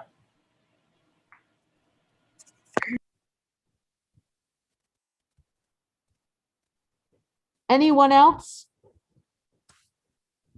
Are folks wanting to take a break, or are you ready to vote on the bill?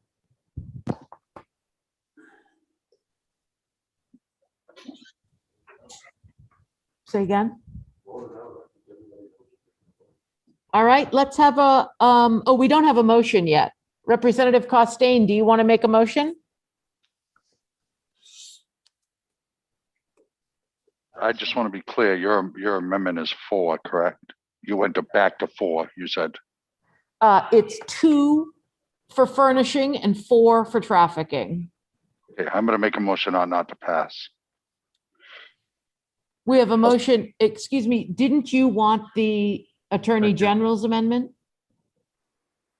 Second on that. What's that? Excuse me, let me just take a second.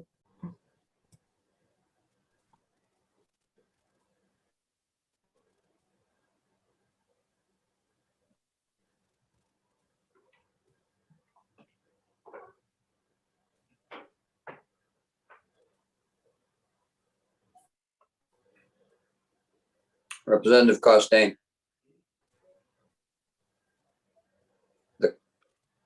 The question to you was, she thought you wanted the Attorney General's amendment. That was the question she asked you. Yes. Yes.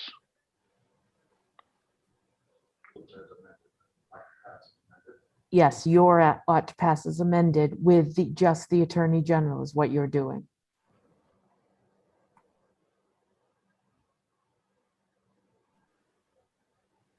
So I'll make a motion to ought to pass as amended with the Attorney General's amendment, right? No? Okay, I'm gonna call for a 3-minute break, okay? Okay, that's fine. Thank you.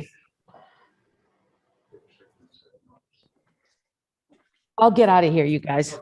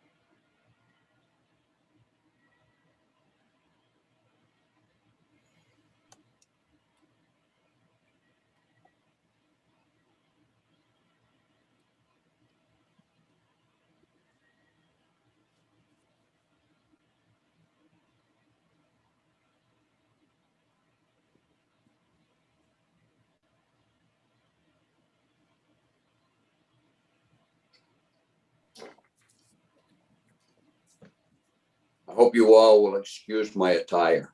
I don't usually dress like this, but that's Pickett's hunting, Pickett's fishing camp.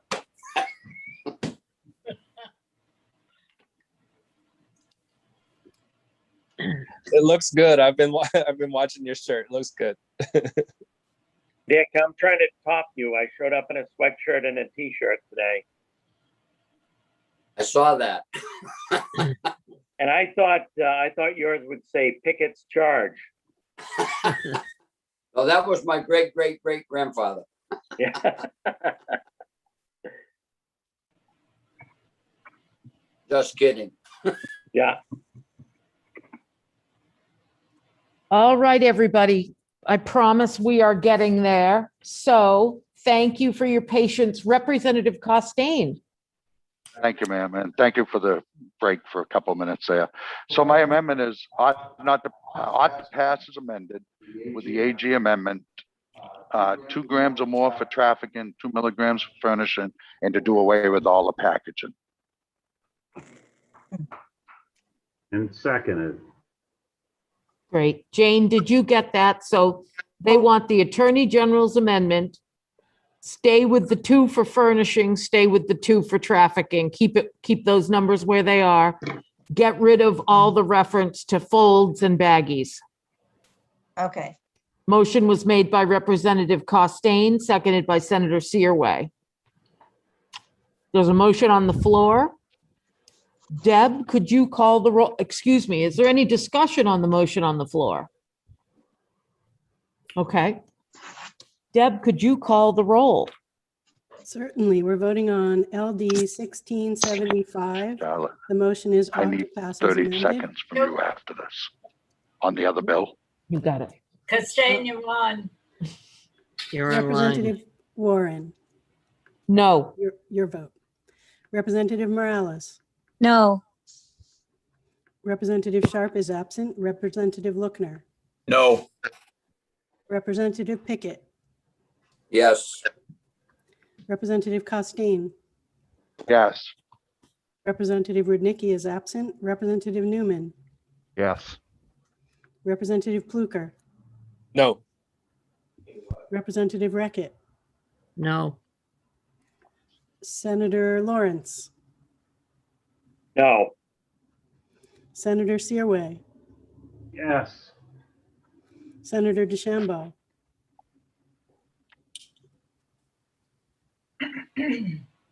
No.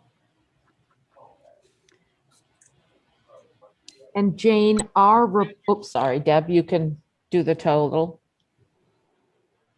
That's 4 yes and 7 no and 2 absent. And Jane, our report for the noes is also ought to pass as amended with the Attorney General amendment, 2 for furnishing, 4 for trafficking, and additionally get rid of all reference to folds and baggies. Sure. Thank you. Yes, Deb. Who can I put as the motioning the alternate amendment on the vote sheet? Oh, I don't know that we've done this before. Well, you it's could, something I have to do when there's just on the vote sheet. So I okay, need you can somebody- put me. Okay, thank you. Or you could put Senator Lawrence holds more weight than I do. Why don't you put Senator Lawrence? You got it. I doubt that, but Thank you, Deb. Thank you, Representative Talbot Ross. Thank you all. Next up, we are going to take LD 967, but we need to take literally like a 1-minute break. So hold on 1 second.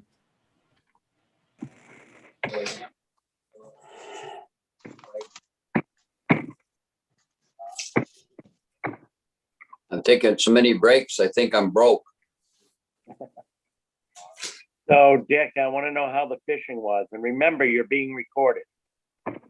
Unfortunately, I have to say that this is the 3rd day and I've been out morning and evening because we're still getting warm weather up here, a lot of pollen. The kids have been doing great, but me and their father and grandfather were hitting goose eggs. Well, their father's caught a couple, but me and great gramps are hitting goose eggs so far. So what are they catching? Trout, Nice trout. I've caught fish, but unfortunately for me, they've all been rock bass, which are garbage fish. So Right. I'm doing good, Right. but they're having fun. That's all that counts. Okay. That matters. Oops, sorry. Okay, so now we're on LD 967. If there ever was a bill that we've talked about a bunch, this is it. Do we have Representative Perry with us? It is her bill.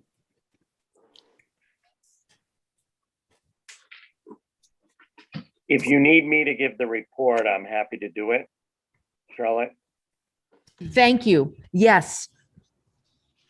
That would be great. Let's get Representative Perry. Good afternoon, Representative Perry. Thank you for being here.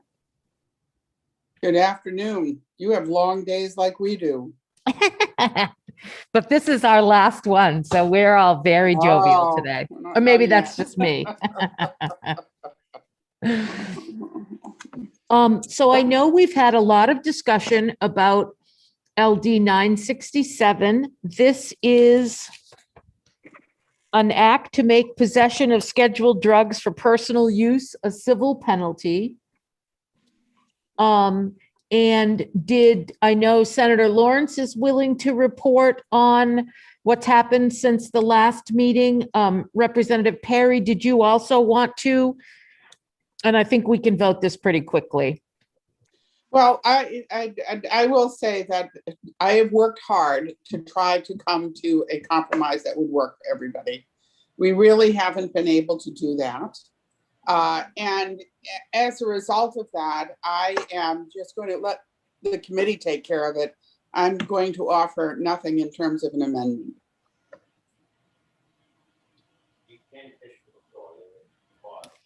Thank you, Representative Perry. So we have a straight up, we're back to the original vote then. Excuse me, we're back to the original bill then. Should we just make a motion and go for it? Or Senator Lawrence, did you want to? Well, I'm going to say, first of all, thank you to Representative Costain. He was wonderful, and Representative Perry in trying to work with it. And we became that close. In main terms, we were wicked close. And there was just one small thing separating us, and unfortunately it fell apart. We had some good input from former Justice Brennan. So I guess I'll wait and see what the motion is on what we're voting on. Thank you, Senator Lawrence. And I also want to thank you. And I want to thank Representative Costain. I want to thank Representative Perry. I mean, she has shown up to every meeting and done so much work. This whole committee has really worked this. So thank you so much. So many other folks as well. I have Representative Lookner and then Representative Pickett. Thank you, Madam Chair. I'd like to move ought to pass. Thank you. We have a motion ought to pass made by Representative Lookner. Do I have a second? Second. Seconded by Representative Pluker. Discussion on the motion on the floor. Representative Pickett. Yes, just for clarity, that ought to pass is going back to the original bill with no amendment at all in it. Is that correct? I see the response taking down, so I think that's right. Thank you. You know what? Actually, Representative Pickett, you are correct. The sponsor brought to us an amendment at the public hearing. It's been so long that we forgot that, but yes, it should be an ought to pass as amended. But the motion. I'll revise my motion. Pass.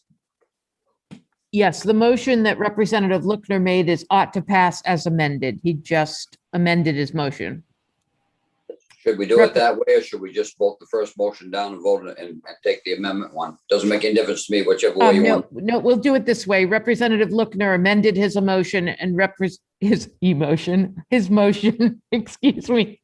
Yeah, it's been a long day. And Representative Pluker seconded his changed amendment. Thank you. Next up, I have Senator Lawrence. First of all, can I just have a restatement of what the amendment is? Yes, thank you.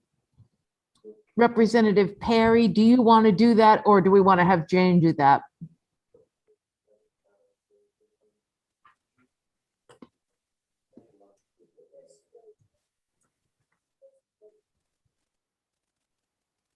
Jane, can you do, I think, Yeah. oh, there she is. Representative Perry, we're happy to have Yeah, Jane. you're gonna have to give me a moment. I'm on a different device because I've been at two committees at the same time. So it's the only time you can be in two places at the same time. It's true.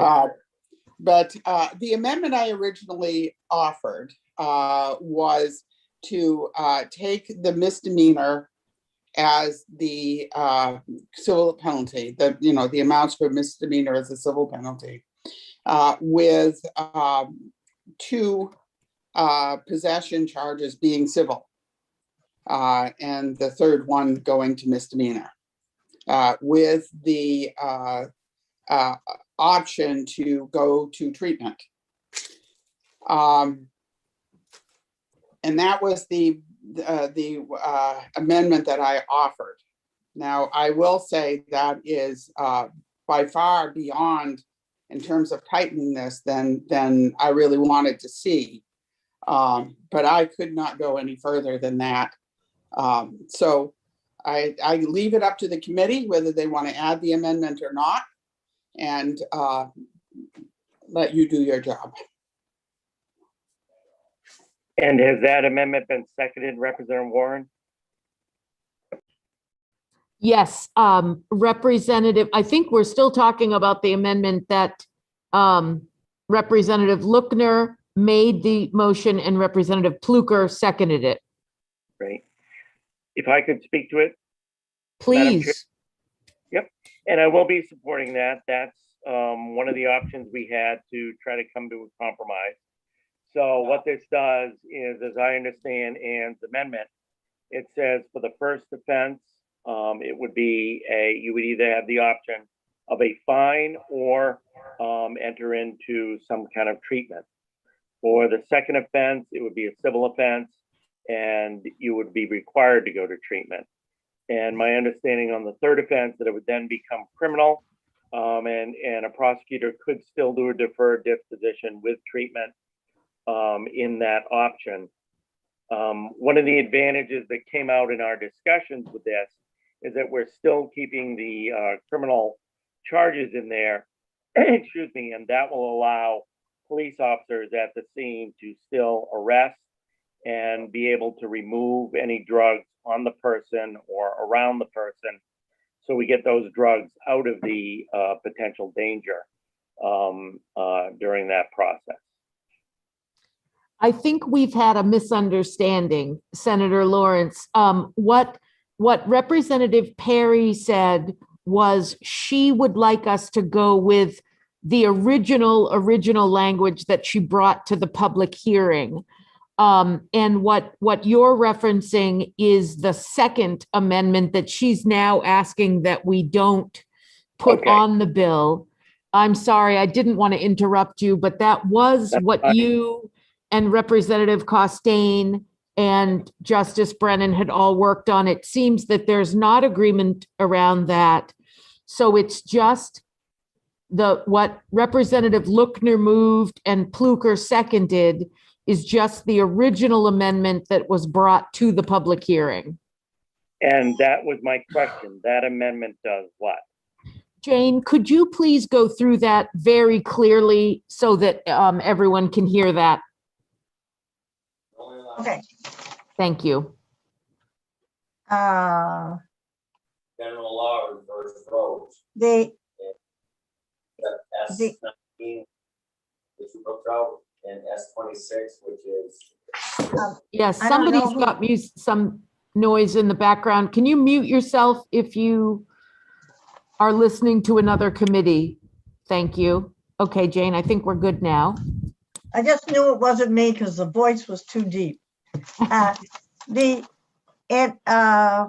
original amendment makes possession of a Schedule W, X, Y, or Z drug, a civil violation with a fine of up to $100. And in lieu of the fine, the person may complete a health assessment through Addiction Recovery Center. I think I can't name a center in the statute. I have to do something, describe it. And if upon verification, they had a health assessment within 45 days, they get a citation for violation of the section and the fine is waived. And it says failure to pay the fine should not be a basis for a term of incarceration. And DHHS establishes procedures for triaging the needs of people, and addiction recovery centers available statewide conduct a comprehensive behavioral health needs assessment for each client, including substance use disorder screening by a credentialed treatment professional. And then there are some just cross references to take out references to crimes. Thank you very much, Jane. Senator Lawrence. Oh, whoops, Senator Lawrence, you're muted. If I may ask a quick question of Jane, so that Please. amendment moves criminal violations for possession entirely, correct? Yes, just possession. Yeah, okay. So, and if I could state my position, I'm not going to be supporting that. And it's because when we remove criminal violations, we eliminate the ability of a law enforcement officer to search and confiscate drugs at the scene of a possession. And I think that's a very important aspect of being able to take those drugs off the street, get them off the street so they're not used again. And that was one of my concerns about totally eliminating the criminal violation.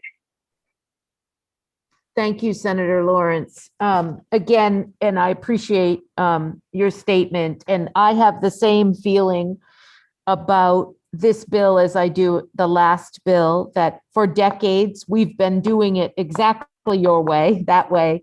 And we are losing 11 people a week. And I feel personally that it's time for us to make a change and try to start saving lives. What we are doing is not saving lives. And so that's where I stand on this. I'm happy to hear from other committee members, or we could go to the roll call. Anyone else have questions or comments? Looks like we're ready for a roll call. Deb, if you're willing to do that. Senator Lawrence's hand is up. Whoops, I apologize. Okay. All right, ready for a roll call vote? We are voting on LD 967. The motion is ought to pass as amended. Representative Warren, Yes. Representative Morales is not with us at the moment. Oh, there she is. Representative Morales, did you hear what we're voting on? We're on LD 967. The motion is ought to pass as amended. How do you vote?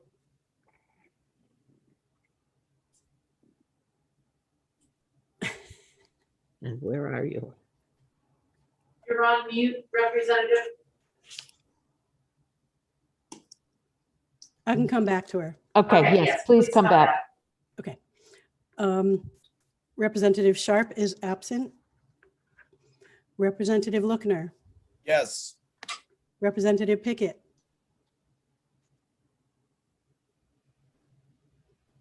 Representative No, Pickett, Sorry, no. Representative Costain, No. Representative Rudnicki is absent. Representative Newman, No. Representative Pluker, Yes.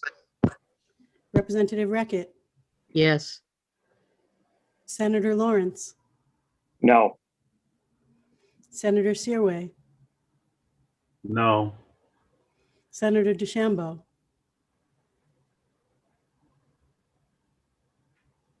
No, sorry, was that no? It got cut off. no, Thank you.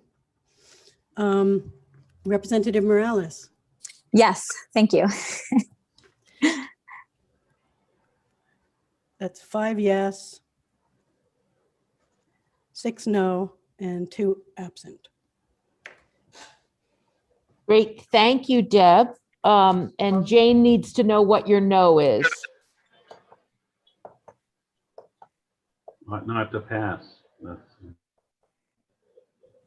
Is everybody on the no side in agreement? It's ought not to pass. So Yeah. I would have a different report, Jane. Senator Lawrence would like a different report, Jane.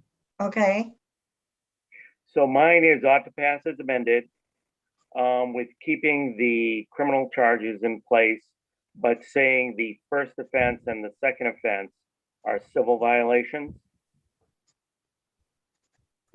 yeah, with the first offense being a $100 fine or treatment, the second offense being treatment.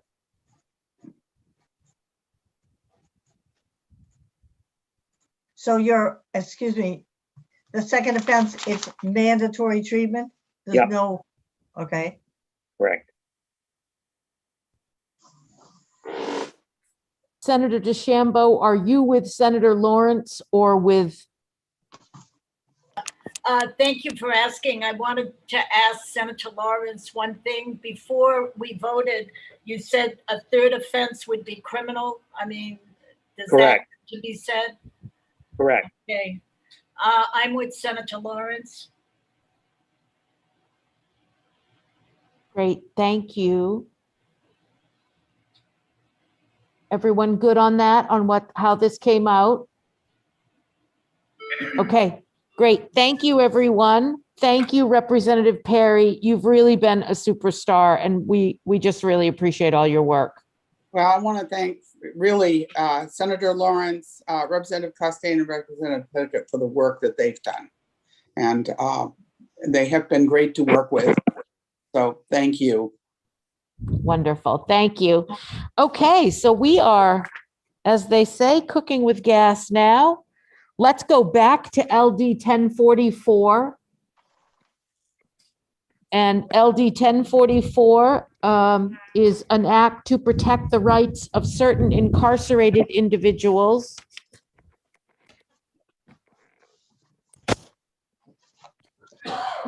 I believe that we now have the Sheriff's Association on board.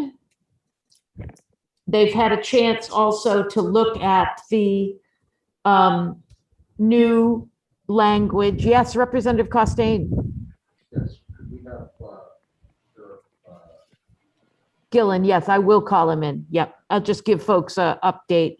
So for folks that weren't here before, we were on LD 1044. We do have amended language that you all have in your email. That amended language is both for the section of the statute that deals with the Department of Corrections and the section of the statute that deals with the county jails. We are going to bring in Sheriff Gillen. It turns out that they didn't have the most recent amendment. They now have the most recent amendment.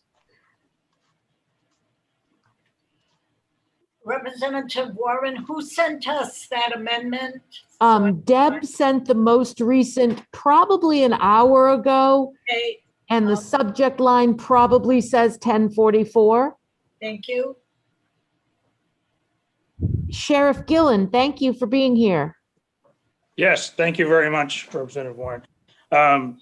Thank you for allowing us to look at the new amendment.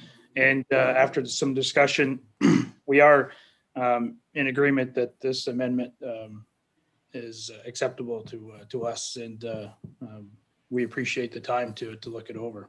So Thank you very much, Sheriff Gillen. The, Any I'm sorry. I just had one, it addresses a couple of different things and security of inmates is one of them. That short little paragraph. So thank you. Thank you, Sheriff. Questions or comments from the committee? Do folks need more information or are we ready to vote on this bill? And as we remember, the Department of Corrections was part of amending this bill with us. We went back and forth. The Department of Corrections is on board and the sheriffs are on board. Is everybody on board?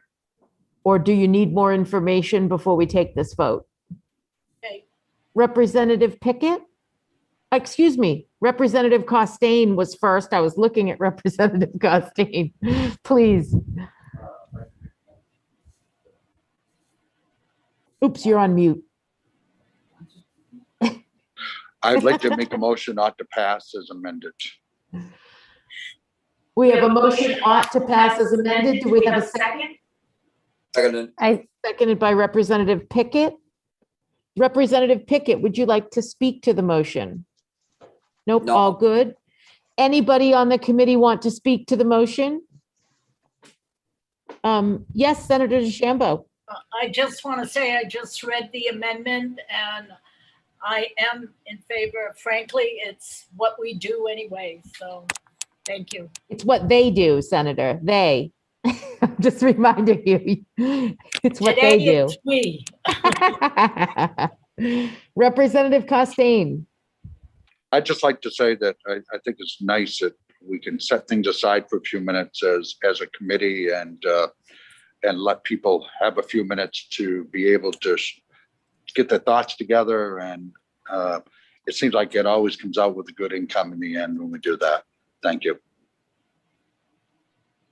I agree, Representative Costain. Thank you. Are we ready to do a roll call? It looks like we are. We are voting on LD 1044. The motion is ought to pass as amended. Representative Warren, Yes. Representative Morales, Yes. Representative Sharp is absent. Representative Lookner, Yes. Representative Pickett, Yes. Representative Costain, Yes. Representative Rudnicki is absent. Representative Newman. Did he leave? He stepped out just for a sec, but I'll can we come come back. back to him? Representative Pluker, Yes. Representative Reckett, Yes. Senator Lawrence. Oh, did we lose Senator Lawrence? I think we Senator did. Searway.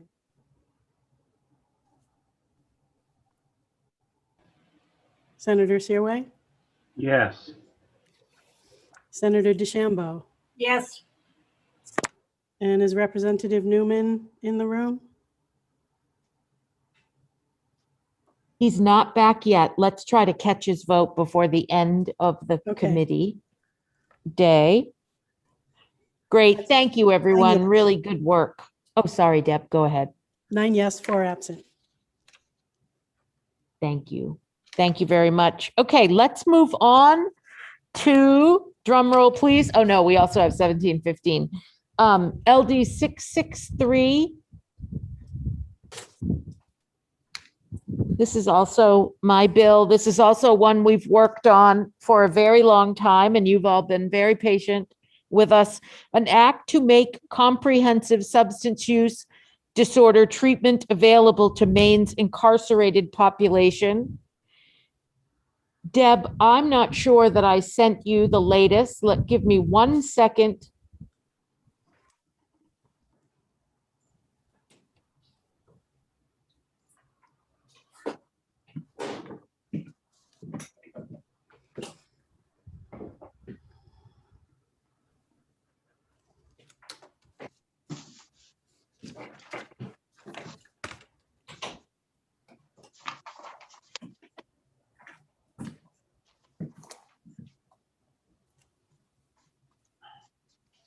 Deb, Representative Newman is coming back in the room if you want to get his vote while I'm emailing you this.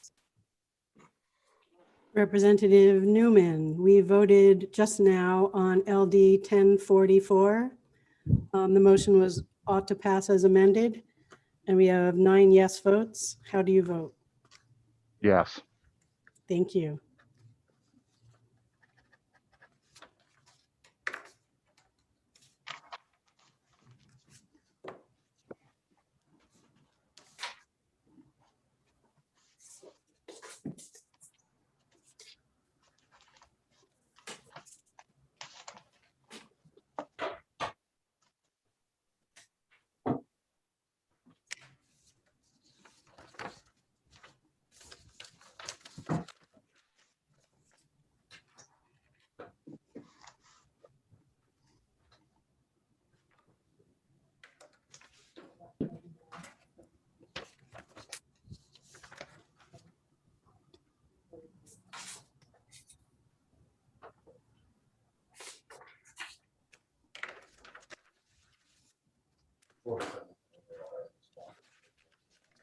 All right, Deb, the email is going to be coming to you. So this is the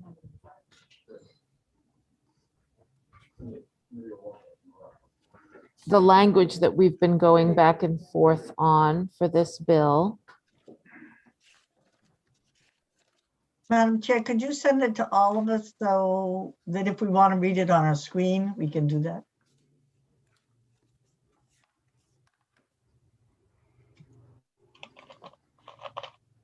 If I send it to both you and Deb, Jane, could you just quickly distribute it to everybody? I'm on my phone, so it's a little bit more difficult.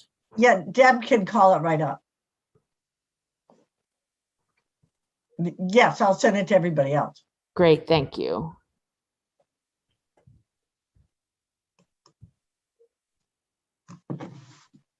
I tell you, Deb is working her way up to clerk of the year this year. Right, Been doing a hell of a she's job. amazing. Thank you.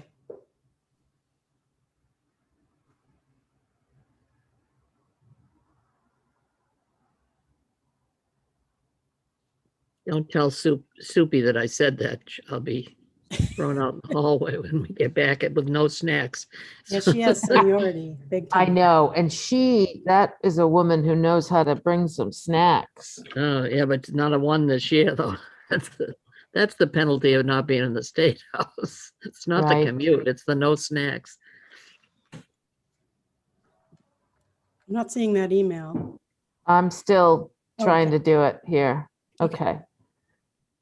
It should be on its way to you.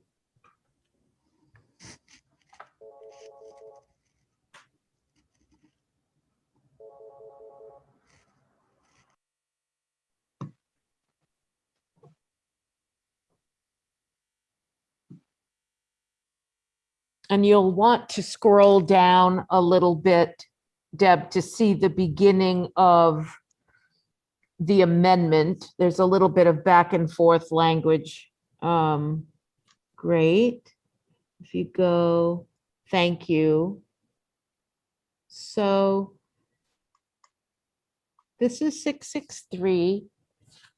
You'll all remember that as we left it, and I don't want to not include, I want to make sure that we bring in and just know that we can bring in Ms. Black and Commissioner Liberty at any point. We'll just start here. As you remember, we left it the other day with where there were 2 things that we were not able to come to agreement on. One was the word all, and the concern from the Department of Corrections was that they were worried about the term all because of cost. So we put in language around cost.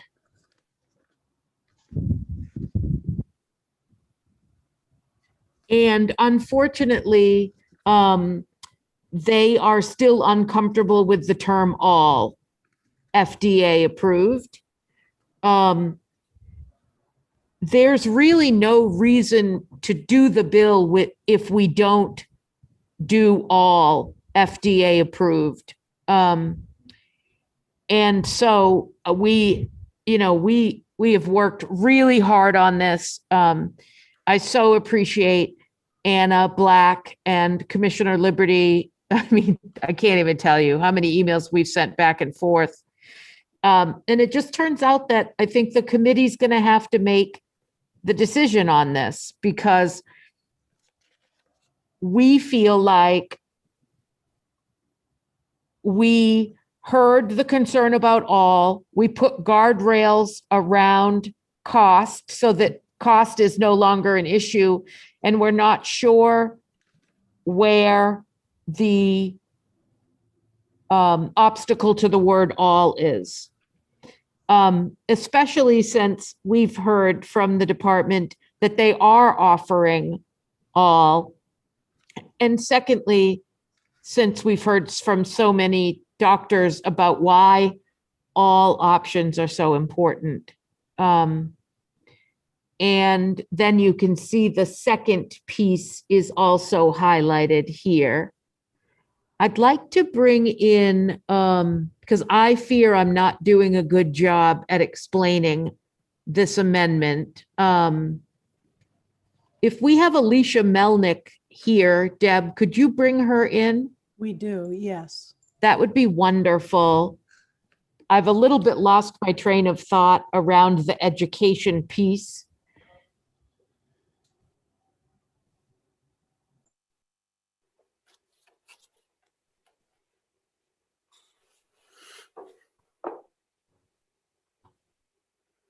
Thank you, Ms. Melnick. Oh, great. And I see Commissioner Liberty's here as well, and Ms. Black.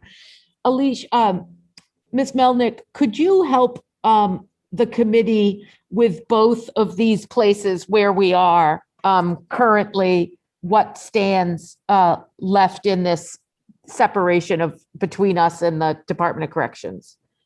Yeah, absolutely. And just echoing thanks for all the work that's been done so far and ongoing in the Department of Corrections to address substance use issues in our for our incarcerated population. As you said, I think the one last rub is around including, as this amendment says, at least one of each formulation of all FDA approved medication assisted treatments. Without that language, the concern is that you might that you would be able to be in compliance with this law if you only provided one kind of MAT for one substance. So for somebody who has an opioid use disorder, they would potentially have access to only a non-opioid or only an opioid-based treatment. And I think, you all have heard a tremendous amount from doctors. I think you got a follow-up from Dr. Gallagher about how important it is to have patient-focused pathways to recovery that are really individualized. And I know that that Commissioner Liberty and the department really echoes that best practice in what policies they try to offer. So that is where but we did try to address concerns around cost by allowing at least that caveat around at least one of each formulation of all FDA approved medication assisted treatments. So for example, they wouldn't have to provide, if there were 3 generics of a specific type of medication, they wouldn't have to provide all of those, for example. So that was a way to try to get a little bit of guardrails around cost while still acknowledging that best practice is to really have careful consideration and offering of all available treatment options, as Dr. Gallagher said in his letter. So that's the first piece. Do you want me to stop there or just go ahead on to education? Do folks have questions about the all with the guardrails before we go on to education? And it looks like I have Representative Morales with a question.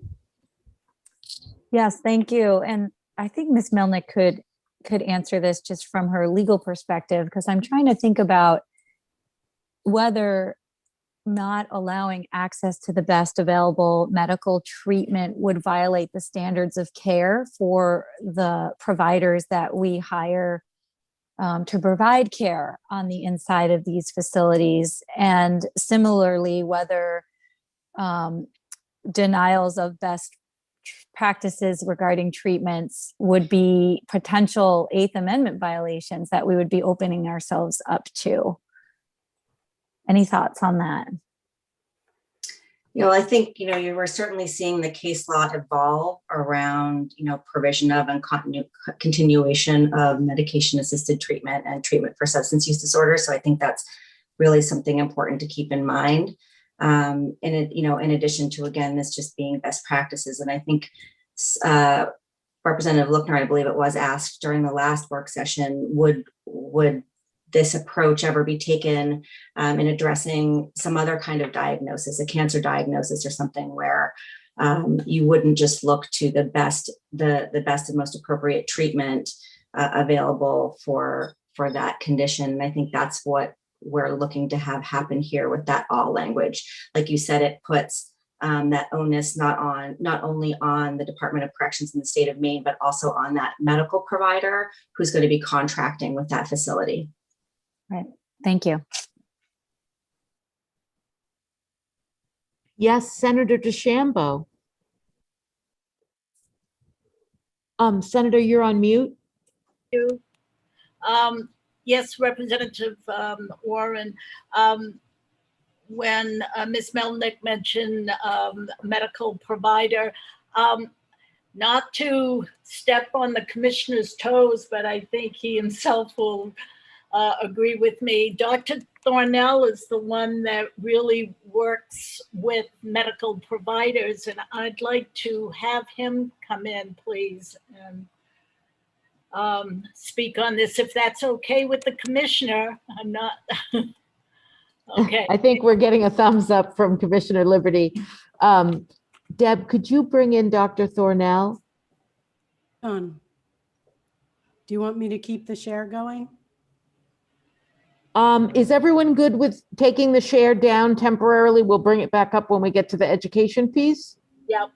Okay, thank you. Oh, good. We have Dr. Thornell right here. Go ahead with your question, Senator. Well, the question basically is for Dr. Thornell probably to respond to some of these comments made by Ms. Melnick about the program and what he foresees or has had experience within the facility. This is taken very seriously in the facility, I know. So Dr. Thornell, could you speak on this? Yes, thank you, Senator. And thank you, members of the committee. I appreciate the opportunity to just weigh in on this topic. As the Senator mentioned, we do take this topic incredibly serious. And in fact, we do so much that we lead the nation in how we deliver medication-assisted treatment inside of our facilities and the number of individuals we provide it to. In this specific language, the concern with the word all is not a concern out of us wanting to deny a certain type of medication to individuals. As has been stated, we make all of the approved medications available on an individualized basis. Our medical providers, similar to medical providers in the community, have access to all of the evolving methods of treatment for medication-assisted treatment and all other medical conditions. And they make the individual decision on what medication to provide as appropriate to that individual. Also taking into account geography of where the individual may release to, factors that are at play in the state of Maine that may not be at play in other states where medications are used more regularly, and all of those different sorts of things. And so really the concern around the word all and how it would apply here in Maine is, as has been mentioned here, best practices, medications, and the science around medications for opioid use disorder or MAT is still evolving, and it continues to evolve. And while we keep up with that evolution, the word all really would force us into providing all of these medications regardless of what that evolution looks like and regardless of what the science may evolve to in the very near future. And, you know, we do not provide medicine through statute for other medical conditions. You know, and that's been referenced here, you know, so something that's been discussed recently, hepatitis C treatment. You know, we have multiple medications available for hepatitis C treatment ranging from $11,000 to $22,000 per treatment. And that's not legislated because our medical providers need the flexibility to prescribe whichever medicine makes the most sense and is evolving in that level of medical treatment. And so that I just want to point out, that's one of that's really that, and the fiscal component of this is the concern to the word all, because the best practices around this continues to evolve. And what we know as best practices today will be different in 12 months. And we're trying to just allow for the flexibility to keep up with that evolution. Thank you, Dr. Thornell. I appreciate that. I wish that when we met last time and we talked about the all, we had heard that it was the evolving nature, because I think we can also come up with language that puts guardrails around that. So remember that when we were together last time, what Commissioner Liberty shared with us is that the struggle around all was with cost. And I think we've found a solution to put guardrails around the cost issue. Can we similarly, now that the issue is also that there's an evolving nature to MAT medications, can we put some guardrail language around to protect you from what you're worried about with the evolving nature of medications? If that question's for me, I would say yes. And I think the language that we've proposed does allow for that. I know it's been mentioned here that others feel otherwise, but you know, we worked that language with both Gordon Smith and Dr. Jessica Pollard over at the Office of Behavioral Health for this very reason, because we want that flexibility, but we also understand the intent behind the proposed legislation, which we support. And so we feel that language allows for that flexibility and still supports the use of FDA approved medications. So I would say, yes, there is room for that, but I also think the language that was proposed does allow for that, as we work that with other stakeholders as well. Thank you. I appreciate your statement, but I think the only way to say all is to say all, or to, you know, the language that was sent back, it doesn't use, it takes out all. And I think that's the piece that we're trying to get to. Do you agree with me that I think that the language does talk about FDA approved medications, but you agree that it doesn't say all? Right, it doesn't say all, but it does reference FDA approved medications. And so we view that as a reference to those that are approved at the time by the FDA. Mm-hmm. Certainly. I don't think anybody on this committee expects that the Department of Corrections will use medications that aren't FDA approved. Ms. Melnick, do you have any language ideas to add around this new evolving concern of evolving medications?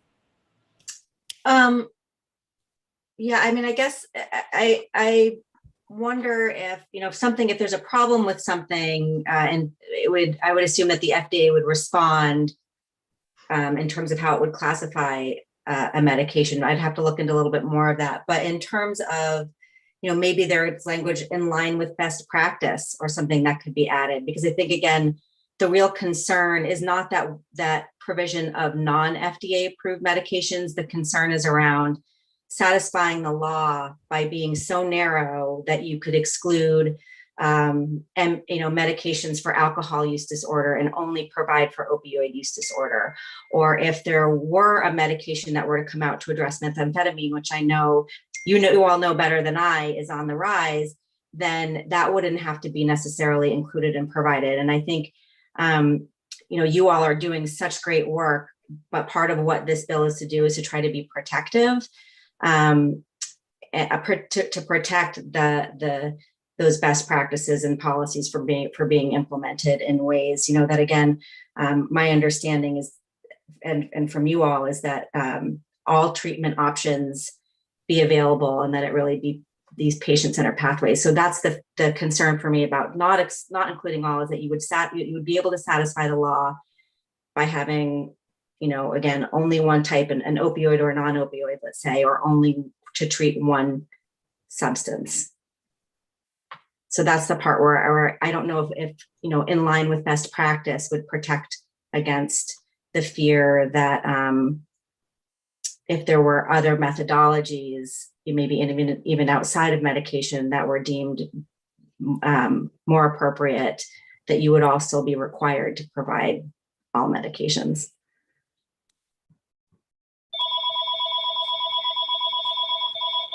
Commissioner, it looked like you were getting ready to weigh in. Did you want to weigh in or no? No, I just think that Dr. Thornell covered it well for us, in that this should be a clinical decision between the clinician and the individual, with an eye on fiscal responsibility.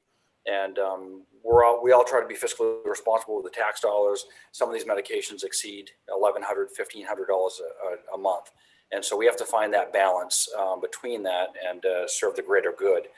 The other thing I guess I would add is this would appear to be the only place in statute that would say all medications for cardiac disease, liver disease, diabetes. Why this specific disease? Would this be the only one that would be prescriptive of all medications are available for all clients? And I don't understand, that's kind of, it deviates from what we do. We allow that to occur with the clinical staff and the client. Thank you, Commissioner. I'm going to go to Senator DeChambeau and then Representative Morales. Well, about 10 minutes ago, after Dr. Thornell ended his presentation, I wish to continue. So you've talked about something I was going to talk about, and Ms. Melnick also. And I'm going to ask you to explain to me, you said there are guardrails against costs, because I am going to talk about the elephant in the room. There is costs associated with all that. As far as talking about best practices, I cannot see, given our own experiences as people who are not incarcerated or in a facility, or we have insurances, there comes a time that the prescribed medication that you have is cost prohibitive, even after you paid it for years. I am an example of that, and I think we've all been there. Then it's the doctor-patient relationship, and you are given generic drugs, and you end up with over-the-counter mixture drugs. That's what the common folk out there experience. All is very difficult for any institution, a state institution, and there are prohibitions. And so that's what I wanted to share. First of all, best practice, I don't know if, well, I do know that that is not something I think the state can afford, but it is, they have physicians and they have a patient, and they will do everything possible, I would presume, in an institution. And those are some guardrails. I am going to ask you what you meant that this new amendment or proposal, there are guardrails against costs. You made that statement, and I'm willing to listen what those are and be a little bit more specific, because I think cost is a major issue in this.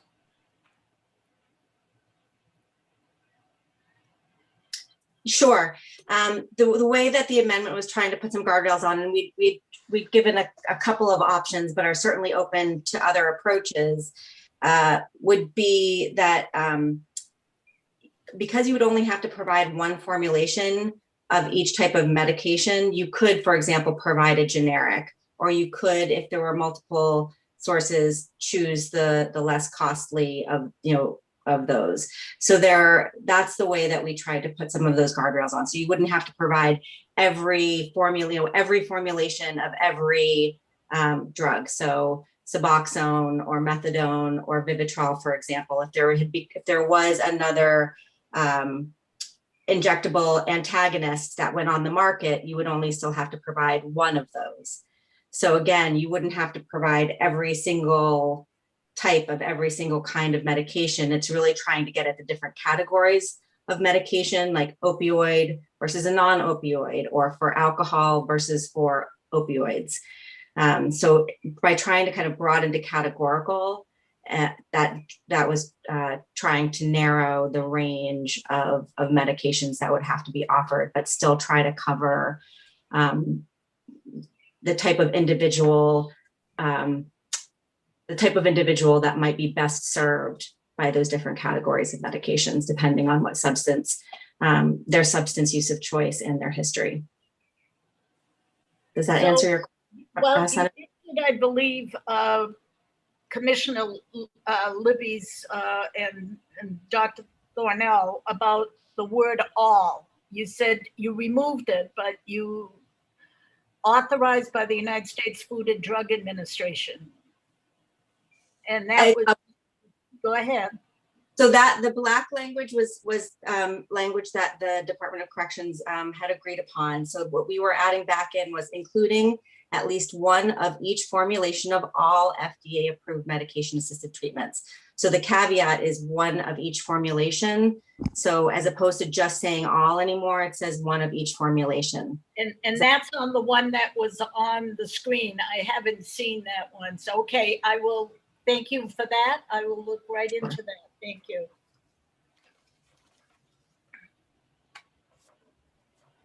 Other questions or comments from the committee? Representative Morales. Yes, thank you, Madam Chair. The comment that I want to make is if we're talking about cost, which certainly providing medical care is a cost. However, we do decide to incarcerate folks, and like when they come into our care by law, into our prisons by law, we have to provide them with medical care. But when we're talking about overall cost, when folks get well, they don't recidivate. And so I think if we're really thinking big picture, and if we're really thinking fiscally responsibly, we are going to hopefully decide to invest in the best medical care so that folks can recover. And I want to go to Dr. Thornell's point of, and Commissioner Liberty of, want to make sure that clinical decisions are made in accordance with standards of practice between a provider and a patient. But I'm concerned, there have been comments made that we don't prescribe in law all medications. However, it seems like there's a policy that not all medications are permissible to be prescribed regarding substance use disorder. And so I think that's why we're at the place we're at. If there are other medications that are denied, I certainly would want to know about that for other medical conditions that folks on the inside who are residents have. So that's the comments that I want to make on that. Thank you. Thank you, Representative Morales. Anyone else?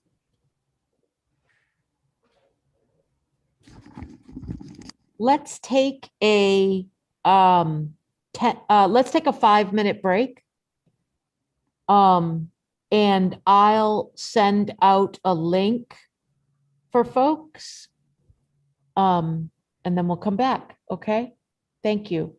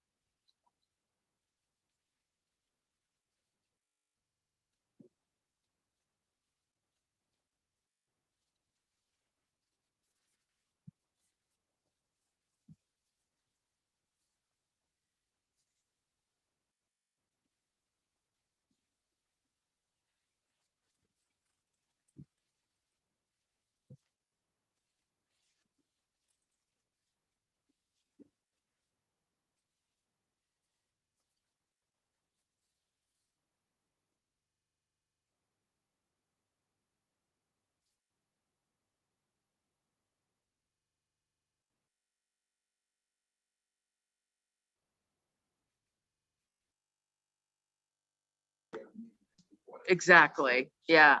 Okay, folks. So thank you for that opportunity. It does look like we've been able to get a little bit closer. Let me give a chance to make sure that Jane is back.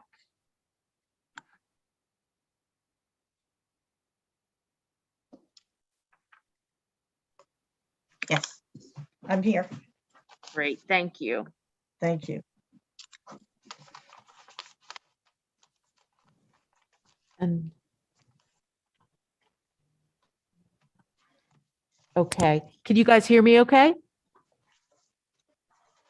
Okay, you can hear me. I just plugged back in my headset. Okay, so I want to clear up and just make sure that on mic, it seems like there's some confusion about the ability for DOC to be able to access generics. And so Representative Costain and I were just talking about that, and I want to get that out there. Our amendment allows for the prescribing of generics. Anna, can you see how our amendment allows for that? And if you can't, let's try to clarify that so there's no misunderstanding about that. If you're going to have questions about the generic piece, I'm going to ask Dr. Thornell. Okay, perfect. Thank you. Yes, I'm sorry. Dr. Thornell, can you see how the language allows for generics?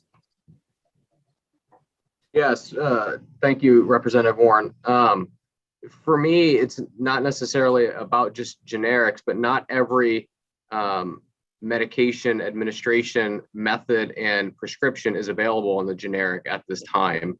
And so that's another piece that we have to take into consideration. So while generics are available for some medications and some administration routes, they're not available for all. And there, as I mentioned earlier, there's still new medications coming onto the market as it's an evolving standard, evolving science. So that's the concern around the generic piece, because it's not, it does not apply to all of the medications. Absolutely. And so that's why with the cost guardrails that we put into the language. So just to be clear, we all now agree that absolutely generics are allowed in this amendment, in this language. Additionally, with the cost guardrails that we put on, if there is a new drug that comes on, as you said, this evolving medicine, if there's a new drug that comes on the market that is cost prohibitive, I can't say that word, you guys know what I mean, then you would not prescribe, the prescriber would not prescribe that, would not be forced to prescribe that medicine. That's what the language clearly says around the cost guardrails. Dr. Thornell, would you agree that that language is clear around that? The language is clear around cost. I would need to go back and look specifically at the language. Deb, could you put the language up one more time? This is go time, obviously. Today's the last day of the committee. So in case I didn't mention that before. So let's make sure that we look at it, because if that isn't the case, let's strengthen the language to make it the case. And Dr. Thornell, you tell us when you're ready.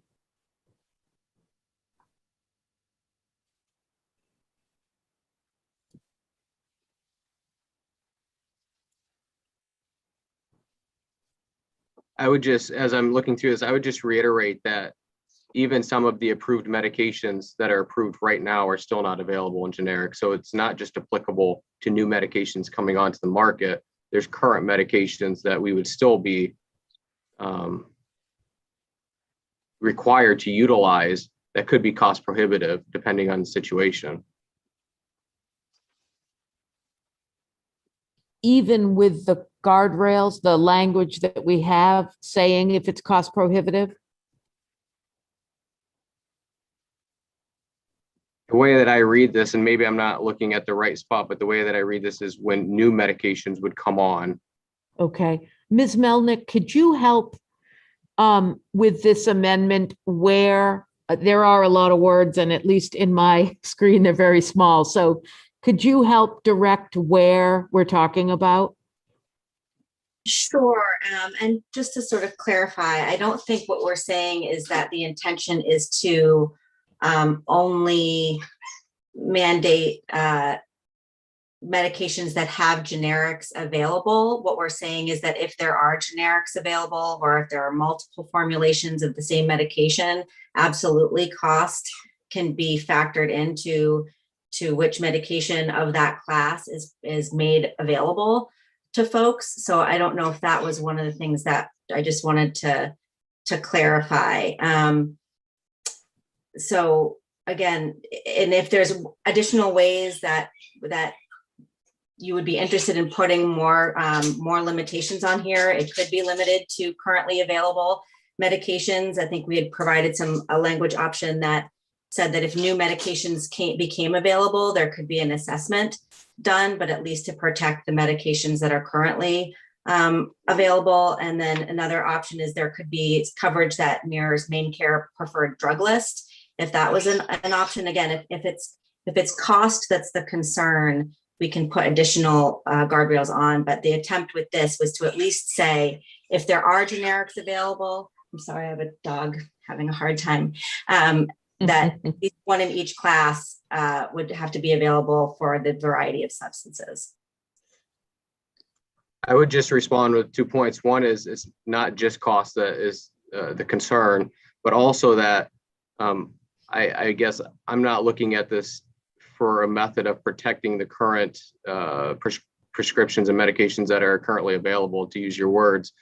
To me, it's not about protecting them. It's about providing the accessibility and flexibility to utilize those that are most appropriate, and also taking into account the fiscal components of it. And so, which again, I will just reiterate, I think that the proposed language we have below does exactly that, and pushes that good public policy forward supporting MAT. I'm not looking at it to try to protect the medications that are currently out there on the market, because I believe the science around those medications is continuing to evolve, and the research related to them is continuing to evolve, and what's considered best practices will continue to evolve.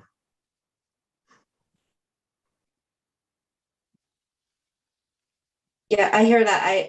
One of the things that I just wanted to say is that this language was taken from Legislative Analysis and Public Policy Association Model Access to Medication for Addiction Treatment in Correctional Settings. So it was and in particular, promoting the use of all FDA approved treatment options, including MAT, is one of the priorities in that model legislation. And I think the goals really do seem to be the same, which is protecting the options for the best course of treatment for folks who are incarcerated. And I think we all know, again, the just exorbitant costs that we're already paying out for untreated substance use disorder. So I'm happy to, I think we've provided that model act a few times and happy to provide it again. And then there's also some language that I pulled from some legislation in New York that I don't know if would be helpful. It adds a sentence that says, at least one formulation of every form of MAT approved for the treatment of a substance use disorder. And then this is the addition: necessary to ensure that each individual participating in the program receives the particular form found to be the most effective at treating and meeting their individual needs. And I just wanted to say that because, again, this isn't about certainly my opinion of anything. This is about ensuring that the medical professional and the patient have the best options available for them.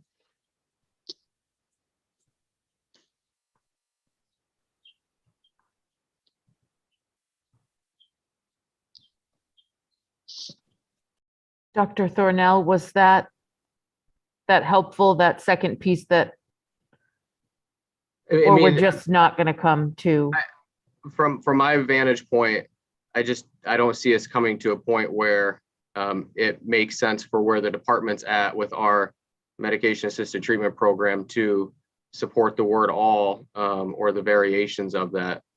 We're very content where we're at. We're, again, doing everything that all of the model policies want us to do, all of the agencies want us to do. We have strong support from Gordon Smith, Dr. Jessica Pollard, and what we're doing. And we believe the language we proposed arrives at the same conclusion, that we will use FDA approved medications, but it also allows us to evolve with the science and evolve with best practices, which is what we want to do and what we've been doing. And so I think that's what we would like to see, is that language pushed forward, because we think it supports the intent, the overall intent here. okay. Thank you for that. Deb, I think we're all set with the amendment. I think we've come as far as we can. So I would like to make a motion ought to pass as amended with the amendment that we just showed. I would like to include the word all FDA approved. I struggle to get to a place where this bill has any meaning at all if it doesn't include all. I would like to extend the invitation to Dr. Thornell and Ms. Black and Commissioner Liberty that between now and the floor, the House floor, we see if we can't possibly try to get a little closer. Today's the last day of committee, if I haven't said that before, but we do have time before this hits the floor. And I just want you to know I'm still open to trying to work on language that gets us in the same place. But I think we've tortured the committee members long enough. So my motion is ought to pass as amended, including that final language that we just couldn't finally get to agreement on.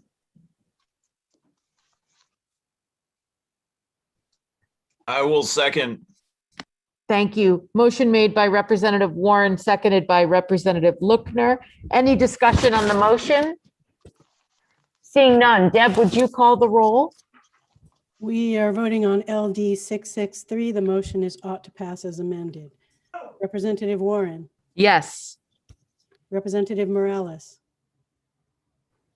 Did we lose her? Representative Sharp is absent. Representative Lookner, Yes. Representative Pickett, No. Representative Costain. I saw he was on the move. No. You need to be on camera. Sorry, Representative. No. Thank you. Representative Rudnicki is absent. Representative Newman, No. Representative Pluker, Yes. Representative Reckett, Yes. Senator Lawrence is absent. Senator Searway, No. Senator DeChambeau, No.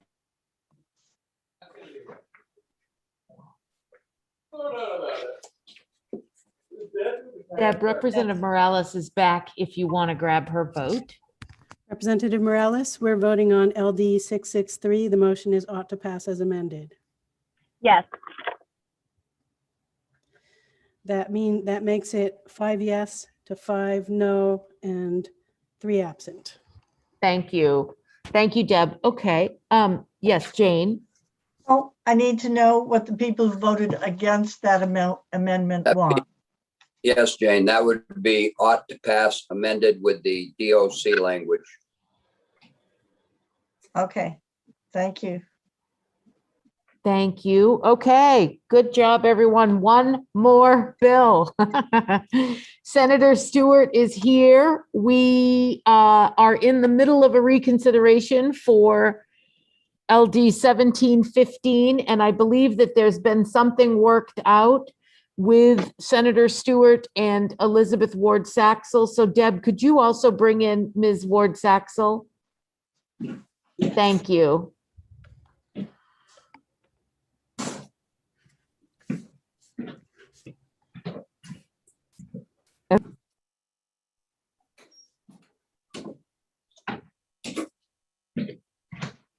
I'm sorry. I don't know, Ms. Ward Saxel, if you wanted to present the amendment or if Senator Stewart did, but thank you so much for working on this. You're very welcome, Madam Chair. So I think Senator Stewart asked if I would walk through it. With apologies, I, like Representative Pickett, am out to camp and I refuse to turn on my generator. So I'm on my phone now. I've lost power on my computer. So I'm wondering if Jane might be able to share the amendment or someone else who's got it in their inbox. And I'm really sorry. Deb or Jane, do either of you have it? And if not, I can send it. You have it, Deb? Please send it. Yeah, I'll send it. Sorry, Deb. And it's the second one, Jane, for my Yeah. personal. Okay. All right. So just to recap, this is LD 1715. And this is the bill that Senator Stewart brought forward in an attempt to deal with the situation with a substitute teacher who was no longer teaching the individual when they engaged in a sexual act. And so the primary concern that was raised by the committee in the previous work session and then also today, as I understood it, was the length of time that could pass given the current language as proposed in the bill, which says the official having or having had, that's the additional language, instructional, supervisory, et cetera, et cetera. And I think the committee rightly pointed out that there could be a scenario where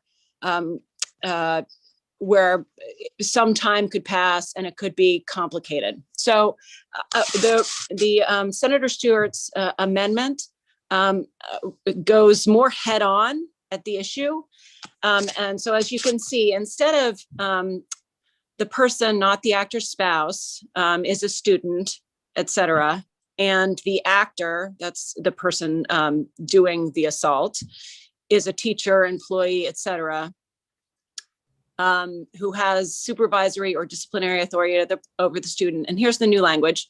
Or the actor was a substitute teacher who had instructional, supervisory, or disciplinary authority over the student during the last 12 months during which the act occurred.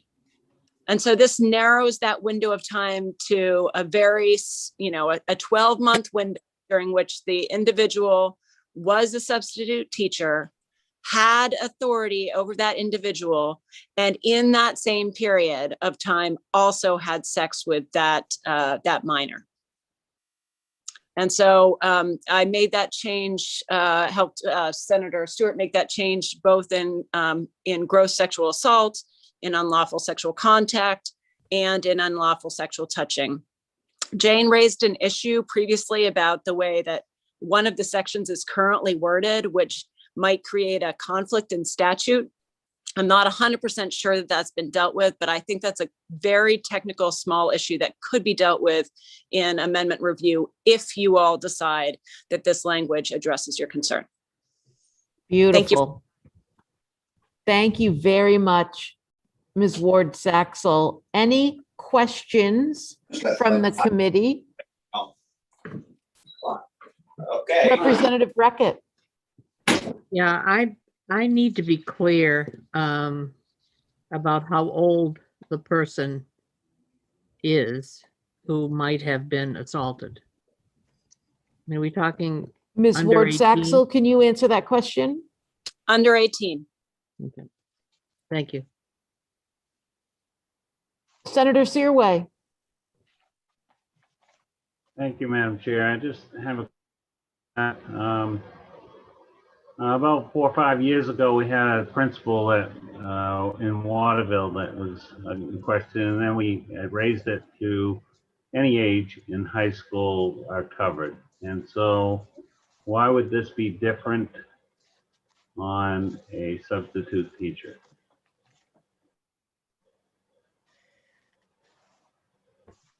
Jane?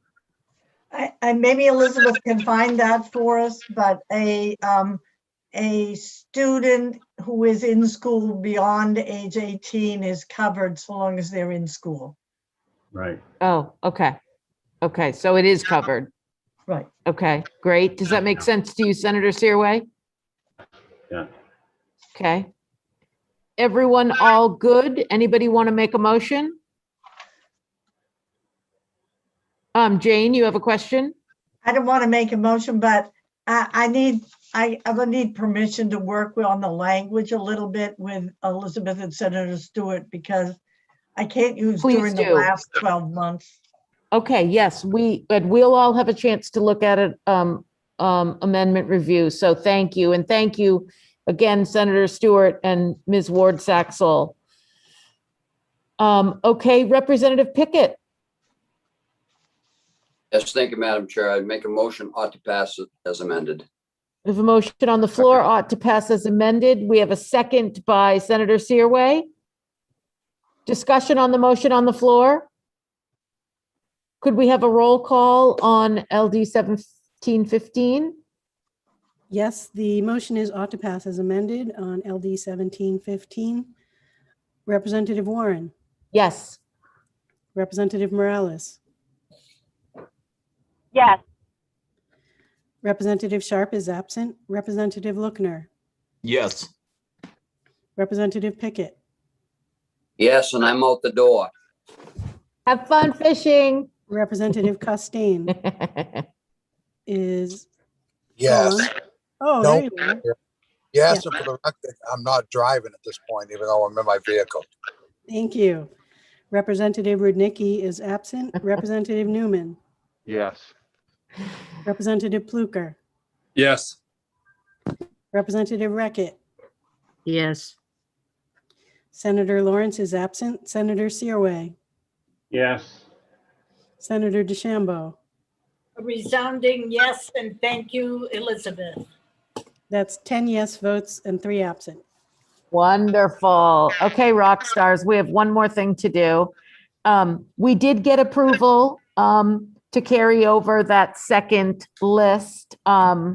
So can we just do a quick vote on those that we talked about, those carryover bills? We had a motion on the floor and I think, oh no, we do need to have a roll call. Deb, if you could do that on carryovers for us. Sure. The motion was to carry over LD 756, LD 1479, LD 1552, LD 1604, LD 1654, LD 1721. Motion by Representative Costain and seconded by Senator DeChambeau. Representative Warren, Yes. Representative Morales, Yes. Representative Sharp is absent. Representative Lookner, Yes. Representative Pickett was out the door. Representative Costain, Yes. Representative Rudnicki is absent. Representative Newman, Yes. Representative Pluker, Yes. Representative Reckett, Yes, if you'll send me the list, you talk too fast for me. Senator Lawrence is absent. Senator Searway, Yes. Senator DeChambeau. Yes. Oh, that's 9 yes and 4 absent. Great. Thank you, everyone. We did it. That's the last day of committee, in case I haven't mentioned that today. We will have electronic amendment reviews, as you all know. Jane or Deb, do you need anything from us? Just a quick question. Yes, Representative Pluker. Is that like the divided jackets where we have to respond to the language review? It is. Yeah. Okay. There's two different things. So thank you for asking. The language review, if you don't respond, we'll just assume that you're okay with it. Okay. The only time you have to respond to Jane is if you disagree with the language, and then she'll kick it to the chairs and we'll huddle with you and try to figure it out, okay? But the jackets that come from Casey Milligan, everybody needs to sign those in order for them to get to the floor. Great question. Jane or Deb? Deb has something. I have a few bills that missed votes. Representative Reckett, Representative Pickett's gone. Representative Morales, there's one for you, and Senator DeChambeau that you could vote on tonight before we end the meeting if you want. Okay. Is it Please. okay if we do that at the end so the people that did vote can leave? Okay, once we figure this out. Okay. Jane has something and then Representative Costain has his hand up. Yes, Jane. I just want to say that I will work on the letter to Appropriations Committee. It needs to be, I'll send it to the chairs to approve and with the whole packet. And so it may not get in until the end of the day tomorrow, but that's definitely my goal, is to get it there. Thank you so much, Jane. That sounds great. Representative Costain? I have two items. One is the letter to the county's reference to the pay. Yep, hazard pay. And the second thing is, I just want to say, even though we had a tough time with everything, thank everyone for all their good work, and want to know when the party is. Yes, we have got to figure out. So between Senator DeChambeau and I, please look out for our messages to you. You know what the annual routines are, so it's going to cost you a few bucks, and we're going to be reaching out to you, and we'll put together a committee lunch somewhere in Hollowell. Oh, in Hollowell. These guys want to go back to the Corey Tap Room, and I'm with them. On a nice day, yes. Yes. Remember, they have that kind of, what is it? What is it, Senator DeChambeau, that you like? Tito's. They have Tito's. Okay, Representative Costain, thank you. I think that was your two things. Everyone good? Thank you all so much, and we'll let the folks who need to vote, vote. And we'll be in touch soon, and we'll see you on Wednesday. Next Wednesday, not tomorrow, next Wednesday. Thanks, everyone. Nice work. Thank you.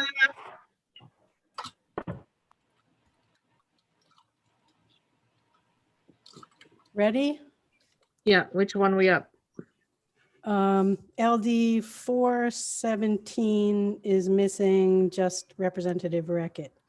The vote was ought to pass as amended, motion by Representative Warren, seconded by Senator Lawrence. What was the vote count? 6 ought to pass as amended, 4 ought not to pass. I'm ought to pass. Lois, that was the pretext driving bill. Yeah, that's what I thought. I'm looking at the list with the articulation, but you're welcome to stay on and coach me. But I'm going to vote ought to pass as amended on that one. Okay. LD 539 was straight up ought not to pass. Do you agree? That's easy. Is that because it got covered in some other way? Victoria? What was that? I'm sorry. Say that one again. Well, they're saying 539 is a unanimous ought not to pass. Were there two bills concerning the same thing? Is that why? I can't remember. What was the title of that one, Deb? The bill to require law enforcement agencies to do a thorough background check of applicant officers and to require the release of records, including. I thought we passed that. This is the one I need both Representative Morales and Representative Reckitt to vote on. Oh, so she's not going to be able to coach me on this, right? Oh, so wait, is that the one? Is that Dave Miremont's bill, Senator Miremont's bill? Yes. Oh, so did we? I think then that meant we passed Representative Corey's bill and not Senator Miremont's bill. Correct. Are those correct? Okay, so yes, so that's a not to pass for me too, and that's consistent with how the rest of the committee voted. Yes. Okay, and the other one is a not to pass. And As so amended. yeah, so I'll vote out not to pass as well. And 573 is the other one. 573, I got everyone's vote except Senator DeChambeau. Which one's that? 573, it was ought to pass as amended, motion by Representative Pickett, seconded by Representative Costain. Everybody voted ought to pass as amended. The motion was what, Deb? Ought to pass as amended. And it's unanimous. Yeah, go ahead. Yeah, I'm going ahead with that one too there, Deb. You already did. Oh, did I? Okay, all right. You all got this one. Senator DeChambeau, LD 963, ought to pass as amended. Motion by Representative Warren, seconded by Representative Morales. This is a split report. There's 4 ought to pass as amended and 4 ought not to pass. I'm an That ought to pass Tory's as, bill? no, this is Heidi Brooks, right? Oh, geez. I'm gonna put, I'm not voting for it, so I guess I'd vote no. Ought not to pass. And Representative Rackett? I'm an ought to pass as amended. So, Okay. so now we're 5-5, is that the, Yeah. Correct. yeah, okay. And Everyone got this one. I think I there's don't only think I one got more. 1699 was the other one that I didn't think I did. Yeah, Pickett missed this one, but he's gone. No, I have that you voted on Okay. 1669. Everybody voted ought to pass as amended, straight Yeah. up. So am I entirely caught up? Yes. Excellent. And I'll only have to worry about the ones I missed in judiciary after I came back to you guys today. Right. Deb, right. you enjoy the next week, to this week and next week with us not, having to do anything, I'm going to be buried in files. I know with files, but at least you can go at your own pace, right? Yes. So, yes, good. that's All true. right. Thank you all very much. I All right, Night. thanks. Thanks.